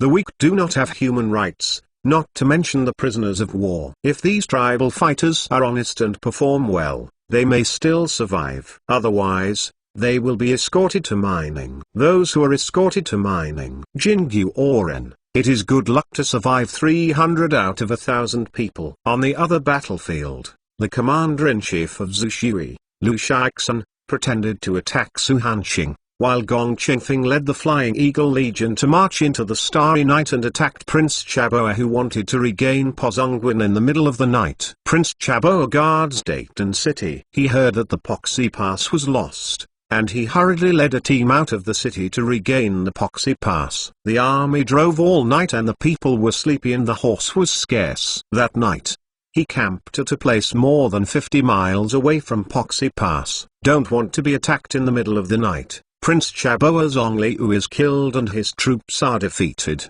Gong Tangfing asked the tribal warriors in the army to disguise as Prince Chaboa's troops and defrauded the gates of Dayton City. The army took the opportunity to enter the city, defeated the defenders in the city, and occupied Dayton City. UI General Tang Feng led the charge. The ministry left the customs and stationed in Dayton City. At this point, the two major gateways to the southeast of the Kingdom of Jin were completely opened, and the Tiger and Wolf Army of the Great Zhou would sweep the prairie at any time, and the imperial capital of the Kingdom of Jin, Shengjing, would be trapped. The two battles ended temporarily with the defeat of the Golden Army.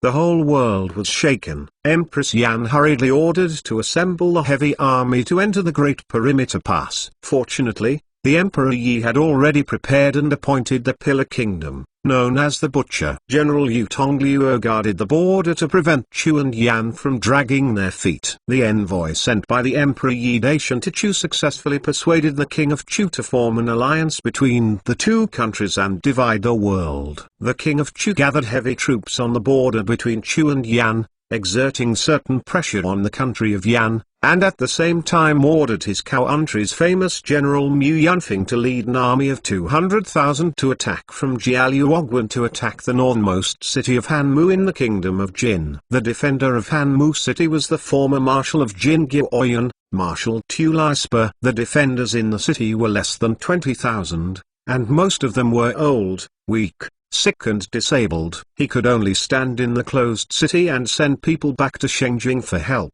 The Korean Empire also assembled a large army and wanted to put pressure on Daesu. Before the 50,000 horses of the vanguard army arrived at Jining City, they beat Jining's new commander Duga Kangxiu and led the army to the ground. Scared Tortoise shrunk in the city and did not dare to come out. On the coast of the Great Zhou, the invincible fleet of the Yanri Empire also slayed aggressively, and Japanese pirates ransacking the border in groups. Fortunately, Yi Daishanzi also made corresponding arrangements before the war and ordered the people living on the coast to temporarily relocate. Go into the city or inland, practice solid walls and clear the country, and you won't let you take away a grain. Chapter 284. There are disputes between the mainland countries from time to time, which will lead to wars and fight together, but they will not let any empire sit up.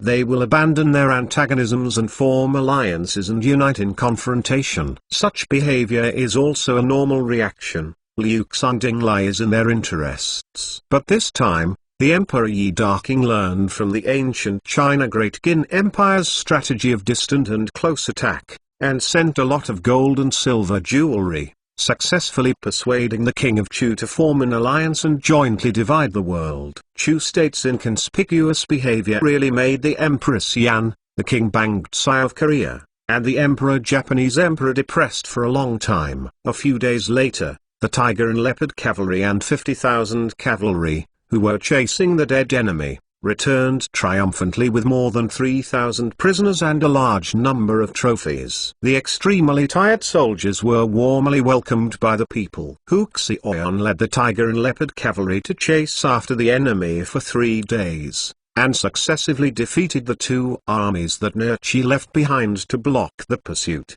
wiped out nearly 30,000 enemies, captured more than 3,000 people, and seized a lot of spoils. In these few battles, Nuchi suffered hundreds of thousands of losses in the battle, but they are all elites.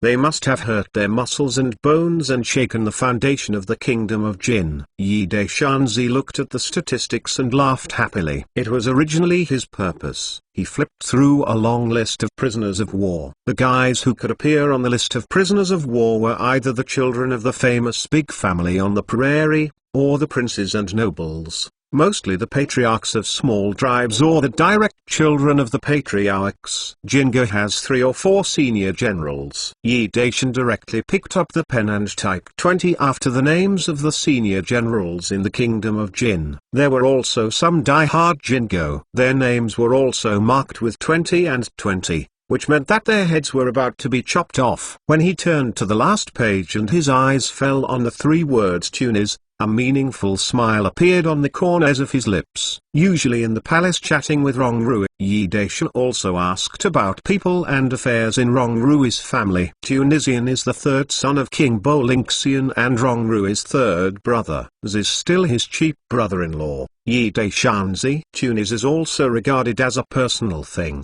known as the eagle on the grassland, the pride of the Uli herdsman, and the best candidate for the future patriarch. When Nerchi led his army to retreat, Tunisian and 40,000 Uli herder fighters were left behind to act as cover. To put it bluntly, it was cannon fodder. The arrangement of Nerchi made it normal for the Emperor Yi Dajin to preserve the elite of the Great Golden Kingdom. He would have to sacrifice other tribal fighters, and he would do the same. He immediately ordered to go down and put Tunisian in solitary confinement. Every day is good for drinking and meat. Those Uli herdsmen are also locked up in a separate camp. Treat them kindly and don't have to do too heavy work. Yi Daishanzi ordered Xiliuzi to rush to the capital overnight and take Rongru to Yunyang Pass. This is his plan to split the kingdom of Jin. If Bowling is not too old to be confused, Tunis's life can be saved.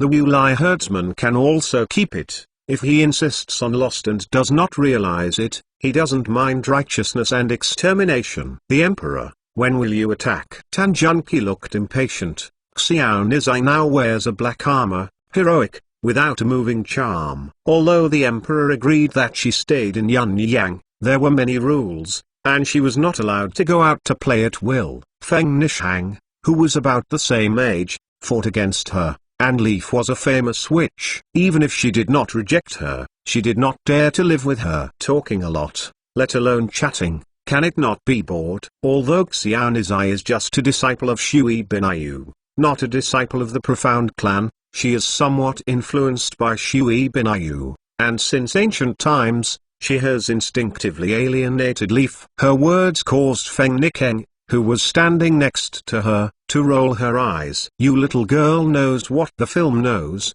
The emperor is wise and martial, and she has a decision in her heart. It is not your turn to make a move while playing in the mud. The army has to rest for some time. Yi Deshanzi smiled bitterly. This crazy girl actually regarded the war that has caused countless people to ruin as a child's play. After the war is over, the soldiers are exhausted and need a good rest. The war-damaged soldiers need to be replenished, strengthened training and running in. The occupied cities also need to be digested. A large amount of military materials have to be collected to prepare for the long war. Many things need to be prepared, and the weather starts to pick up. Once the snow melts, the roads are muddy and difficult to navigate, which is very unfavorable for war and transportation. To put it simply, war is not only people, but also requires countless money and food to support. And even the whole country must be exhausted. Therefore, ordinary kings are cautious and dare not start the war lightly. Of course, during the rest period of the Great Zhou army, it was not without doing anything. Gong Tangfing's Flying Eagle Legion entered Huayang and adopted a posture of siege instead of attacking Huayang city. Lu Shaixun's navy was also ordered to move to the north of the Tadakan River to form a siege of Huayang city, not only cutting off the connection between the three important towns of Huayang, Sanliu and Hanmu in the northernmost part of the kingdom, but also cut off the most important grain purchase and transportation channel in the kingdom of Jin. This strategic deployment is tantamount to squeezing Jin Guo's throat. As for what Nerchi would react, Yi Daishan didn't know. If it was him, he would definitely be a direct curse. In the protracted war, the fight is consumption. Although Yi Daishanzi is very painful and burns countless money and food every day, he believes that the most important way to buy and transport food is cut off, and Nerchi is more uncomfortable and has more headaches than him. Down. The main battlefield should be in the north. Nerchi's new defeat, the elite loss is serious, has hurt his vitality, needs some time to breathe. The ice and snow are first melted, the road is muddy and difficult to move, it is very unfavorable for the attacking party. The old fox Nerchi will be for a while. Will not start the war again. Of course, the Emperor Yi will also prevent Nushi from taking risks. He will send out a large number of scouts and rangers to closely monitor what is happening in Changqing. He ordered Gong Tangfing and Lu Shaixun to take precautions. The Black Wolf army advances for nearly 100 miles. Yangqing poses a huge threat. Once Liaoyang is lost, Shangjing's east gate is completely opened. If Nerchi wants to send troops to attack the Flying Eagle Legion, he has to think about it. In short, these strategic deployments must have made Nerchi very uncomfortable. Brother has already made a move. How the old fox accepts the move depends on his subsequent actions. Seeing Tan Junki's sullen expression, Dan Zi's heart softened, stood up, and said softly, "Go. Let's go for a walk." "Okay." Tan Junki cheered with joy. As long as she can go out to play, even if she just walks around at will, it is better than staying in the temporary palace all day. Leaf glanced at Xiao Nizai, then at Yi Daishanzi. She couldn't help but sighed helplessly in her heart. It seemed that another empire's flower-bone flower was about to be picked by the faint king again. Chapter 285. The capital of the Great Zhou dynasty, the Imperial Palace. Suzalun's old face was wrinkled like a bitter gourd, and a black-clothed guard had just come to report, and the giant of Jingnan Chu Qingfeng asked to see him. The Chu family is the #1 family in Jingnan and a century-old aristocratic family, but it is not enough to cause Suzalun to have such a headache. His headache is those things that Chu Qingfeng was ordered to do. Not long after Bai Ailing, Yunaiyu and other 5 daughters arrived in Jingnan with her foster father, Chu Qingfeng, Feiyan realized that she was pregnant. In this day and age, you and your lover have a tryst, and you are at most pierced in the spine. But you get pregnant when you are unmarried. Either quickly find a man to marry or wipe your neck. The family rules are strict and you have no choice. Feiyan was panicked. She was afraid that her future mother-in-law would scold her for being unruly and could not marry into Yes family. Bai Ailing had always advocated, and after discussing with Chu Qingfeng, he decided to return to the capital. For Feiyan and the children's future, in any case, Feiyan must be married first, and if he has a name, this matter is justified. So, Chu Qingfeng, who had a big head like a fight, returned to the capital with the 5 daughters and lived in the former golden house. Beiling and other 5 women are the future imperial concubines. They can't help being protected by guards dressed as domestic slaves. There are also many black-clothed guards who secretly protect them. The black-clothed guards have secretly passed the news into the palace, and Suzilun's old face will only wrinkled like a bitter gourd. It was impossible to hide from Empress Jin. Suzilun thought about it, and had to ride out and rush to Yunyang to report to the emperor. At the same time, he asked to see Empress Jin to clarify the matter. The old guy served 3 generations of emperors. This mind is not ordinary exquisite. Doing so, neither annoys the emperor, nor can he offend Queen Jin. It is called fullness of both ends. Empress Jin was very satisfied with Suzilun's confession, and at the same time, she felt helpless. She knew very well about the emperor's sex character. The emperor is good in everything, but one thing is that she can't see beautiful women and provoke debts everywhere. The beautiful palace made in the palace for so many years, he was not lucky enough, so he wanted to run out to seduce Liang Jiazi. If it is Liang Zai's house, some inconsistent women also go to hook and provoke.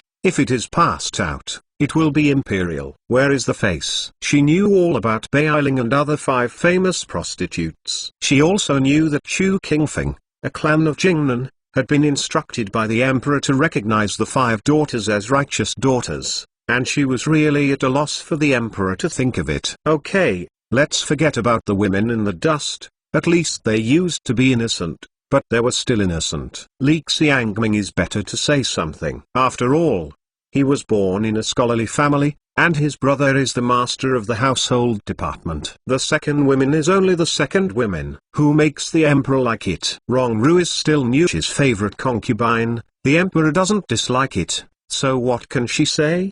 But the famous widow Gus wife who made a sensation in the imperial city caused her a very headache. The emperor, you are ruining the reputation of the Yi clan's imperial clan. How do you let your concubines do? However, she is a very smart woman who knows what to say and what not to say. Even if she is dissatisfied, she can only open one eye, close one eye to pretend not to know, and use very cryptic words to imply and express her. But the emperor also pretended to be deaf and dumb, which made her very helpless. It's not bad, although the emperor is very bothered to see someone like one.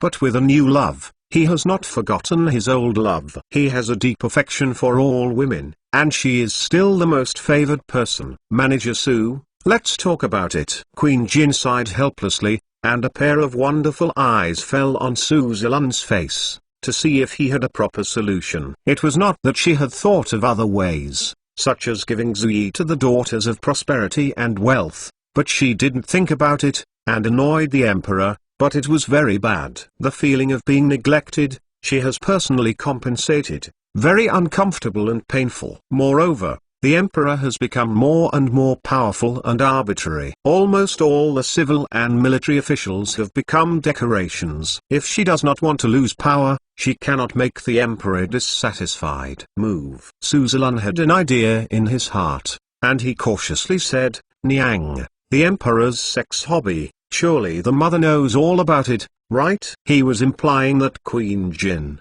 the emperor, was a big radish, not a beautiful woman. Seeing a woman who liked one, but for every woman, he was very affectionate. Therefore, the concubines of the harem were not jealous and used the emperor. In other words, it is River Crab. His words made the dignified and noble Empress Jin flushed and unnatural. She understood Suzilun's words, and analyzed it a little deeper. It was the emperor's methods of tossing people, which were ridiculous and evil. However, to be honest, looking at these absurd and evil things from the perspective of a wife only makes her love, fear and shame. Which woman does not like to spoil herself? The harem concubines, which one did not intentionally or unintentionally violate the emperor's so-called family law, then happily accept the punishment that makes people both ashamed and dying? It was her herself, who had done so 2 or 3 times a month, intentionally or unconsciously violated the emperor's house rules, and caused the emperor to punish severely, tossing to death, and having to rest for a long time before geniuses were relieved. Those women, for her, are all very awkward, untouchable, and headaches. The day before yesterday, she asked her mother privately, what is the proper way to house these extremely troublesome women? The suggestion that her mother gave her was that since it is difficult to touch, just accept it, so as not to make the emperor feel unhappy and risk falling out of favor. Although it is not happy in my heart, there is no other way. Instead of this, it is better to accept them all into the palace, which not only reflects the magnanimity of the empress, pleases the emperor, sits firmly on the throne of the empress of the East Palace, and guarantees the emperor security. For these women, someone ran out every 3 to 5. Although there were a lot of guards accompanying them, it was worrying after all, and it was safe to stay in the palace. This is what my mother meant, and the same is what Suzalan meant. Empress Jin could only sigh helplessly. Manager Su will handle this matter, but Jinshan must be careful. Yes, Empress. Suzalan bowed to receive Queen Jin's verbal message, and secretly took a breath of air. Queen Jin's arrangement was the most appropriate and smartest coup, which not only showed her own demeanor, but also sought the emperor. The concubines can't shake the seat of the Empress of Donggong. As for Queen Jin's deliberate reminder, he knew in his heart that Bai Ailing, Yunai and other 5 daughters were born in the dust. Gixia and Li Xiangming were all 2 women, and their reputations were not good. Don't leak any wind, so as not to affect the emperor's reputation. This matter is actually very easy to handle. Just take all those women into the palace quietly. As for how many concubines the emperor has, what are their names, and their ancestry, how can those ministers know? Even if you are curious, who would dare to inquire? Unless you feel impatient for yourself. Queen Jin sighed, and waved helplessly. You go and do it. Aijia is sleepy. Yes. The servants retire. Suzalan bowed and exited the Qianqing palace. After that, he began to make arrangements. After putting on casual clothes, he brought a group of inner palace guards to quietly leave the palace. Chapter 286. Entering the palace in the hall, Bai Ailing, Yunai and other women were chatting with Feiyan, talking carefully one by one, so as not to irritate her and make her sad. Feiyan could feel the care and concern of the 4 sisters.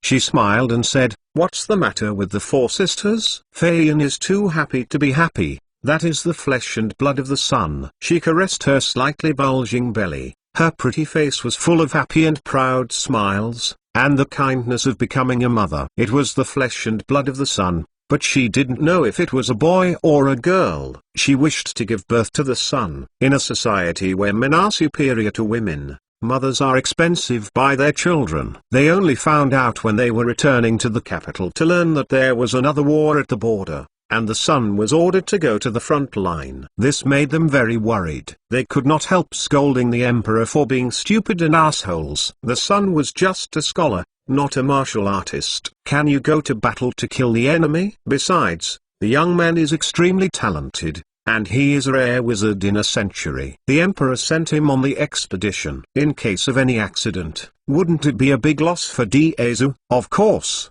to say that there is no trace of worry in my heart, it is against my heart. After all, she is still the eldest daughter of Huangwu, who is to be married in her boudoir. She was pregnant before she passed the door. Now the war is starting again. I don't know when it will end. I'm afraid that by the end of that time, the child has already been born and brought the child through the door. I wonder what the parents-in-law will think of her. Bai Ailing and other women also understand this. They can only be in a hurry. The only thing they can do is to comfort Feiyan, and appoint the son to protect their family members, to find ways to go to the border and send letters to the son. So far, they still don't know where the son's mansion is in the imperial city. But what if they do? Except for the son, it is impossible for the Yi family to know them. They can only pray for the son to be safe, and the war will end soon. A maidservant came to report, and Guansu came. Bai Ailing and other women hurried out to welcome them. To be able to be the steward of the Yi mansion, Of course they have extraordinary skills and must be loyal to the Yi family. This old steward Su often accompanies the son by his side, and he is a trusted confidant of the son. The adoptive father Chu Qingfeng accompanied Su Zilun, and the first master of Xinglan Zhao Ti came in, letting the girls breathe a sigh of relief. Guan Shisu is the confidant of the son, and the steward of the Yi mansion must have a certain amount of power in the mansion. I believe it can be handled well. Is this matter? After being courteous, Mr. Zhao gave Ziyan a pulse and confirmed that his mother was healthy and that the fetus was fine. Then he withdrew his hand and nodded to Su Zilun. Only then did Su Zilun explain his intentions. He came to pick them up at the order of the mistress. As soon as these words came out, Beiling and other women couldn't help being surprised, and the feeling of anxiety in her heart became stronger. The name of the mistress is very knowledgeable, the old mistress, that is the mother-in-law. The mistress is naturally the original partner of the son-in-law. The big family has many branches, and only the one that is powerful and controls the whole family is the orthodox. In the direct line, the patriarch is the head of the family, and the wife of the patriarch is honored as the mistress. The women still don't know the true identity of Yi De Shanzi, and with normal understanding, they only think that they are the sons of the family in the big family, but they didn't expect that the son is so young. He is already the leader of the family, and it is really unbelievable. The mistress sent someone to pick them up, which showed that they had been approved by the Yi clan and accepted by the original partner. This made the stone that they had been stuck in their throats slamming down. However, there are many rules in the family, and the family rules are strict. If you are not careful, you will violate the family rules. Even if the son of the family is the head of the family, he cannot protect them in the face of family pressure.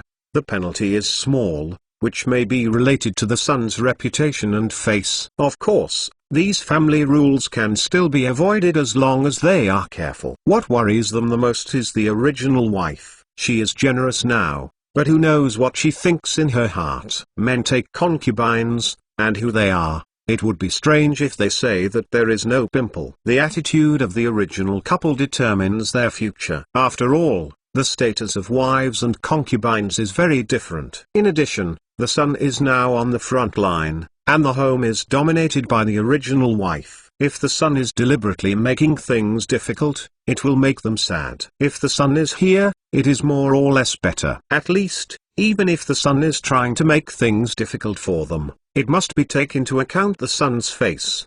But when things came to this point, it was like an arrow with a bow. They couldn't turn their heads. The 5 women were happy, but they were also anxious, picking up their own things in a complex mood, and then Steward Su led them into the mansion. When Su Zilun came, he had already had a vehicle, but it was just an ordinary wagon, but there were few guards accompanying him, all in the attire of domestic slaves of ordinary families. This matter has to be done very low, and it should not be known to others. Even the guards had been severely warned. If things go out today, they will all rattle. Beiling and the 5 women each rode in a carriage, each accompanied by a personal servant. They could feel the carriage slowly moving in the street, and their hearts became more and more nervous. The time spent on this journey is not long, but to them, it is like a long 100 years. When they felt the carriage stopped and the 5 women got out of the carriage, they couldn't help being shocked when they looked up.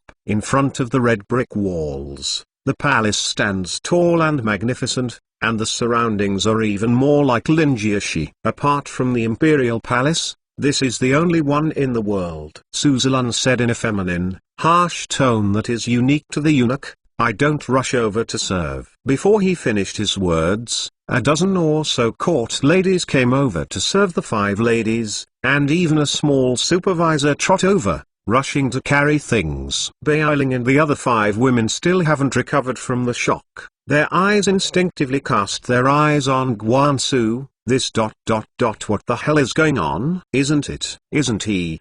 He is. Su Zilun nodded lightly, and gave a clear answer. Young master, is the current sage. Gixun, the proprietress of Dan Yuntang, was also taken into the palace by Su Zilun himself, while Li Xiangming walked her into the palace first. The 2 were equally disturbed. Unexpectedly, The enemy of the day and night was actually the emperor of today, almost, did not scare the two to death. This kind of scene, Li Xiangming, who came from a family of officials, has seen a lot of big scenes, but it seems calmer than Gixun. Now, when she recalled the words of her brother Li Jin, she understood the hard work of her brother. It is said that the human is as deep as the sea, and the harem is even deeper than the sea. My brother is worried that he is helpless and depressed in the palace, so he hints that he is far away from the enemy.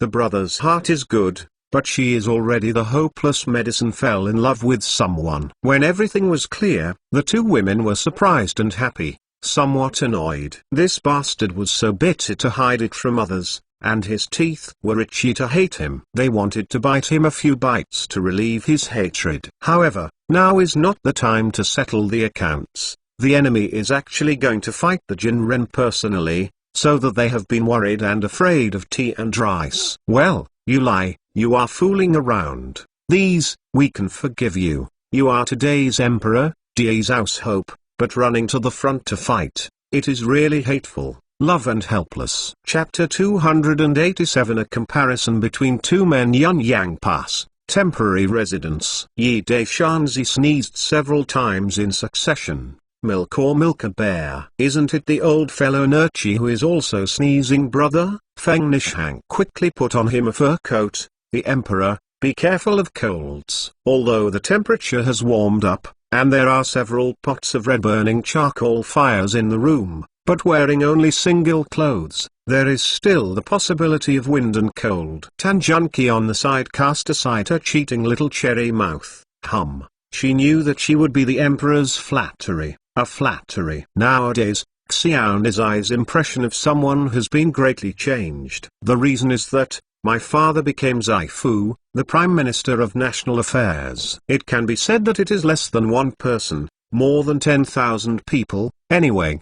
Power. It's not big enough. Every day, there are more officials, big and small, who come to the door to slap old dad's flattery than the River Crucian car, which makes her little proud. In addition, the mansion rewarded by someone, gold and silver brocades and good acres, greatly improved the living conditions of the family. Of course, the most important thing is the influence of the father. It is the first emperor of the mainland for thousands of years. The first emperor was the first emperor to unify the savage continent, and his father's evaluation of someone was so high that Xiao's mind changed unknowingly. Hearing that the old man said that he had missed his mouth, someone drove him personally, and played happily in the front. Tan Junki couldn't sit still, and left a letter for his parents, and ran to Yunyang alone, wanting to see Sumion's martial arts. Unfortunately, thousands of rushes. When she hurried to Yunyang Pass, the battle was over, which made her feel very sorry. Staying in the temporary palace, I don't know how boring it is. Xiaonizai asks someone when she will go on the expedition every other time, but the reply is to wait, which makes her very helpless. Now, she regretted what she had said before, and wanted to get married with Feng Nishang, but she couldn't save the face because of her arrogance. At this time, the report from the guards outside the door was sent by Gong Tangfeng, commander of the Flying Eagle Corps, and Lu Shaixun, commander of the Navy. Feng Nishang was about to open the door. Tan Junki jumped up to open the door first, took the 2 notes, and handed it to her with a smile. Here, Feng Nishang was taken aback for a moment, and then his face eased, and he smiled at Tan Junki, reached out his hand to take it, and presented it to the emperor.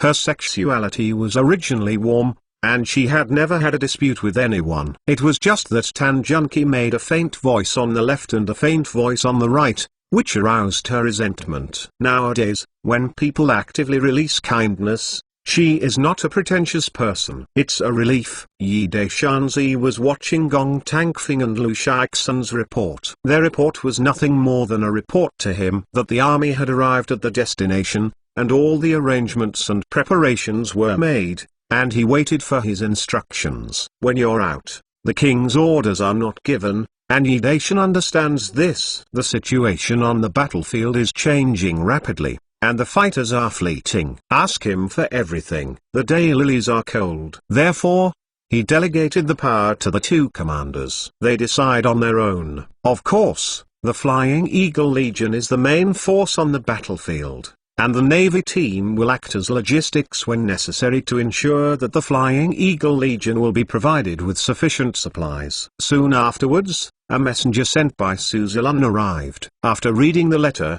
Yi Daishan couldn't help scratching his head, with a strange expression on his face. Well, Feiyan was pregnant with his flesh and blood. This was a great joy. However, he didn't expect Queen Jin to bring in Bai Ling, Yunai and other 5 daughters, Gixia and Li Xiangming in one breath. In the palace, it turned out that my brother was cheerful and happy outside, thinking that gods do not know, ghosts do not know. Who would think that Empress Jin knows everything? How does this make brother love? Queen Jin's generosity made him feel a little guilty. The eldest wife helped you marry the little wife, and she had 7 in one breath. This is a fascinating thing for no one before and no one in the future. Brother is very touched. After a long time in his heart, he said in his heart, Jaina, don't worry, although I like the new, I don't tire of the old. You are so good to me. I remember it in my heart. After I go back,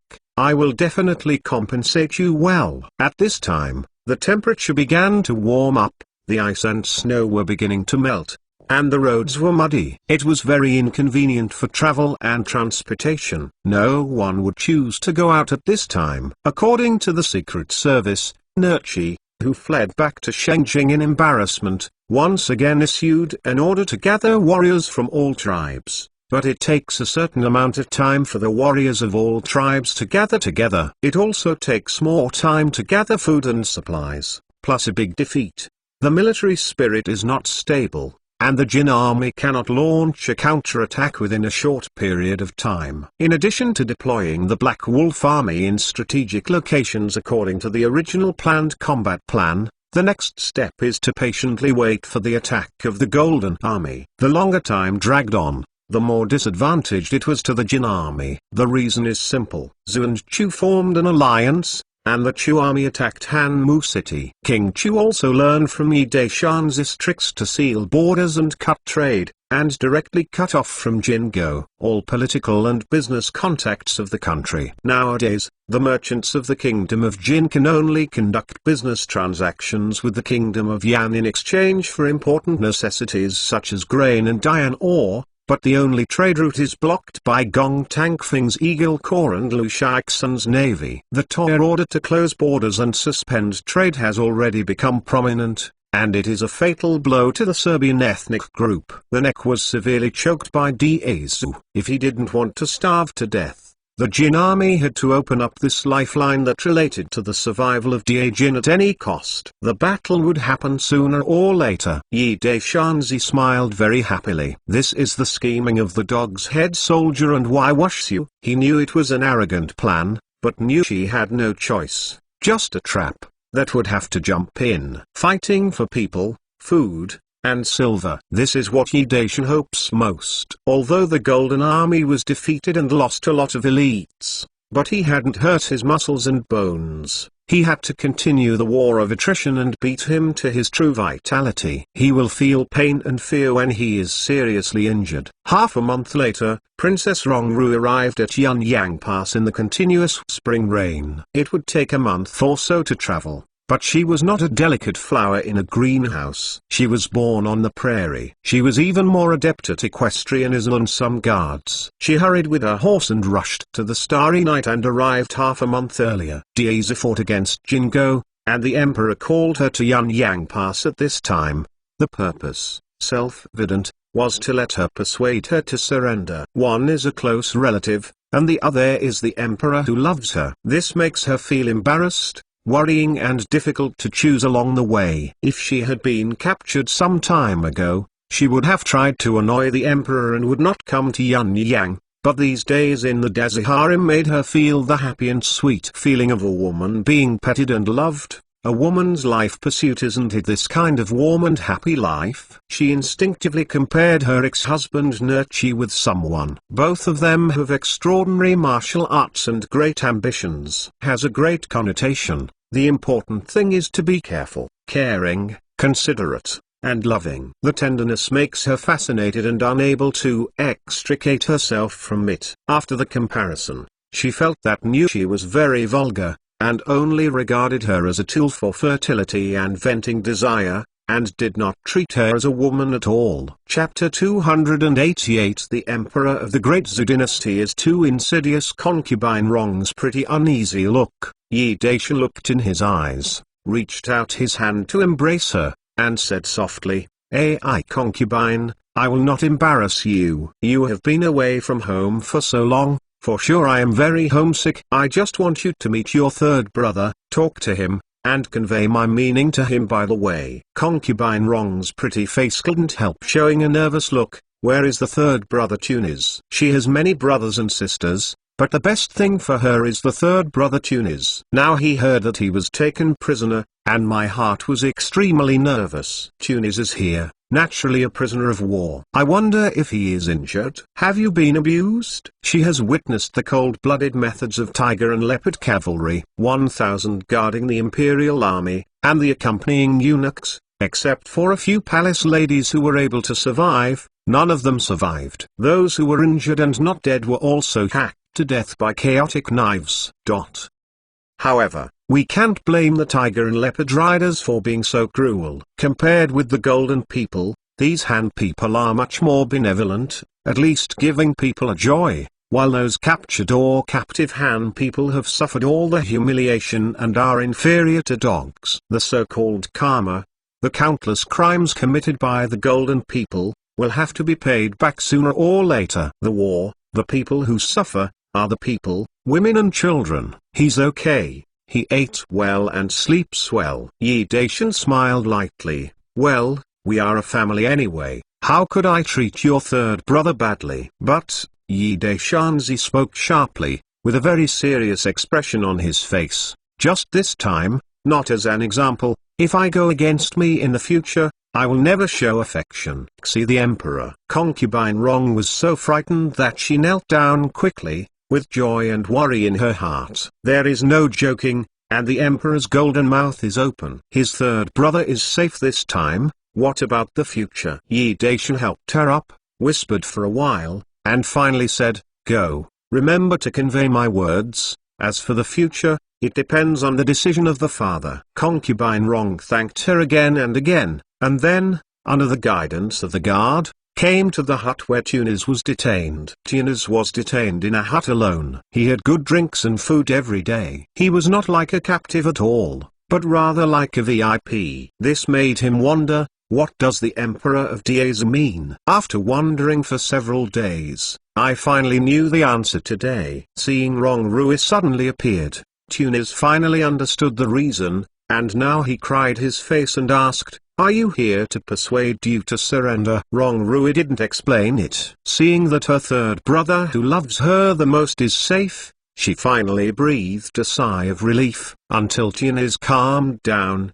she slowly said what the Emperor had said, and her expression was quite nervous. Watching his reaction, Tunisian is the future heir appointed by King Bolinxian. If there is only one person who is brave, the position of the patriarch will not be his turn, and there are two older brothers in front of him. The Tunisian who calmed down thought about it for a while, and couldn't help being silent. The conditions set by the Emperor of Diezu were extremely tempting. Both him and the Ali herdsman can obtain great benefits, but there is a prerequisite, that it was Diezu who had to cripple Jingo. Although Jin was defeated in this war and lost many elites, it has not yet shaken its roots. For the Ali herdsman, it is not the time to make a stand and stay on the sidelines. Tunis thought for a while, and then ordered the younger sister to bring his words to the Emperor of Diezu. Tianiz's reaction was as early as Yi Daishanzi's expectation. This is indeed not to blame. The situation is still not clear. They have not taken refuge now because of interest considerations. This is after all related to the Uli herdsman, life and death. Now, it doesn't matter if you don't state your position. Sometimes, there are some things that everyone knows in their hearts. It's okay to open one eye and close the other. Regarding Tuniz's reply, Emperor Yi Da was very satisfied. He immediately ordered all the prisoners of the Uli herdsmen to be released. He also sent back weapons and horses, as well as a lot of food. His third brother-in-law is still considered a personal thing, but hey, you took the captured tribal warriors back unscathed, and you also brought back a lot of food. Nerchi shouldn't be suspicious. Niu was already confused and suspicious. This time, he just added some firewood to the fire to make the fire more prosperous. Later, there will be a lot of small actions, depending on whether Bang is smart enough. If he is stupid, he will not be wronged if he is swallowed by Nerchi. It is necessary to split the prairie tribes. The Kotu army master Y has no plan for this plan, but he has spent a lot of thought. What's more, after the establishment of the Black Guard, he has already set out to arrange it, not afraid that the kingdom of Jin cannot coax inwardly. Tian has led more than 20,000 warriors of his own tribe to leave Yanyang and return to Fengmushing. On the way, he has been grinning sadly. The Emperor of Diezu was too insidious. How could he explain to Nerchi when he took his tribe back home like this? If you don't go back, you can't. You can't just stay there. I won't go back. I'd rather be your prisoner. He had the painful feeling of being put on a fire and roasted. No, it was sent up by himself, but he knew it was like that. You still have to thank others for a headache. Tunis really couldn't think of any proper way. Anyway, the matter was over and he had to go back and discuss it with his father before making a decision. Dayton City, headed by the Huai General Tang Feng, is stationed with 60,000 infantry troops and 5,000 cavalry troops. There are a large amount of military materials in the army to serve as the logistical supply of the Eagle Corps. There is currently no war. Tang Feng ordered the soldiers to maintain certain exercises and strengthen their vigilance, basically rest. Old General Tang is always strong, and when he has nothing to do, he puts his arms around the two tribal beauties, drinking and having fun. After occupying Dayton City, the Yang and Zhang tribes living in the city either surrendered or were escorted back to the country to serve as free labor. The beauties of the two tribes were contributed by his subordinates, beautifully called by its name, to avenge the sisters who have been insulted by the Tartar. After he entered the city, this old general who had always treated captives graciously and was known for his steadfastness saw those big men who had been taken captive and tortured by the Tartars, who were already inhumane, immediately rushed into the crown, drew his sword on the spot, and took a few golden soldiers. The senior generals were chopped off. Nearly 100 gold men, who were the most evil in normal times, were dragged onto the street and let the tortured people beat them alive, with no bones left. This old general's sudden violent performance was shocked by his hands. The adults rushed forward, perhaps even more terrifying than the pillar general Yu Tongliuo, who had always been slaying captives and had the notoriety of a butcher. Tang Feng was working hard, killing two tribal beauties and begging for mercy, when the guards suddenly heard the voice of fear and anxiety outside the door. Report to the general. Chapter 289. I want to kick you. PP. Did you lose control of Polygon? Tang Feng immediately jumped up from the bed in shock, hurriedly dressing and armoring, ignoring the beauties with a faintly resentful look on the bed, and intends to lead an army to regain the pass.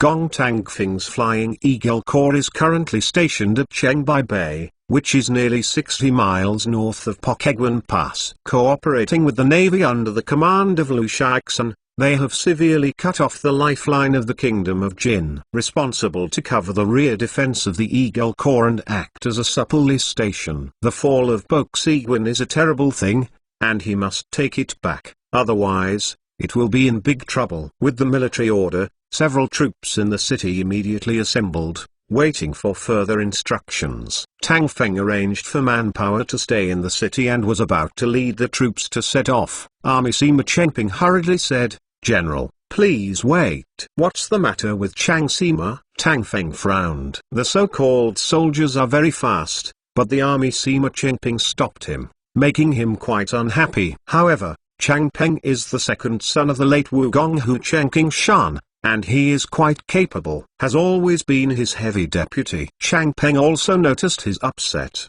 and cautiously explained, "General, Xiaoyuan asked the messenger carefully just now and found a suspicious point." Tang Feng raised his thick eyebrows, said. Chang Peng explained. He carefully asked the dozen or so soldiers who had escaped from Pojiguan to report for help. They were all personal soldiers of the Guard General Luo Yuan. The reason why Pojiguan fell was because she had surrendered to Jingo. The Han army pretended to be soldiers of the Flying Eagle Corps and opened the city gate. As soon as the gate opened, the Golden Army cavalry that had been ambushing outside the city immediately rushed into the city. Luo Yuan led his army to resist desperately and died on the spot. When the master died, the defenders fought in their own way, their morale was low, and they were finally defeated. The soldiers fled for their lives. The dozen or so soldiers escaped from the city in the chaos and rushed to Datan City to report for help. According to them, the Golden Army did not encircle on all sides,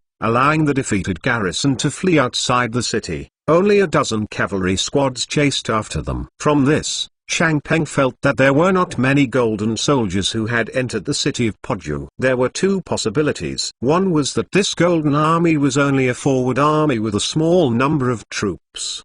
The main reason was that they seized the city by surprise attacks. And the other was that there were some. Jin Jun set an ambush on the road, and Zhu Jun, who was waiting for aid, slammed into the net. General Chang Peng looked solemnly, possibly important, but it has little impact on the Eagle Corps. The Navy can still guarantee the supply. If the situation is unfavorable, they can also take the Navy warship to evacuate. Jin Jun really set up an ambush in the middle of the road. Then it will be in danger. Tang Feng groaned for a moment and nodded. He was also impatient for a while. Lost his mind. Chang Peng made a good analysis. It doesn't matter if the Poksan Pass is lost. He only needs to stick to Datan City without losing, and it will have an impact on the battle. Not big.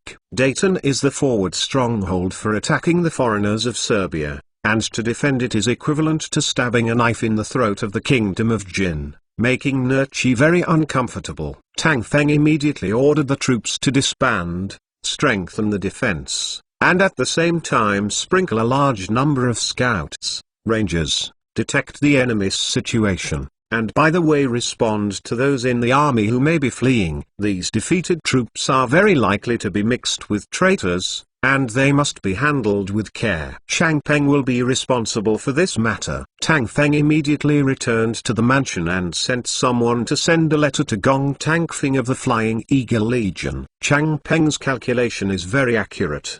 She did have two ambushes targeting Dayton and Chengbai Bay reinforcements in the middle of the road. However, after waiting for 2 days and 2 nights, the ghosts couldn't see one, and he had no choice but to retreat.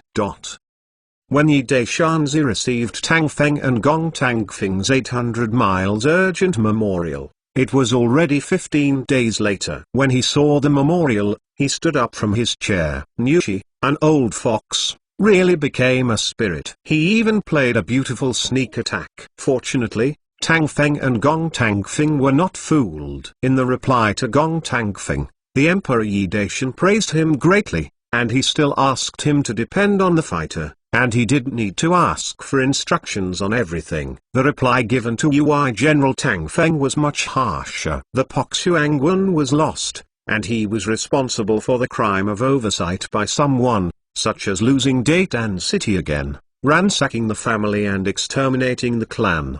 The last sentence is, when the war is over, I will kick you pp.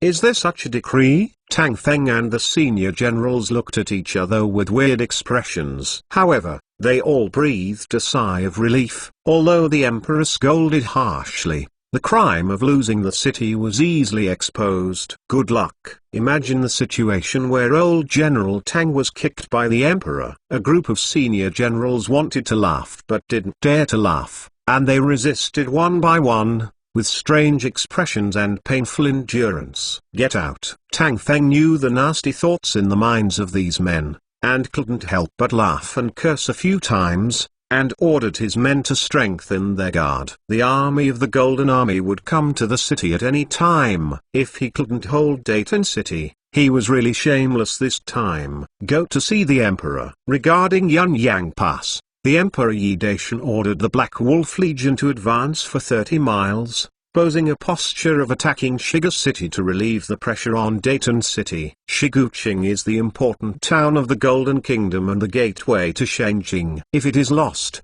the Black Wolf army can come directly to Shenjing, unless Nurchi is more crazy than him, and ignores the old lair that has been in business for decades, and desperately attacks state and city. Otherwise, only retreat obediently. He has been sending out a large number of scouts, rangers and secret spies to closely monitor all the movements of Shenjing, but he did not expect to let Nurchi give an army to him, which made him feel a little uncomfortable. The emperor's face was a little gloomy, and both Feng Niking and Tan Junqi shut up obediently. "Ah, do you know that it's amazing now?" Leaf giggled, and she was the only one who dared to be so presumptuous in the world. Horse stumbles, but humans stumble. Yi Daishanzi laughed a few times. The front play was so smooth that he looked down on the old fox Nurchi a bit. This old guy has become a spirit and learns from life, using the tricks he had just used for a short time to pay him back. This is called the way of Ebb, and it's still exhausting. In General Pojagwin's mansion, all the elder brothers and senior generals felt very relieved. This slap in the face was very loud. I don't know what the Emperor of Dazu would be like when he learned that Pojagwin was lost. Expression, sweating, wise and martial, superb wisdom, unparalleled in the world, all kinds of bullshit like the Yangtze River surging endlessly. At this time, Nurchi frowned. When people thought he was newly defeated, his morale was lost. The ice and snow were beginning to melt, and the roads were muddy and unbearable. He went the other way. Silently attacked Bo Quangguan. Of course, he learned this trick vividly, and Diezao's Treasure King also succeeded in attacking Yun Yang and Yun Wu levels when it was impossible. Today, he is just following the way of the other and giving back to the other body. In his heart also quite proud. However, the Eagle Legion in Chengbai Bay and Tang Feng stationed in Datan City were not fooled by the reinforcements of Po Tiguan, and his two tricks failed. This made him very helpless and headache. Datan City is the forward stronghold for the Great Zhou army to attack the foreign races of Serbia. It can penetrate into the hinterland of the prairie at any time, posing a huge threat to the tribes and must be retaken, while Chengbai Bay is the only food road for Dakin at present, filling the stomach. The lifeline must be taken back at any cost. Chapter 290. If the reinforcements sent by Daton or Chengbai Bay can be ambushed, the resistance will be much smaller when attacking these two places in the future. Unfortunately, the sky is not what people want, and Gong Tangfeng and Tangfeng are not fooled. This is where Nushi feels the headache. Reason. Although he has never fought with Tangfeng, the defender of Daton City, this veteran is an old general in the Great Zhou Empire's military who can conquer good battles and has repeatedly made military merits. He is also known for his stability. Daton City has him in charge to attack. You can imagine the difficulty. Even if it can be attacked, the loss is incalculable. Gong Qingfeng, the reliant lieutenant of the former Wugong Marquis Chang King Shan Chang Lao Hu Yi, is now the commander-in-chief of the Flying Eagle Legion. Although he is young, he is already an old opponent. Nushi personally conquered Zhen Yang in the last battle. It was still a fiasco in his hands. The Flying Eagle Corps, which was expanded on the basis of the old trilogy of Lord Chang Lao Hu, has good combat power and is a tough bone that is extremely difficult to gnaw. Nushi groaned for a while. The Great Zhou Empire was full of talents, and he took out one of them, which was a great talent on the one hand. On the other hand, he said that he has many soldiers, but this word is confined to charging and trapping. The fierce general who killed the enemy before the battle wanted to find a general who could stand alone. It was difficult, it was not impossible, but he really didn't worry about handing over the military power. It was a headache, a very headache. The head is very painful, but Chengbai Bay is the only lifeline in the northern part of Dakin. No matter how much it costs, it must be opened up. But how should this battle be fought? The madman in Diezu would definitely not sit back and watch him attack Chengbai Bay. When his army changed, Shiguqing would be violently attacked by the Black Wolf Legion. It was Shengjing's gateway. Could it be defended by then? But again, a big headache. The Black Wolf Legion is well equipped and well trained. Among the big army on Wednesday, the Black Wolf Legion has the highest combat power. The commander is the favorite of the lunatics of the Great Zoo. It is young and promising, and its military command ability displayed. Nurkai has also learned, and he is also a tiger that cannot be ignored. The Third Army is rumored to be a purely Lust Tunshan army. It was transferred to Zhenyang to defend the city just before the winter. Its combat power was even weaker than that of Desa's frontier army. However, after the battles of Yunyang and Yunwu, they were able to fight. The improvement cannot be ignored. The lunatic of Diezu put the two legions to the east, forcing Shiga City, threatening Shengjing. This is to force him to fight on both sides. This lunatic's insidious tricks are linked together, forced you to accept the move passively, making people breathless and exhausting, and he can't afford to play it. The terrible effect of the border trade order implemented by the lunatic 2 years ago has fully emerged at this time. Thanks to sweating, Shigaba Bailey reports urgently. Nushi was thinking about how to attack Chengbai Bay in order to defeat the Flying Eagle Legion at the lowest cost. Zijun invested the Black Wolf Army in the Third Army on the eastern battlefield, with a total of 400,000 troops, and launched a fierce attack on Shiga City.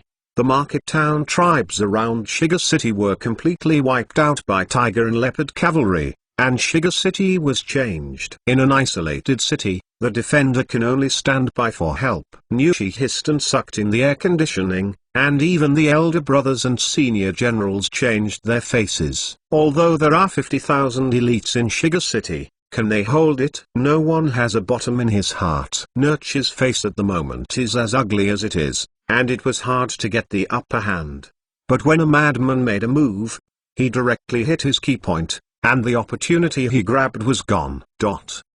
He was unwilling to go back to the teacher to reinforce Shigu. Moreover, if the lifeline is not opened up, people can drag you to death by dragging you, leaving Shiga City to ignore and continue to attack Chengbai Bay. But if Shiga City falls, Shengjing is threatened. It is also a big trouble. Father Khan, my son is willing to lead an army to reinforce the stone drum. A group of elder brothers have petitioned for orders. This is an obvious conspiracy on the table. The elder brothers are not all simple-minded men with well-developed limbs. One thing can still be seen. Nurch's worried eyes swept across the faces of his sons one by one. Although he had made a decision in his heart, he decided to go all out to open the lifeline of Chengbai Bay. But who is the handsome reinforcement of Shiga City is another big headache.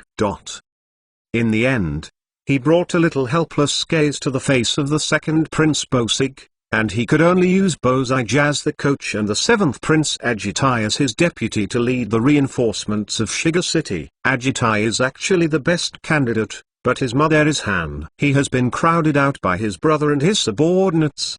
His position is very embarrassing. It makes him lead the army and it is difficult to convince the crowd. He can only tell Bosig again and again. This is not a trivial matter, it is about the survival of Dakin, and discuss everything with Agitai. Bosig agreed. Although he had a serious expression on his face, he couldn't hide his inner joy. On the other hand, the expression on his face was more complicated. His father Khan's move was tantamount to choosing the heir to the position of Khan. If you have no objection in your heart, that's a weird thing, Khan. Who doesn't want to sit down? The elder brothers are no longer upset, and they dare not complain at this time. Who dares to stroke the dragon's beard of Father Khan? They said goodbye to the second elder brother Bosig and the seventh elder brother Agitai, wishing them victory. But they were completely opposite in their hearts. wishing the second elder brother Bosage to redeem the Zhou army for the slaughter, let alone Agitai. Shuhang,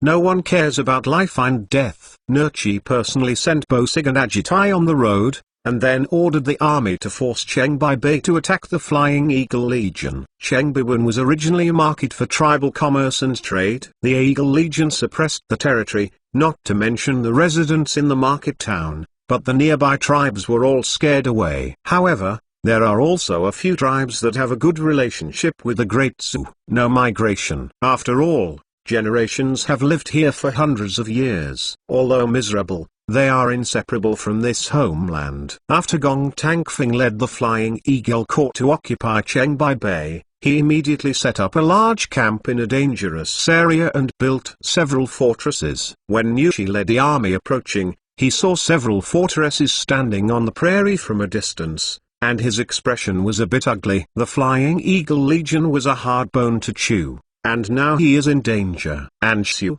there is a navy on one side to take back Chengbei Bay. I don't know how many elites Dakin will lose. However, at this point, he couldn't help but hesitate for a while. Time was pressing, and the lifeline had to be opened in the shortest time. The army was stationed in the camp and rested for a night. On the second day, Nerchi personally supervised the battle and led the army to attack the fortress. The fortress is made of mud, stones and wooden piles. The prairie does not have so many woods. The wooden piles are all provided by Lu Shaixun's navy. The fortress mud wall is only 1 meter high, not as thick and strong as the city, but the 4 strong attacks launched by the Golden Army were defeated by the dense arrow rain and the terrifyingly lethal giant crossbow and sky-blasting thunder. The losses were quite heavy. Nerchi successfully attacked Poxiguan. He thought he would be able to seize a large amount of important military materials such as grain and grass. Although the Zhou army who wanted to defend the city was defeated, he set off a big fire and burned all these military materials. Some of the thunder chariots and giant crossbows accumulated in the village were all turned into ashes, and Nukai was froze that he did not get any benefits. Chapter 291. There are several new weapons with terrifying lethality, such as the Thunder Chariot, the Great Crossbow, the Sky Thunder, and the Rocket. Nerchi once sent a large number of secret spies, and tried every means to obtain them, research and produce, and equip the army. It is a pity that Zhujun kept it secret. The system is very strict. No secrets can be obtained. Nerchi can only sigh helplessly. Now, he can no longer take care of these terrifyingly powerful weapons. Chengbei is the key stronghold of Dazu stuck in the throat of Dajin. It must be pulled out. The national stock of food is not much, and it can last for a few months. Nearly 250,000 Dajin elite and Gong Tangfing's Flying Eagle Legion launched an exceptionally tragic offensive and defensive battle in Chengbei Bay. After paying a very heavy price, Fang captured the first and second fortresses in front, but that was just the outer fortresses of the Flying Eagle Legion, as well as 7 stronger fortresses, were firmly nailed to Chengbei Bay. On the east battlefield, Mu Chunfing led the Black Wolf Legion and the 3rd Legion to encircle Shiga City, and launched a fierce attack. He said it was a fierce attack, but it was actually a feint. Regenerating his energy, waiting to swallow the 100,000 reinforcements of the second Prince Bosig. The second Prince, Bosig, led an army of 100,000 to reinforce Shiga City. The army under his command has 40,000 cavalry, all capable of fighting elites. Nerchi made up his mind to choose him as the heir of the Khan. I sincerely hope that he can defeat the Black Wolf Legion, make military merits, and conquer the crowd with military merits. Bosig also understood his father Khan's mind, and vowed to serve him in the first battle and establish his status as a prince. On this way, he led 40,000 cavalry along the way, and the 7th Prince Agitai led an army of 60,000 infantry, which was slightly delayed. Seeing that Bosig's cavalry was getting further and further away from his headquarters, Agita had to order the infantry to speed up the march. At the same time, he sent a messenger to persuade Bosig not to be greedy for meritorious advances, so as not to be in ambush by the Zhou army. Anxious, Agitai was leading his army to chase Bozig's cavalry. A ranger came to report, and the left wing found a Zhou army in motion. Agitai's face changed slightly, and he hurriedly ordered the ranger to explore again. At the same time, he sent additional soldiers to chase after Bozig's troops and inform him of the news. When Agitai's soldiers caught up with Bozig's 40,000 cavalry had rushed to Fuyupo, nearly 60 miles away from Agitai's infantry. There was a camp of Zhejun on Fuyupo. Bozig was eager to win and ordered 10,000 cavalry to attack Zhujiang. The two sides fought fiercely at Fuyupo. Regarding Agitai's report, Bozig did not care about it. He sent a message to the 7th Prince Agitai, asking him to pay attention to the movements of the Zhou army on the left. He continued to wield his army to attack the Zhou army in Fuyupo. As long as he broke through the camp, directly attacked the right wing of the Black Wolf Legion, with the spirit of the first victory, defeated the Black Wolf Legion in one go. When Azita received Bozig's message, his head swelled n times. Bozig understood that he would continue to attack and advance with his cavalry as the main force, and lead the infantry to ensure his safety in the rear. If nothing happens, this plan is still feasible, but now, not only the left wing has discovered Zhejun, but the right wing and the rear have discovered Zhejun successively. That is to say, he is already attacked on 3 sides, and people have already laid a trap to wait for them to go inside. Drill. Anxious, Agitai ordered the army to defend in situ, and sent his soldiers to Fuyupo to report to Bozig. In this case, Bozig finally led his 40,000 cavalry to retreat and join his infantry, and then concentrated forces to break through to one side, and once the encirclement of the Zhou army was formed, it was too late. Asshole, tell him to get closer to Fuyupo as soon as possible. Bozig roared loudly. His 10,000 forward army had already conquered the 2 camps of the Zhou army. Now, with the vigor of victory, he frantically attacked the 3rd camp to conquer the 3rd camp.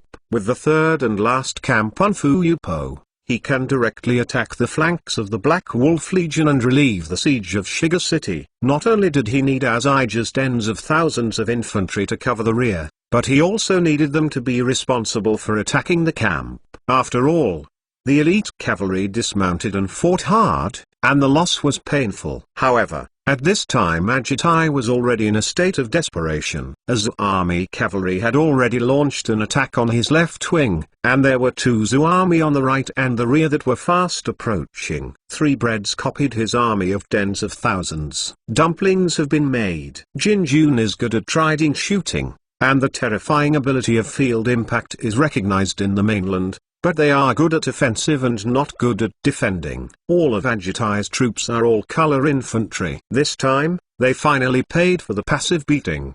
Pain. Agitai was so angry that the muscles on his face were twisted. As long as he had 5,000 elites in his hand, he could defeat the 10,000 Zhou army cavalry on the left wing, but the cavalry was all taken away by Bozig, leaving him with everything. It is the infantry, and the infantry has suffered a great loss from the cavalry. Moreover, the Jinjun is not good at defending, and he has no choice but to have the ability. However, Agitai still made the right choice. He ordered the team to shrink and resist the Zhou army cavalry in a dense formation. He ordered his guards to attack and disturb the Zhou army cavalry. Their guards were all elite cavalry, but only 100 cavalry. Although they were soon overwhelmed by the Zhou army cavalry, they also won time for the infantry to move closer to the center. At this time, he retreated and moved closer to Bozig, but he had no choice but to suicide. He could only hope that Bozig could focus on the overall situation and return to his teacher to relieve the siege. The messengers were sent out one after another,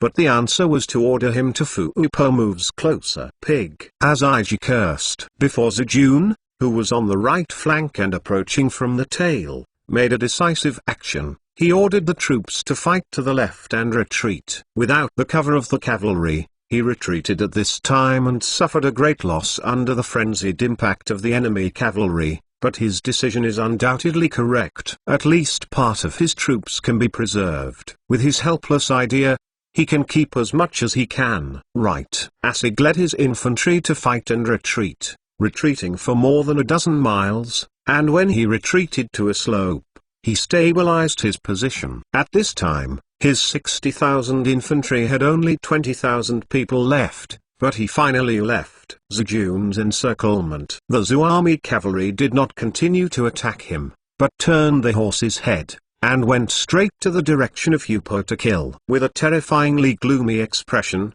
Agitai hesitated for a moment, and ordered the remaining troops to retreat quickly to the west. The generals asked, why not reinforce the second Prince Bosig? Agitai cut down several generals in succession to stop these tribal warriors, and then explained the strong relationship between them, and those tribal warriors followed him to the west and retreated to the west. Bosig was made dumplings. It was a matter of decree. Whether Bosig was alive or dead, he had no choice but to retreat to Shengjing. It was also a dead end. 100 li away from the west, there is a camp of the Naxi ethnic group. His wife is Zamaheshuo, the daughter of the Naxi patriarch Azasi. His only way to survive is to rely on this father-in-law before making other plans. At this time, Zhengtong's offensive was fierce and forced step by step. The prairie was chaotic into a pot of porridge. When Dakin was in danger of survival, his distressed father Khan couldn't spare his hands to cure his crimes in a short time. To take advantage of this excellent opportunity to use the power of your father-in-law to grow your own power, the probability of survival is as great as his power is. Chapter 292 Encirclement and Annihilation. To attack with all strength, we must take down the camp. Bosig gritted his teeth and roared. He did not expect that the third government camp of the Zhou army was so difficult to attack, and he did not expect that the 7th Agitai would run away, so angry that he scolded the traitor. If he were not on the battlefield, he would have personally led a cavalry to chase, cutting off Bozig's head and kicking it. At this time, there was a return from the ranger, and the left wing found that a cavalry unit of the Zhou army was fast approaching. Bosig cursed and sent out 5,000 cavalry to meet the enemy. If it weren't for the bastard Agitai to escape and protect his back defense and left and right wings, he could attack the Zhou army on Fuyupo with peace of mind. The 5,000 cavalry greeted the Zhou army cavalry who approached from the left flank and rushed away. The Zhou army cavalry didn't meet it and turned the horse's head to retreat. After the 5,000 golden cavalry's tail, the cavalry chased wildly.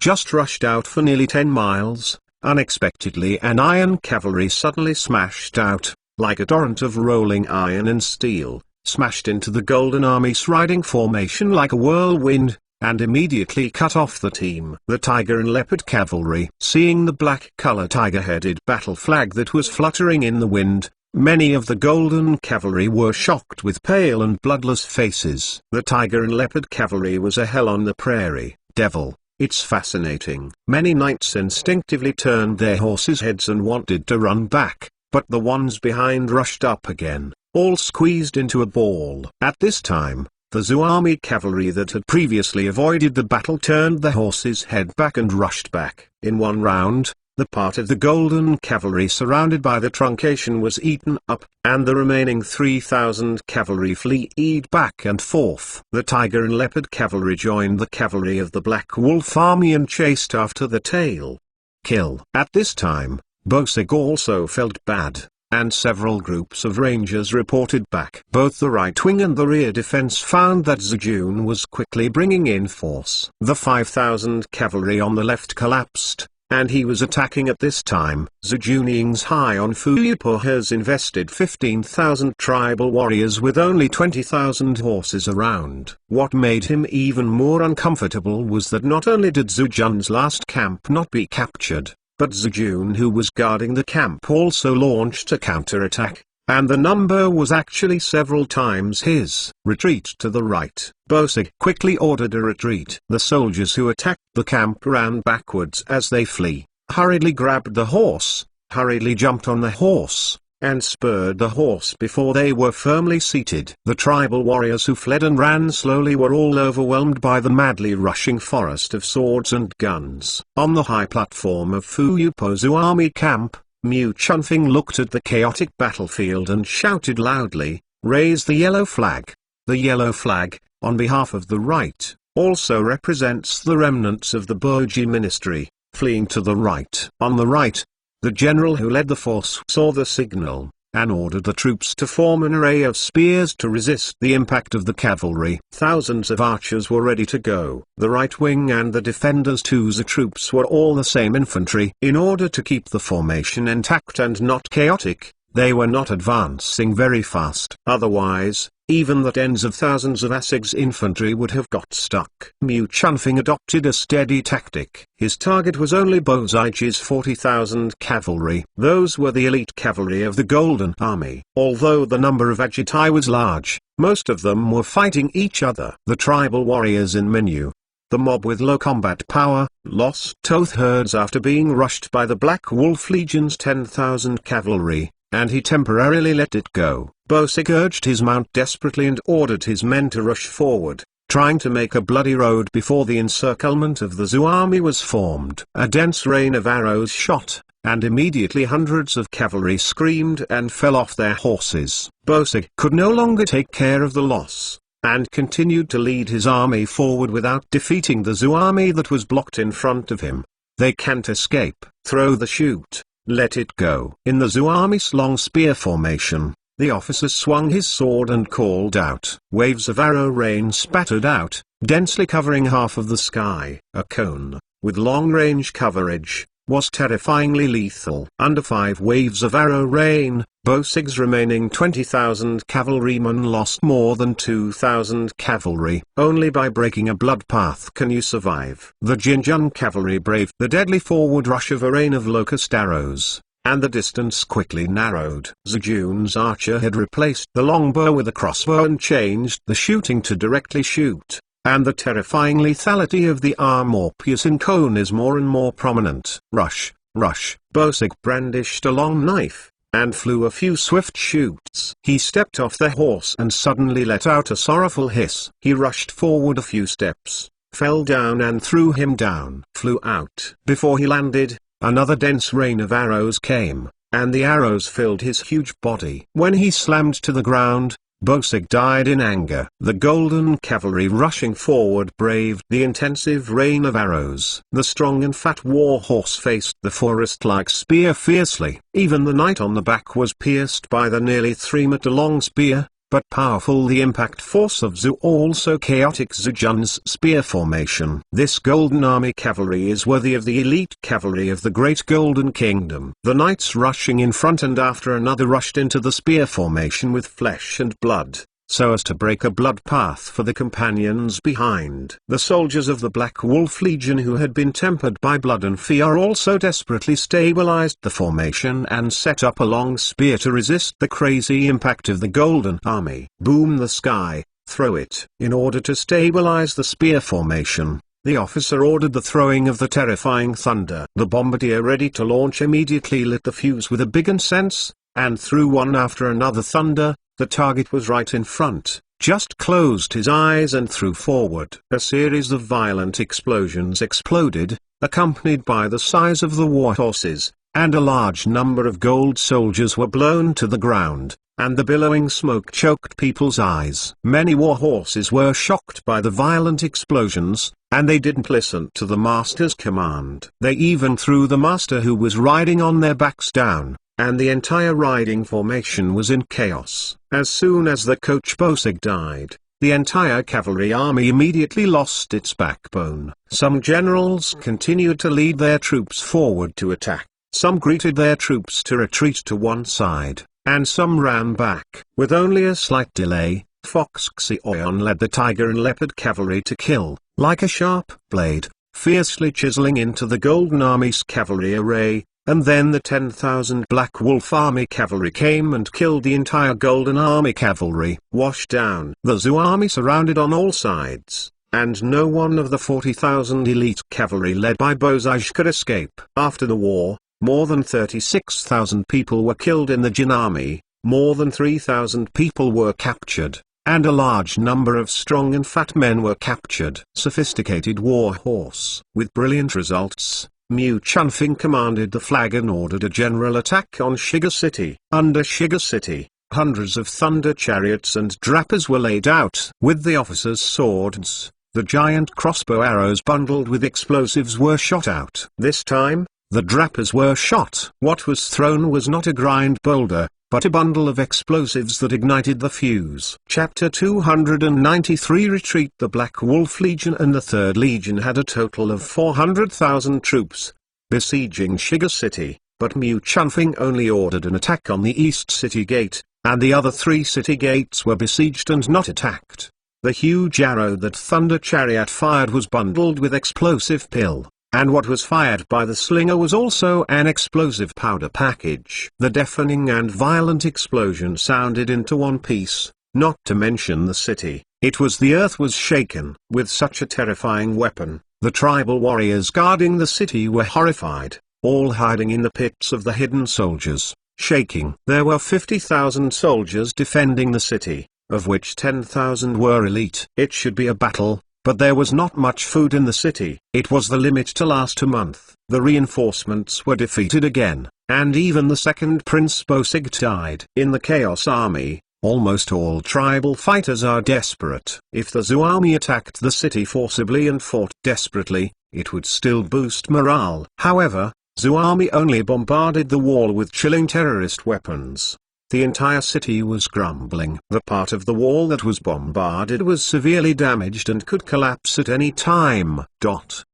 Once the city wall collapses, the result is conceivable. I thought I could hold on to the danger and wait for the reinforcements to arrive. But now, the strong and thick city wall can't stop Zhao's fierce attack. Who doesn't have fear? After 5 rounds of bombardment, the originally crumbling East City wall finally collapsed, exposing a large gap nearly 20 meters wide. The generals defending the city hurriedly ordered the soldiers to throw all kinds of debris into the gap. A large number of soldiers assembled and formed a dense formation to block the Zhou army's attack. However, Zhu Jun only burst out exciting shouts, and did not launch an attack.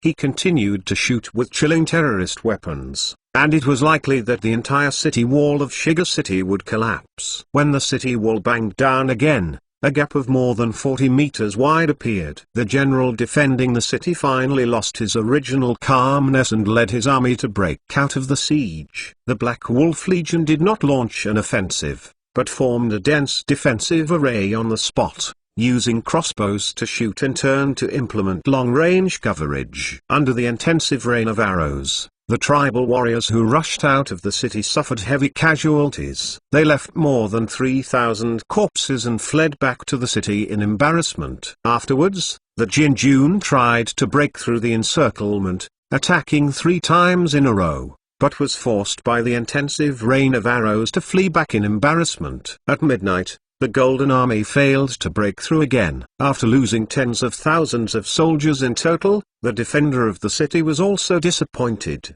The next day, the sky was grey and did not light up. Zhu Jun, as it did yesterday, assembled outside the city. After that, thunder chariots and rappels were set up to continue bombarding the city wall. The white flag was finally erected on the head of the city, and the Zhou army occupied Shiga City at the cost of 0 casualties. Since then, the east portal of the Dahan Imperial city Shengjing has opened. Chengbai Bay, Golden Army Camp, the Chinese army's handsome account. When the news of the second Prince Bosig's defeat and death came, the great Khan Nurchi vomited blood on the spot, scaring all the elder brothers who had been gloating into trouble, and his father Khan had not yet established a position to inherit the sweat. Candidates, you must not hang up at this time. Under the emergency treatment of the army doctor, Nurchi woke up slowly. His face was terribly pale, and his first words after waking up were to immediately withdraw his troops and return to Shengjing. The second son,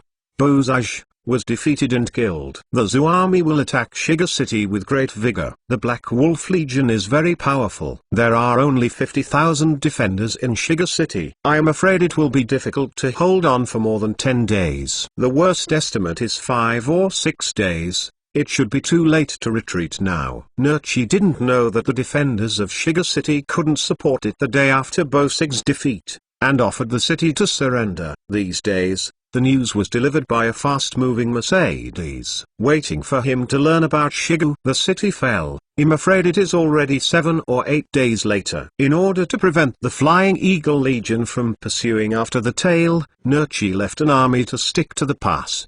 Given order. Although the elder brothers and senior generals are dissatisfied, who dares to disobey the holy order? One by one can only execute the order to retreat in frustration. Nurchi was riding on horseback, looking back at the Eagle Legion camp in the distance, sighing helplessly. It is not that he does not want to break through this only lifeline, but he fought for more than 10 days and paid extremely heavy casualties, but was unable to break through the first line of defense of the Flying Eagle Legion. Soldiers on both sides paid a lot to fight for this line of defense. Moreover, there are second and third lines of defense behind the first line of defense. Even if it can be overcome, the loss will be huge. He himself can't imagine. There was no progress in the war, and Shengjing was in desperate situation. He had to withdraw to Shengjing before making another plan. In Chengbiwen camp, Gong Tangfing and a group of high-ranking generals stood in the first line of defense and watched Nurchi's army evacuate. He did not order the attack,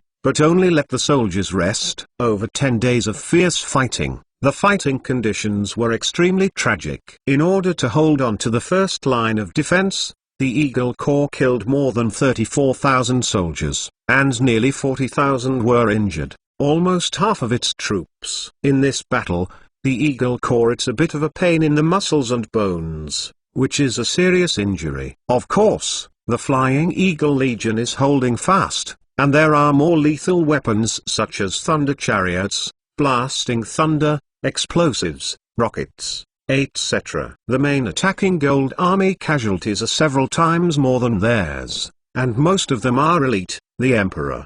The intention is to consume a large amount of the elite force of the Golden Army. Liu Shaixun's navy has always been entrenched on the river and did not participate in the battle. His amphibious navy is mostly infantry. To prevent him from attacking from the flanks, Nurchi sent 20,000 cavalry to stationed on the river bank to closely monitor the navy. The trend. After the Golden Army retreated, Liu Shaixun led his army ashore, carried the seriously wounded aboard, went down the river, and returned to China for treatment. At the same time, he brought in various military supplies and a large number of soldiers to supplement the battle damage of the Flying Eagle Corps. As for the northernmost city of Hanmu, surrounded by 200,000 Chu troops, it was too difficult to drain, and it was impossible to send a single soldier to harass the flank of the Eagle Legion. Hanmu city is now an isolated city. It is only a matter of time before it falls. It depends on the level of the Chu army commander. The large area from the northern part of the prairie to Chengbai Bay was clearly stated in the partition agreement of the Zhu-Chu alliance. All of them were assigned to the Chu kingdom. After the Hanmu city was captured, and the northern tribes were conquered, the Chu kingdom would be able to proceed in grandeur. As a big immigrant, Gong Tangfing led the Flying Eagle Corps to settle in Chengbai Bay, guarding the lifeline of the kingdom of Jin, and blocking all the support of Hanmu city, and invisibly helped the kingdom of Chu. On the muddy grassland, the retreating Golden Army team looked like a dragon with no head and tail. In the team behind the palace, Zhuo Liu Ouyang turned his head back to the north from time to time. His face was gloomy and frightening. He is the second son of Bolingxian. He led his 50,000 soldiers to obey the dispatch of the great Khan Nurchi. Now that the army retreats, he is also ordered to retreat with the army, but the 50,000 tribes he brought with him will not be damaged by the war. 5,000 people, and the remaining 35,000 people were all left behind to guard Poliguan, and he became a polished commander. Nurchi made such an arrangement, and anyone with a discerning eye could see what it meant. Can Doroyang still have a good face? Chapter 294 Yan's domestic disturbance. Not to mention that it was Doroyang's dissatisfaction. It was his guards and some tribes who complained. The soldiers who stayed behind at Poliguan were mostly fighters from the Uli herdsmen and some small tribes. But there was no Jingyu or En. Khan made such an arrangement. To put it nicely, it was to stick to the Poju Pass,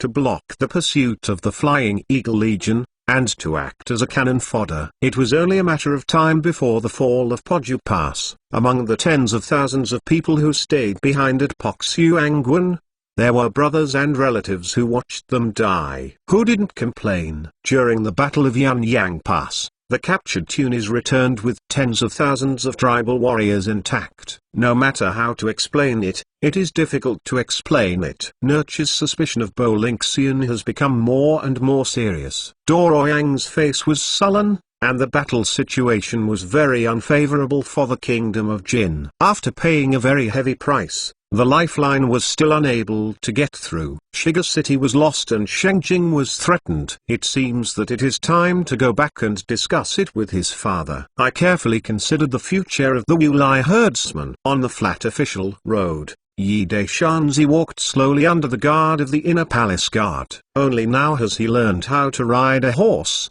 and he is still riding a very docile mare. When Mu Chunfing ambushed Bozaj's subordinate, he had already quietly returned. This meeting had already left Zhenyang Pass and was on his way back to the imperial city. After capturing Shiga City, Mu Chunfing was not eager to come to Shengjing, but the infantry stepped up to rest. Tens of thousands of cavalry and Huxioyon's tiger and leopard cavalry carried out sweeping sweeps of all tribes around Shengjing. Dang forced these tribes to migrate and escape into Shengjing City. This is one of Yi Deshanzi's insidious tricks, to force all the surrounding tribes into Shengjing City. The number of defenders in Shengjing City skyrocketed. Relying on the dangers to guard, it seems solid, but with so many people, the food and grass consumed every day is definitely scary. Even if Shengjing has accumulated a lot of food and grass, it was originally enough to last for a year or two,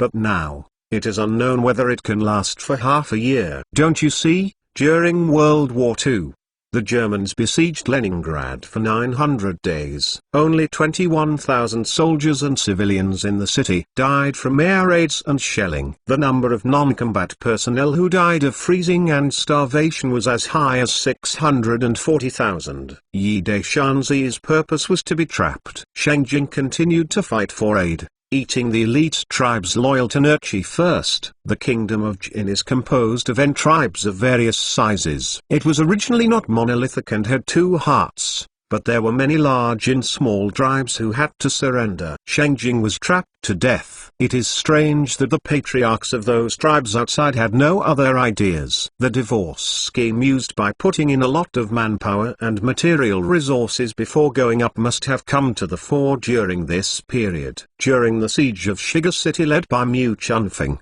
some small tribes that were incompatible with the kingdom of Jin and far away from the wild have united and launched attacks on some tribes loyal to the kingdom of Jin. They even sent liaisons to request various assistance, willing to listen to Mu Chunfing's dispatch. In short, the entire Great Wall has been lit up everywhere. Chaos has become a pot of porridge. This is a good phenomenon that Yi Deshan is most happy to see. The time for the imperial court to show the emperor's bravery is not yet ripe, plus the said Fairy Yan is about to arrive in the imperial city. Only then will Yi the emperor reluctantly leave the front line and return to Beijing. He came to Zhenyang and left Yunyang in a very low manner. Only a handful of people knew his whereabouts. Yulin Wei was still in Yunyang Pass, and people thought he was still staying in the temporary palace to supervise the battle. Anyway, Fairy Yan hasn't arrived in the imperial city, and Yi Deshan is not in a hurry. This way's for sightseeing. There are phoenix dresses waiting for him to sleep. He is not lonely. The most unhappy is Dan Junki. She is far away, ran to watch the excitement, and had to go home before seeing enough. Do you feel happy? Fortunately, the Emperor Yi Deshan promised that in a few months, he would take her with him when he was on the court, and Xiaoniz's pretty face reluctantly showed a smile. Not long after I left Zhenyang Pass, a black-clothed guard sent an emergency report that unrest occurred in the country of Yan. At the Battle of Yunyang and Yunwiguan, the Golden Army was defeated horribly, and all countries gathered heavy troops in the periphery to put pressure on Diezu and drag it down. The equilibrium pattern was broken. It is purely normal for several empires to have this reaction and behavior. Fortunately, Yi Deshan made full preparations early. The Japanese navy was invincible at sea. For the time being, they can't help them.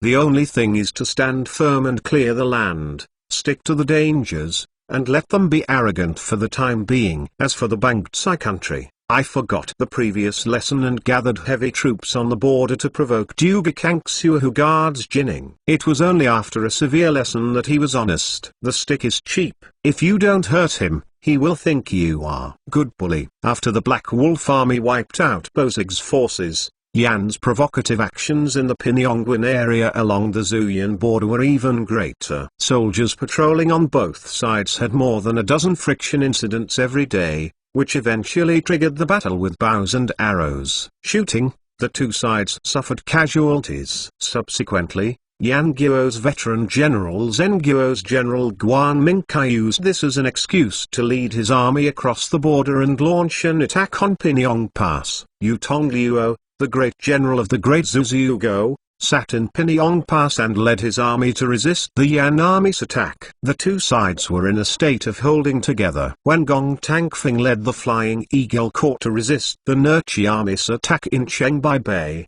Chu State suddenly fought undeclared war against Yan State and once again attacked and occupied the border of Yan State. The Queen Swallows scolded the king of Chu for being stupid, and ordered the Prince Yiming to lead the army to meet the enemy. She never thought that General Longxiang Zhaoshinan, who has always been trusted by the Queen Swallows, led a mutiny, detained Yiming, seized the Tiger Talisman of the army, and led the army back to the Emperor City. The two major city guards of the imperial city opened the gates and let the king of Zhaoshinan into the city. The Prince Zhashengxing held up the Queen of the Demon, and returned the orthodox banner to lead the frontier army and the city guard to attack the palace. Although the Empress Yan controlled the imperial army in Yilinwai, she was outnumbered, and under the cover of the guards desperately, she made a bloody way to escape from the imperial capital. The Prince Zhashengxing controlled the imperial city, and purged the ministers and clans who were loyal to the Empress Yan. He became the king of the throne,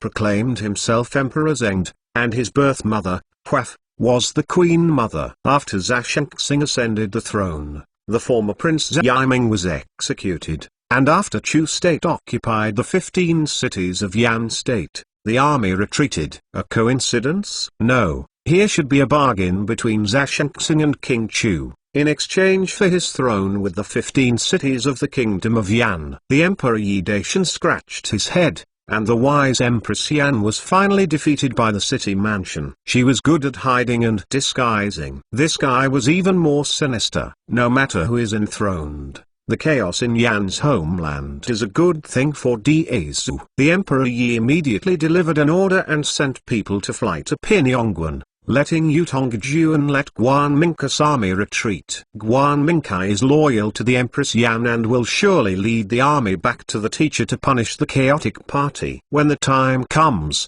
the two sides must play ping pong pong pong pong pong pong pong pong pong pong happily. However, this time, Yi Daishan made a mistake in his calculations, and something unexpected happened to him later. Chapter 295 Phoenix falling in trouble. Under the cover of the guards desperately, Empress Yan made a bloody way and escaped from the imperial city, but there were only more than 100 guards beside her, and she had nowhere to go. The last gleam of hope rested on the general of Zhengo Guan Mingkai body. The Empress Yan and his entourage fled to Kang City, hoping to use Guan Mingkai's power to fight back to the imperial city and regain the throne. Unexpectedly, they were detained by Guan Mingkai and placed under house arrest. Guan Mingkai is a stubborn and conservative royalist. For a woman, she can have a son and fight for the world. That is a man's business. The Prince Zhashengxing is his ideal heir to the throne. Everyone thinks that he is the best friend of the Yan Empress. Who would have expected that the old guy's city is very deep? This time he was ordered to lead the troops to take the opportunity to take away the leaders of the two major city guards loyal to the Yan Empress. Two loyalty are recommended. The generals of Zhaoshinan succeeded in their military posts,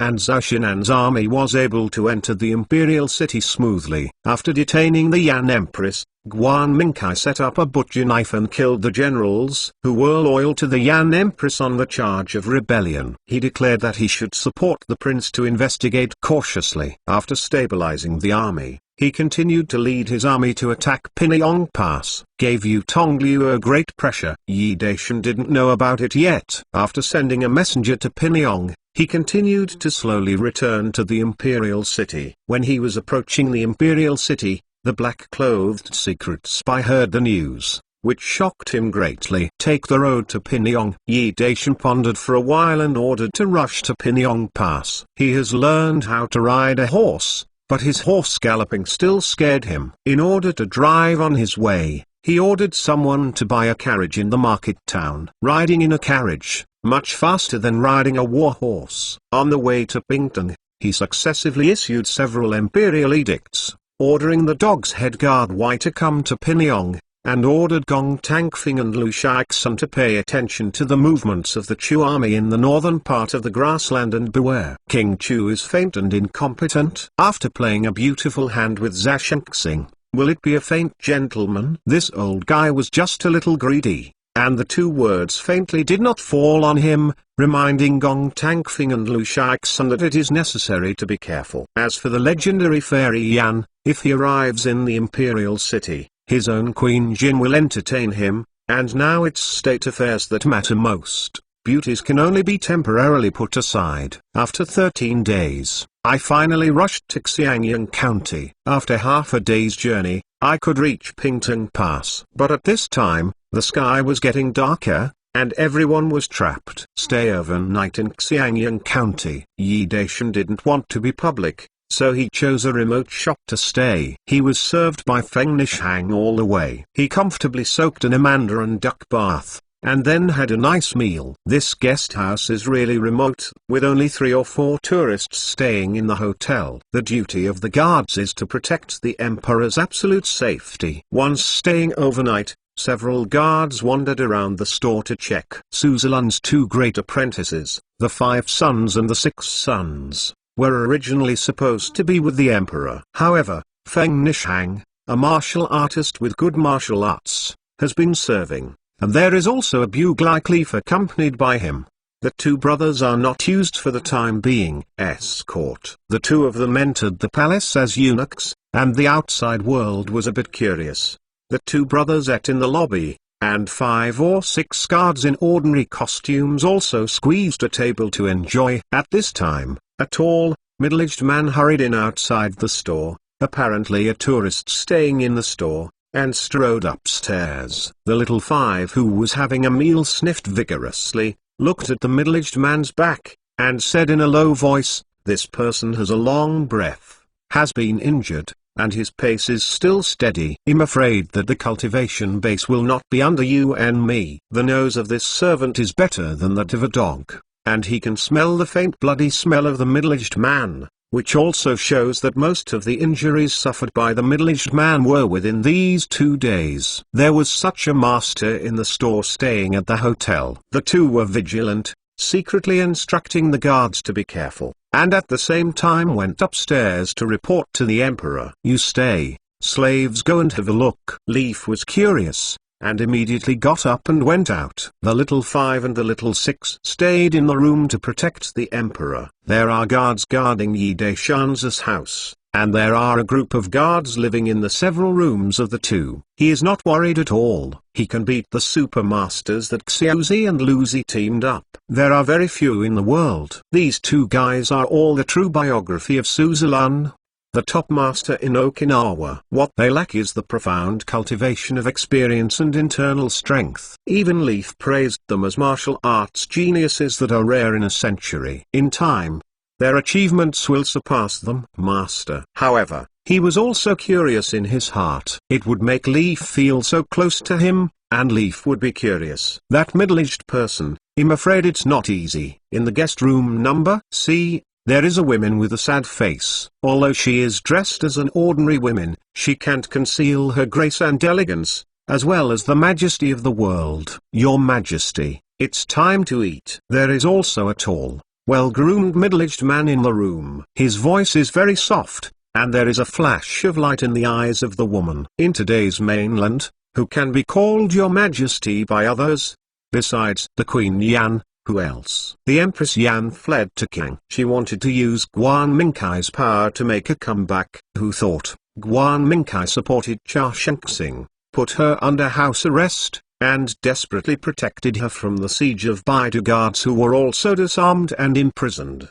Stand up. After Guan Mingkai sent heavy troops to watch the Yan, he also sent people back to the imperial city to report a letter, waiting for the instructions of the new emperor to investigate cautiously, and at the same time led his army to storm Pingtung. Guan Mingkai is stubborn and conservative, but he is very far-sighted. If Diazu destroys the kingdom of Jin, his national strength will be doubled. After a short rest period, he will definitely use troops against Chuoyan. He doesn't want Diazu to sit again. Otherwise, the country would be subjugated. So he continued to launch a fierce attack on Pingyong and put pressure on Diazu. Every emperor must have a master guard by his side. The Empress Yan is no exception. Shenfu, the #1 master of the Yan dynasty, is loyal to the Empress Yan. Although Guan Mingkai has sealed the meridians, he insists on forcing him with unfathomable cultivation.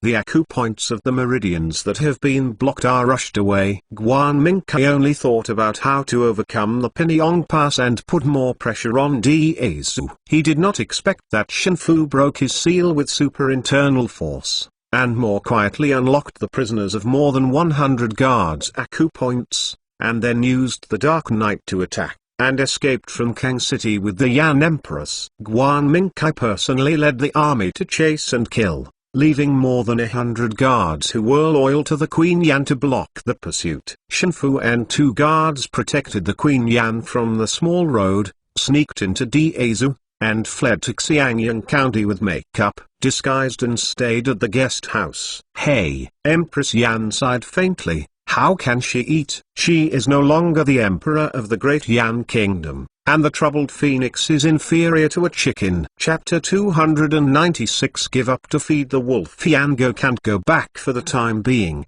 She just flees to Diazu, which is equally unsafe. She will not die for one day, and Cha Shengxing will not feel at ease, so she will send a master to sneak into Diazu to hunt down until she dies. Incognito. But dying? She was unwilling. Yu Gong, she didn't want to think about how you see. Why would she want her 2 sons to avenge her? The eldest son found out that he died in the chaotic army when he escaped from the army and broke through. Ling Kai, if she didn't avenge her revenge, it would be hard for her to calm down. She wants to take revenge only with the help of Diazu. She has already considered it. The Emperor of Diazu is actually a generation of sage kings. Looking at his various actions alone, in just 3 years, the dying Diazu will be restored. The vitality, this is incomparable to the wise prince of any dynasty. The unification of the mainland is only a matter of time. However, he has one fatal weakness,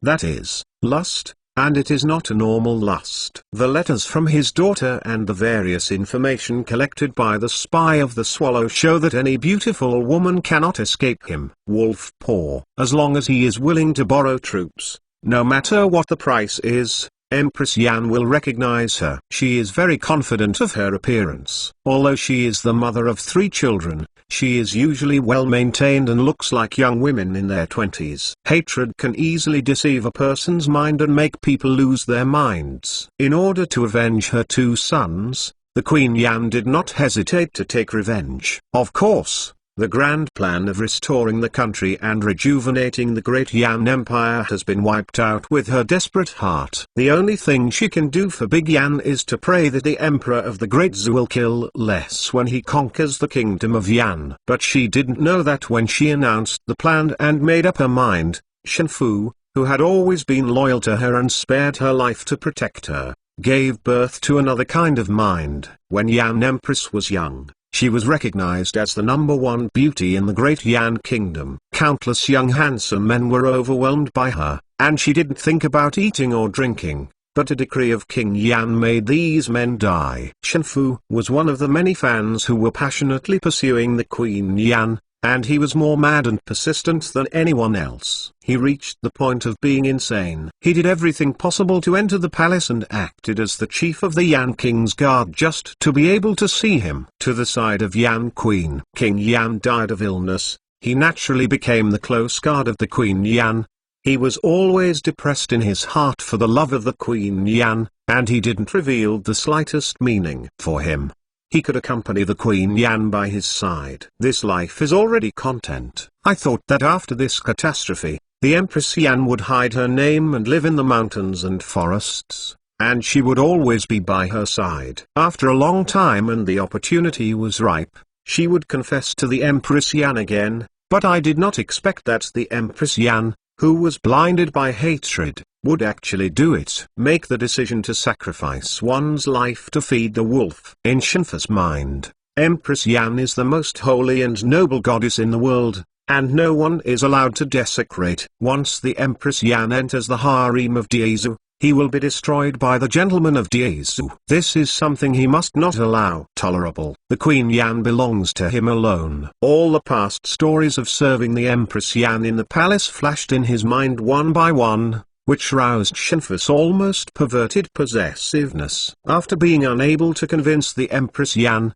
he made a crazy decision in his heart. Putting the food on the table, he persuaded him softly, "Your Majesty, you are willing to sacrifice yourself for the restoration of the country, and your subordinates admire you, and you will surely escort you to the imperial city of the Great Zhou to meet the Emperor of the Great Zhou, but you are not good." Maintenance made a haggard face. Can it catch the soul of Diezu Yanjun? After the Empress Yan heard this, Liu raised her eyebrows, and then sighed helplessly. Shinfa's words were rebellious and unruly, but he was a warrior and was a bit vulgar. Besides, he had to rely on him to escort to the imperial city of Diezu. It was his loyalty. For the sake of desperately protecting herself, she didn't care about it anymore. In addition, although others' words are vulgar, they are reasonable. If they make a haggard face, like an old woman who is 7-year-old and 8-year-old, how can he seize the soul of the Emperor of Zhou? Although her daughter Yinran is the Emperor of the Great Zhou dynasty,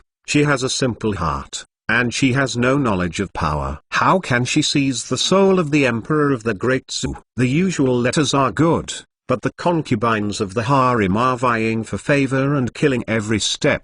She has a deep understanding. Daughter, she can't count on it. It's okay to live a prosperous life, but if you want the Emperor of the Great Zhou dynasty to send troops, she has to do it herself. Seeing that Empress Yan finally drank a few mouthfuls of chicken soup under his persuasion, a gloomy cold light flashed in Shinfa's eyes, and then he exited the room. He exited the room of the Queen of Yan and entered the room of size B. In the room was a big man with a strong figure, sitting at the table, wiping a cold sword with a cloth. He was one of the dead guards who broke through the encirclement of the guard Yan Empress. He didn't expect that the guard chief Shenfu would suddenly kill him. When he felt a sudden pain in his vertebral heart, he lowered his head and saw half of his chest revealing a sword blade. Raised his head in surprise, looking at Shenfu with a puzzled look. Shenfu slowly withdrew the 7-foot soft sword, and said indifferently, "You hindered me." The middle-aged man with injuries on his body was also one of the guards of the Empress Yan. He went out to inquire about the news and bought some medicine to cure injuries. When he walked back to the inn, he inadvertently attracted the attention of the little five. Wu Lao-san. The middle-aged man knocked on the door of size B.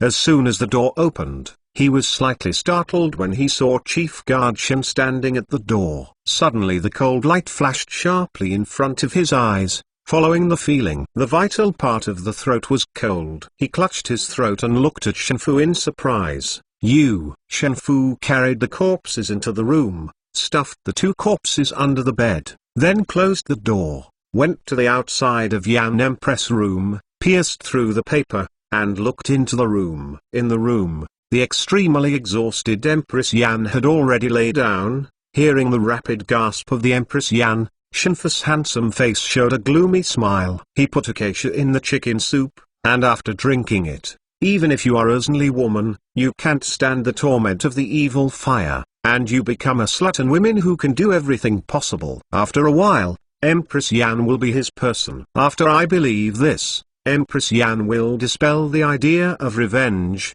and follow him obediently to live in seclusion in the mountains and forests, living a life envied by gods. Thinking of this, the evil fire that Shenfu had suppressed for years burned. He was a little impatient. However, before that, he had to take a good bath and torture and flee for days. The smell on his body, he smelled. Feeling uncomfortable, Shenfu entered the bathhouse, soaked in the water comfortably, thinking about where to take the Swallow's Queen to go, where to live in seclusion, imagining the beauty and indispensability, the noble and holy goddess under him. The evil fire burned more and more fiercely. He hurriedly dried his body, put on clean clothes, happily opened the door of the bathhouse, and saw the person standing outside the door, which immediately frightened him. Chapter 297. I like to sacrifice my life to save beautiful women. The most one Wu Lao-san, the guard who was stabbed with a sword into the heart of his heart,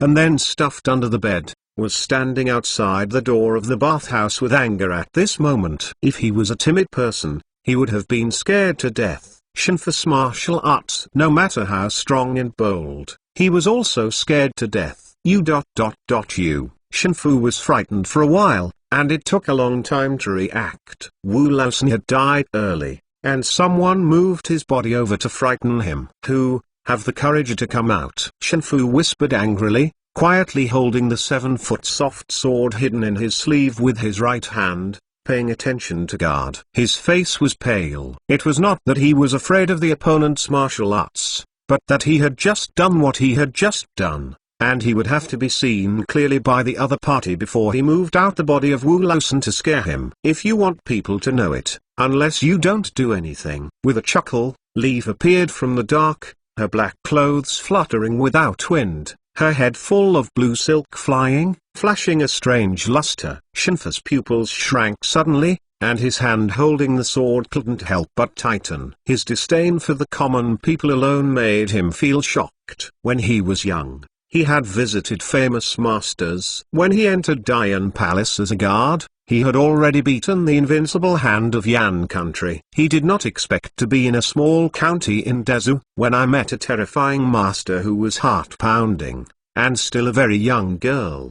Did she start practicing in her mother's womb? The confrontation between top masters, first of all, was a confrontation of momentum. Shenfu's forehead oozes fine beads of sweat. He couldn't resist the opponent's invincible aura that scorned the common people. He was pressed to nearly collapse, and he couldn't help feeling fear. Fearful, half lost without fighting. Leaf sighed rather helplessly, and finally came across an opponent who could be worthy of a battle. Who thought?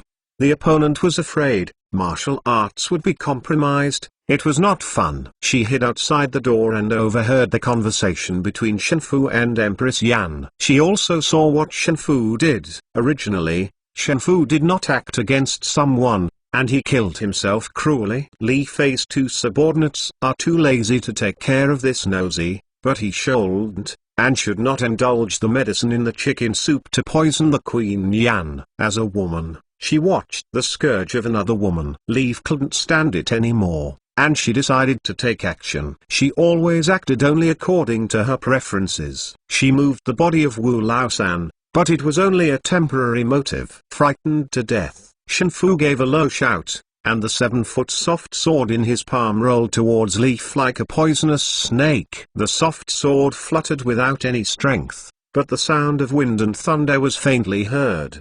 His name as the #1 master of the Swallow is not a monk.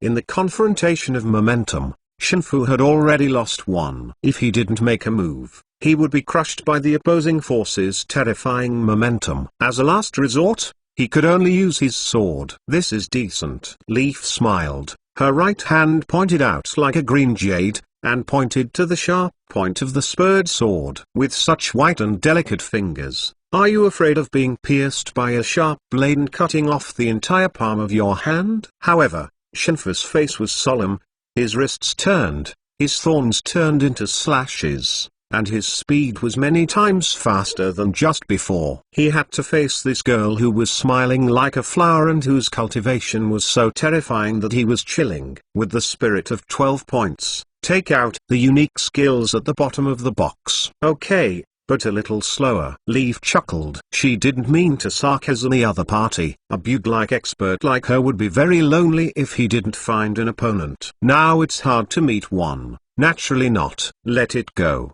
She is stimulating the opponent's fighting spirit, so she can fight comfortably. That's fun. Shenfu heard it in his ears, but he was irritated, and his face was puffed up. He, the #1 master of Dahan, usually aloof and enjoying his glory, is now humiliated by a young girl, and he is so angry that he almost vomits blood. With anger, he still cheered up, took out the unique skills at the bottom of the box, concentrated on the enemy, and being so disturbed by the other party, the Empress Swallow had no hope of getting it, so let's run away first, leaving the green hills, not afraid that there is no firewood. At the moment, he carried his sword like the wind, picked up dozens of sword flowers, and launched a frantic attack like a violent storm. After a violent attack, his left palm suddenly split out. With a very strange figure, Leaf dodges the fast sword attacked by Shenfu frantically, occasionally attacking 1.5 moves to resolve all his offensives invisible, and then throws out her big sleeves and slaps Shenfu lightly on the palm of your hand. Shenfu only felt a shock in his abdomen. His whole body chi and blood was not flowing well, and he was so uncomfortable that he wanted to vomit blood. However, with the power of Li Fei's sleeve, he flew flying, smashed through the windows and doors, and flew out of the inn. Hey, what a cunning fellow! Leaf yelled, and she leapt up and chased her. If you can escape from the palms of Aunts Nai and Nai, Aunts Nai and Nai will be named. Read it upside down. In the room C, the exhausted Empress Yan drank a few sips of chicken soup, and lay down early. For some reason, she felt weak in her hands and feet. She thought of a certain possibility. Chicken soup, there is a problem. When she was struggling to support her and her sanity was almost collapsed, a handsome and beautiful man appeared in her blurred vision. His appearance caused her last trace of resistance to disappear suddenly. Outside the room was crowded with guards. The fight between Leaf and Shenfu had already alarmed all the people in the inn. The guards were worried about the safety of the emperor, so they surrounded the shaped room for n floors. Chapter 298. I like to sacrifice my life to save beautiful women too. Inside the room, the Emperor Yi Da chuckled hard, like an old cow who was about to die. Leaf and Shenfu fought, which shocked him. Driven by curiosity, he also ran out to watch. Several guards searched the room separately, and naturally found the Yan who had been tortured by the licentious poison in the sea room almost collapsed. The Emperor Yi Dacian immediately lifted his spirits, got in and saw the beautiful Queen Swallow. The development of Hai Ui has reached its peak, the secret spy is pervasive, and the intelligence network is all over the mainland. He naturally pays special attention to the kings of the major empires and understands their habits and so on. The Queen of Yan is the female emperor of the Great Yan Kingdom. Not to mention ordinary people, even low-rank officials can't see her true face. It is like a god among the people. The black-clothed secret spy lurking in Dahan also spent a lot of effort and a lot of money. Through various channels, he finally passed the portrait of the Queen Yan back to China. The portrait is naturally not vivid, but when Yi Dacian saw the portrait of the Yan Empress, he couldn't help being amazed by its peerless beauty. I really don't know how women in ancient times took care of them. The mother who gave birth to 3 children was so young, she looked just like a 20-year-old Huixin young woman, and her appearance, let alone Dayan country, is recognized as the #1 beauty, with a dignified and noble temperament, super dusty and refined. It is the same type as Queen Jin, but a bit more gorgeous than Queen Jin, and has a somewhat mature charm, and it also has a long-standing upper position. The unique charm. Catching poison is not actually a poison. Apart from understanding the medicine, there are other ways to solve it. If you don't detoxify the poison, the queen swallow will burn her body in flames. Immortality is also a serious injury to vitality. Sacrificing one's life to save a beautiful woman, such a sweet and beautiful thing, has always been Yi Daishan's favorite thing to do. Heaven and human beings make peace, and the Emperor Yi Da hesitated a bit. He hesitated, seeing him coming in. The Queen Yan, who collapsed immediately, did not hesitate. Like a lotus root arm circle, her delicate body wrapped around him immediately like a snake, and directly detonated the gunpowder barrel. Chapter 299. Before the war started, Feng Nishang wisely drove out the guards who came in, closed the door of the room, and guarded the outside. Relying on the Emperor's hot art, Yi Daishanzi has reached the 4th level, and acted as a firefighter. His desperate home has been extinguished. However, he did not expect that the swallow's poisonous poison in the queen swallow is so powerful. He is no longer driving, but the queen swallow. Against the guest, he becomes the mastered, strenuous support. Anyway, he himself didn't know how long the battle had been until he was panting like a cow and his hands and feet became soft. The Queen Yan did not stop. This made him sigh and almost finished it again. The fourfold Emperor's heart was still a bit too much. You have to work harder to break through the 5th level. Outside the room, Feng Nishang, who was holding a basin of warm water, listened to the movement in the room. He was about to push the door and enter the service. Seeing that Tan Junki was about to follow, he hurriedly stopped. Sister Junki, don't enter. Just want to see what Tan Junki thought of. Her pretty face was red, and she stood still obediently. Indeed, she was still the eldest daughter of Huang Wu, who was waiting for marriage in her boudoir. Wouldn't she ruin her reputation if she broke in like this? Feng Ni pushed the door in, closed the door with her backhand, and walked to the bed blushing. She hadn't served this kind of thing in the palace, but this time, it was a bit horrible. The Emperor gasped quickly, with the embarrassed bite marks on her shoulders. This was the first time she saw her, as well as all the mess on the bed. You can imagine how tragic the battle was at that time. Otherwise, the woman on the bed would not scream like this. The earth shattering. Myself, will it be so shocking that I can't help but scream? I remember that one day, the Emperor said that when most women feel uncomfortable, they will have various reactions, calling, which is the most normal kind. Some will bite and arrest people, and some will not scream. She wanted to ask at the time, the Emperor, do you like to call, bite and scratch, or do you like not to call? Feng Nishang's cheeks were soaring red. Hey, how could he think so arrogantly? It's really shameful. Under her service, Yi Daishanzi had already put on his clothes, sat cross-legged in a chair and worked for a week. When he opened his eyes,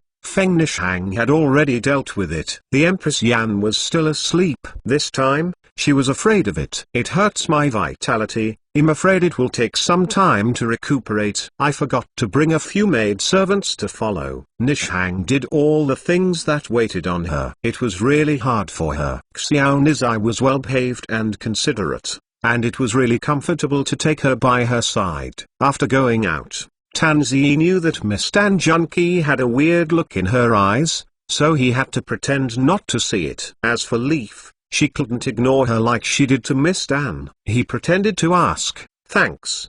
Did that guy catch it? The response I got was Leaf's grotesque eyes. In fact, Shenfu, whose meridians had been controlled, through it in the island was very conspicuous. This servant was also a good seller when he got cheaper. The Emperor, the 72 concubines of Sangong 6 Hospital. That is normal, she is not upset, except that Empress Yan is the biological mother of concubine Yan. The relationship is a bit complicated.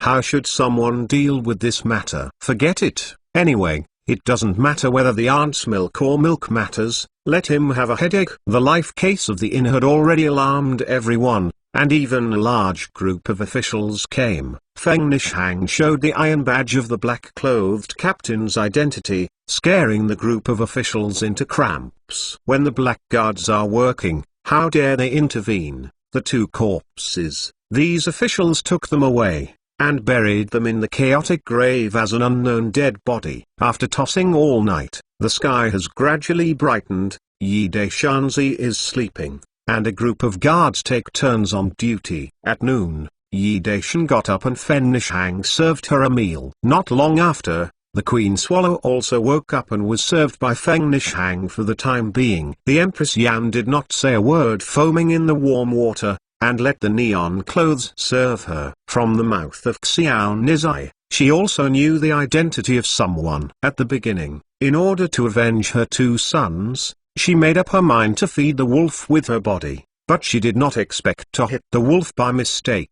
This thing happened so silly, and she was at a loss for a while. Well, since the matter has happened, she can only wait for the opportunity. Although she has been psychologically prepared for a long time, although she has been insulted by the poison, someone sacrificed her life to save her life. It is reasonable to say that she should be thankful to others, but in order to keep it, the last bit of face requires some action. So she went on a hunger strike. Feng Nishang persuaded her in every possible way, but the Empress Yan just closed her eyes and lay on the bed without saying a word. The Queen Swallow can stand out in the harem where the concubines are competing for favor, get the Swallow King alone, climb the seat of the Queen, and then sit on the dragon chair. If there is no extraordinary scheming, she would have been killed by the concubines of the harem long ago. Where can the simple neon clothes be her opponent? After Yan Empress refused to eat, she quickly reported to the Emperor. In fact, the Emperor's head was as big as a fight, and even his mother-in-law was on the hook. It was a mess and a terrible headache. He is so guilty now that he dare not go to see his mother-in-law, but her mother-in-law refuses to eat now, which is in great trouble. Yi Daishanzi desperately scratched his head, but couldn't think of any way. He could only sit there with a sad face and sigh. It was the first time that Feng Nishang saw the Emperor so frowning. Even if he wanted to help, he couldn't help.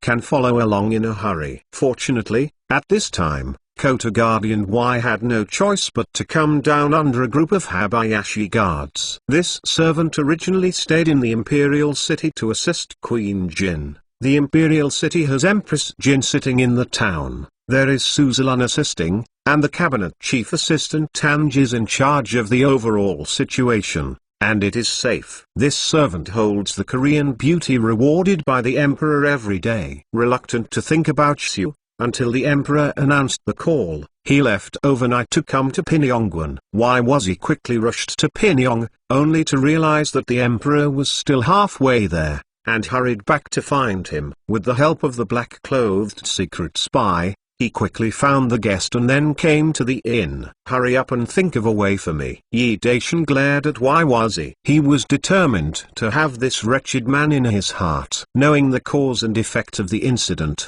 Wei could not help but scratch his head desperately. Is this okay? But think about it, that's just the same thing. Among those aristocratic families, there are few dirty things such as dusting. It's just being done secretly. Besides, there have been many such things among the emperors and royal families of the mainland's major empires. In the end, it's just a matter of face. Of course, the identity of the Empress Yan is a bit special, and the frame is a little bigger. This requires the emperor to come forward in person. This servant's eyes twitched around, and then he thought of a way. Hearing him whispered for a while, the expression on Yi Daishan's face was a little unnatural. He was afraid to meet the Yan Empress because of his guilty conscience. In fact, the emperors of the ancient Chinese kingdom were even more absurd. He just couldn't save this face. You, go on behalf of me. Yi Daishan gritted his teeth and issued an imperial decree to the dog-head soldier Wai Washu. If this matter is unfair, I will cut your head, copy your house, punish your 9 tribes, and dig your 18th generation ancestral grave. Chapter 300 Congratulations to the Emperor. The imperial decree pressed himself down. Wai Wuji had to bite the bullet and entered the room of the Queen of Yan, then knelt down with a thump, followed by a horrible howl. This servant looks like a dead old lady, crying very sad, tears like the Yangtze River, torrential, heart-piercing crying is even more earth-shaking, weeping ghosts and spirits, so that others can't help but tears after listening. The Empress Yan was startled by his earth-shaking miserable cry at first. She instinctively sat up, narrowed her phoenix eyes, and looked at the wretched man who was kneeling on the ground, crying so badly. After a while, she said slowly, "Get up." With the wisdom of her tactics that she has played in the palace for many years, how can she fail to see that this wretched man in front of her must be crushed by the imperial decree and bite the bullet? If this matter is not resolved, it might be possible to be beheaded and ransacked. This servant is the most powerful coup-headed sergeant around someone. He even ordered the secret spy lurking in Dieza to find ways to cut off his dog's head, but he has never been able to assassinate him. He has full authority to represent someone. That is absolutely impossible. For the sake of him crying so miserably, nothing else, since the ladder has been stretched out, she will step down. All she wants is nothing but face. That was her last point of self-esteem. As for Feng Nishang's little Nizai, she can see that she is the most favored by someone, but her sexuality is too warm. She just blindly obeys someone. She doesn't have her own opinion. Even if she can be the master, she would also ask someone for instructions. So she used refusal to eat as an excuse to wait for someone with weight to come and pass the ladder. The Queen Yan took the opportunity to step down, but at the same time put forward a lot of conditions. Based on wise knowledge of Yi De Shanzi, the conditions set by the Queen Yan were not harsh. At least they only offered revenge, and did not propose the conditions for rejuvenation. It was all within reason and in his expectation. So he made his own claim and agreed. The face was gone and the matter was resolved. The Empress Yan took a breath quietly, then picked up the bowls and chopsticks on the table and started eating. In fact, she was hungry a long time ago. Facing the fragrant and tempting appetite, she withstood this terrible temptation with a strong will. Now that her heart knot is relieved, she is relieved and naturally does not want to abuse her stomach. She also ate happily in front of this unappetizing wretched man. Wai Yuji's brows frowned slightly. A woman's sexual fate is small, and her failure to do so is big. What's more, a golden queen like the Queen Yan should care more about her innocence and reputation. How she looks at it now. People seem too calm, right? It seems that nothing happened at all. This is a bit abnormal, right? This servant was puzzled in his heart, bowed to resign, and ran to ask the emperor for credit. Ashamed of my imperial military advisor. Yi Daishan slapped Wei Yuji's shoulder with joy. After returning, I will reward you with 10,000 silver, and when the Golden State is settled, I will send you to the Royal Academy for further study. He also heard Wei Yuji's miserable howl, which was shameless enough, but he never looked at the process of what he ordered. As long as the result, Wei Wuji could use whatever means. As long as the matter was settled, it's okay. Xi Emperor. Why was he knelt down and kowtowed desperately? His whole body trembling with excitement. 10,000 rewards for silver is not enough to make him so excited. The emperor asked him to go to a royal college for further study, which is equivalent to officially embarking on an official career. Although he is now the emperor's imperial military advisor, the first and second grade members of the Kazhong dynasty had to salute him politely and called Mr. Y. But after all, he couldn't get on the table. And he wore a black hat on top. That was the real thing. Master official. The emperor's words made him grateful and tears flowed into a mess. He suddenly remembered something, and asked cautiously, "The emperor, is the Queen Yan from the northern or southern fans?" Southern and northern fans are the proverb of the Yan kingdom, which means the south and the north. He always felt that the Queen Yan was too calm, which made him very puzzled. Nanfan, it seems to be from the Boina clan. Yi De Shanzi was in a good mood and answered casually, feeling a little strange in his heart. "Why are you asking about this?" He carefully read the information of the Yan Empress in order to study her habits. The information collected by Hai Yuai is quite detailed. The Yan Empress was born in the Yan clan of southern Myanmar. And there are many tribes in Myanmar. The customs and folk customs are simple and sturdy, and most of the elites of the Yan kingdom come from the southern Tibet. Southern Fan, Boina. Wai Wuji froze for a moment, then suddenly bowed to salute, grinned and said, "Congratulations to the emperor, Zixia Emperor. What a happy event. Yi Daishanzi frowned. Isn't this Skylar dizzy? Wai Wuji smiled and said, the Emperor, Ronxiao will sell it. This servant explained it slowly and systematically. There are many tribes living in the southern part of the Chu kingdom, and each tribe has its own customs. The customs of some tribes are very strange, and even strange to make people drop their jaws. What kind of clan? When a man and a woman get married, the bride must accompany the patriarch or wizard on the first night. The next day, he will be picked up by her husband in a beautiful manner. Only the young couple can give the ceremony of husband and wife. Some tribes even entertain guests from afar with their most beloved wives and concubines. Of course, only if the patriarch or male host considers you to be a respectable guest. You can enjoy a night of seemingly absurd but incredibly sweet and wonderful journey. The Pointer tribe is the most powerful and populous tribe in Myanmar. This is due to their jaw-dropping custom. For example, a man is the head of the family. If all the men in this family die, only the men in this family will be left. Women, then, when a daughter is married, the mother will dowry to the man's house, and the mother and daughter will serve their husband together. Does this work? Yi Daishan's mouth was wide open, enough to squeeze into Bo's fist. He was stunned for a long time before returning to his soul. It was too chaotic, it was simply a chaotic mess. But then again, let alone the savage continent, even if the empires of the ancient Chinese dynasties, why shouldn't it be a mess?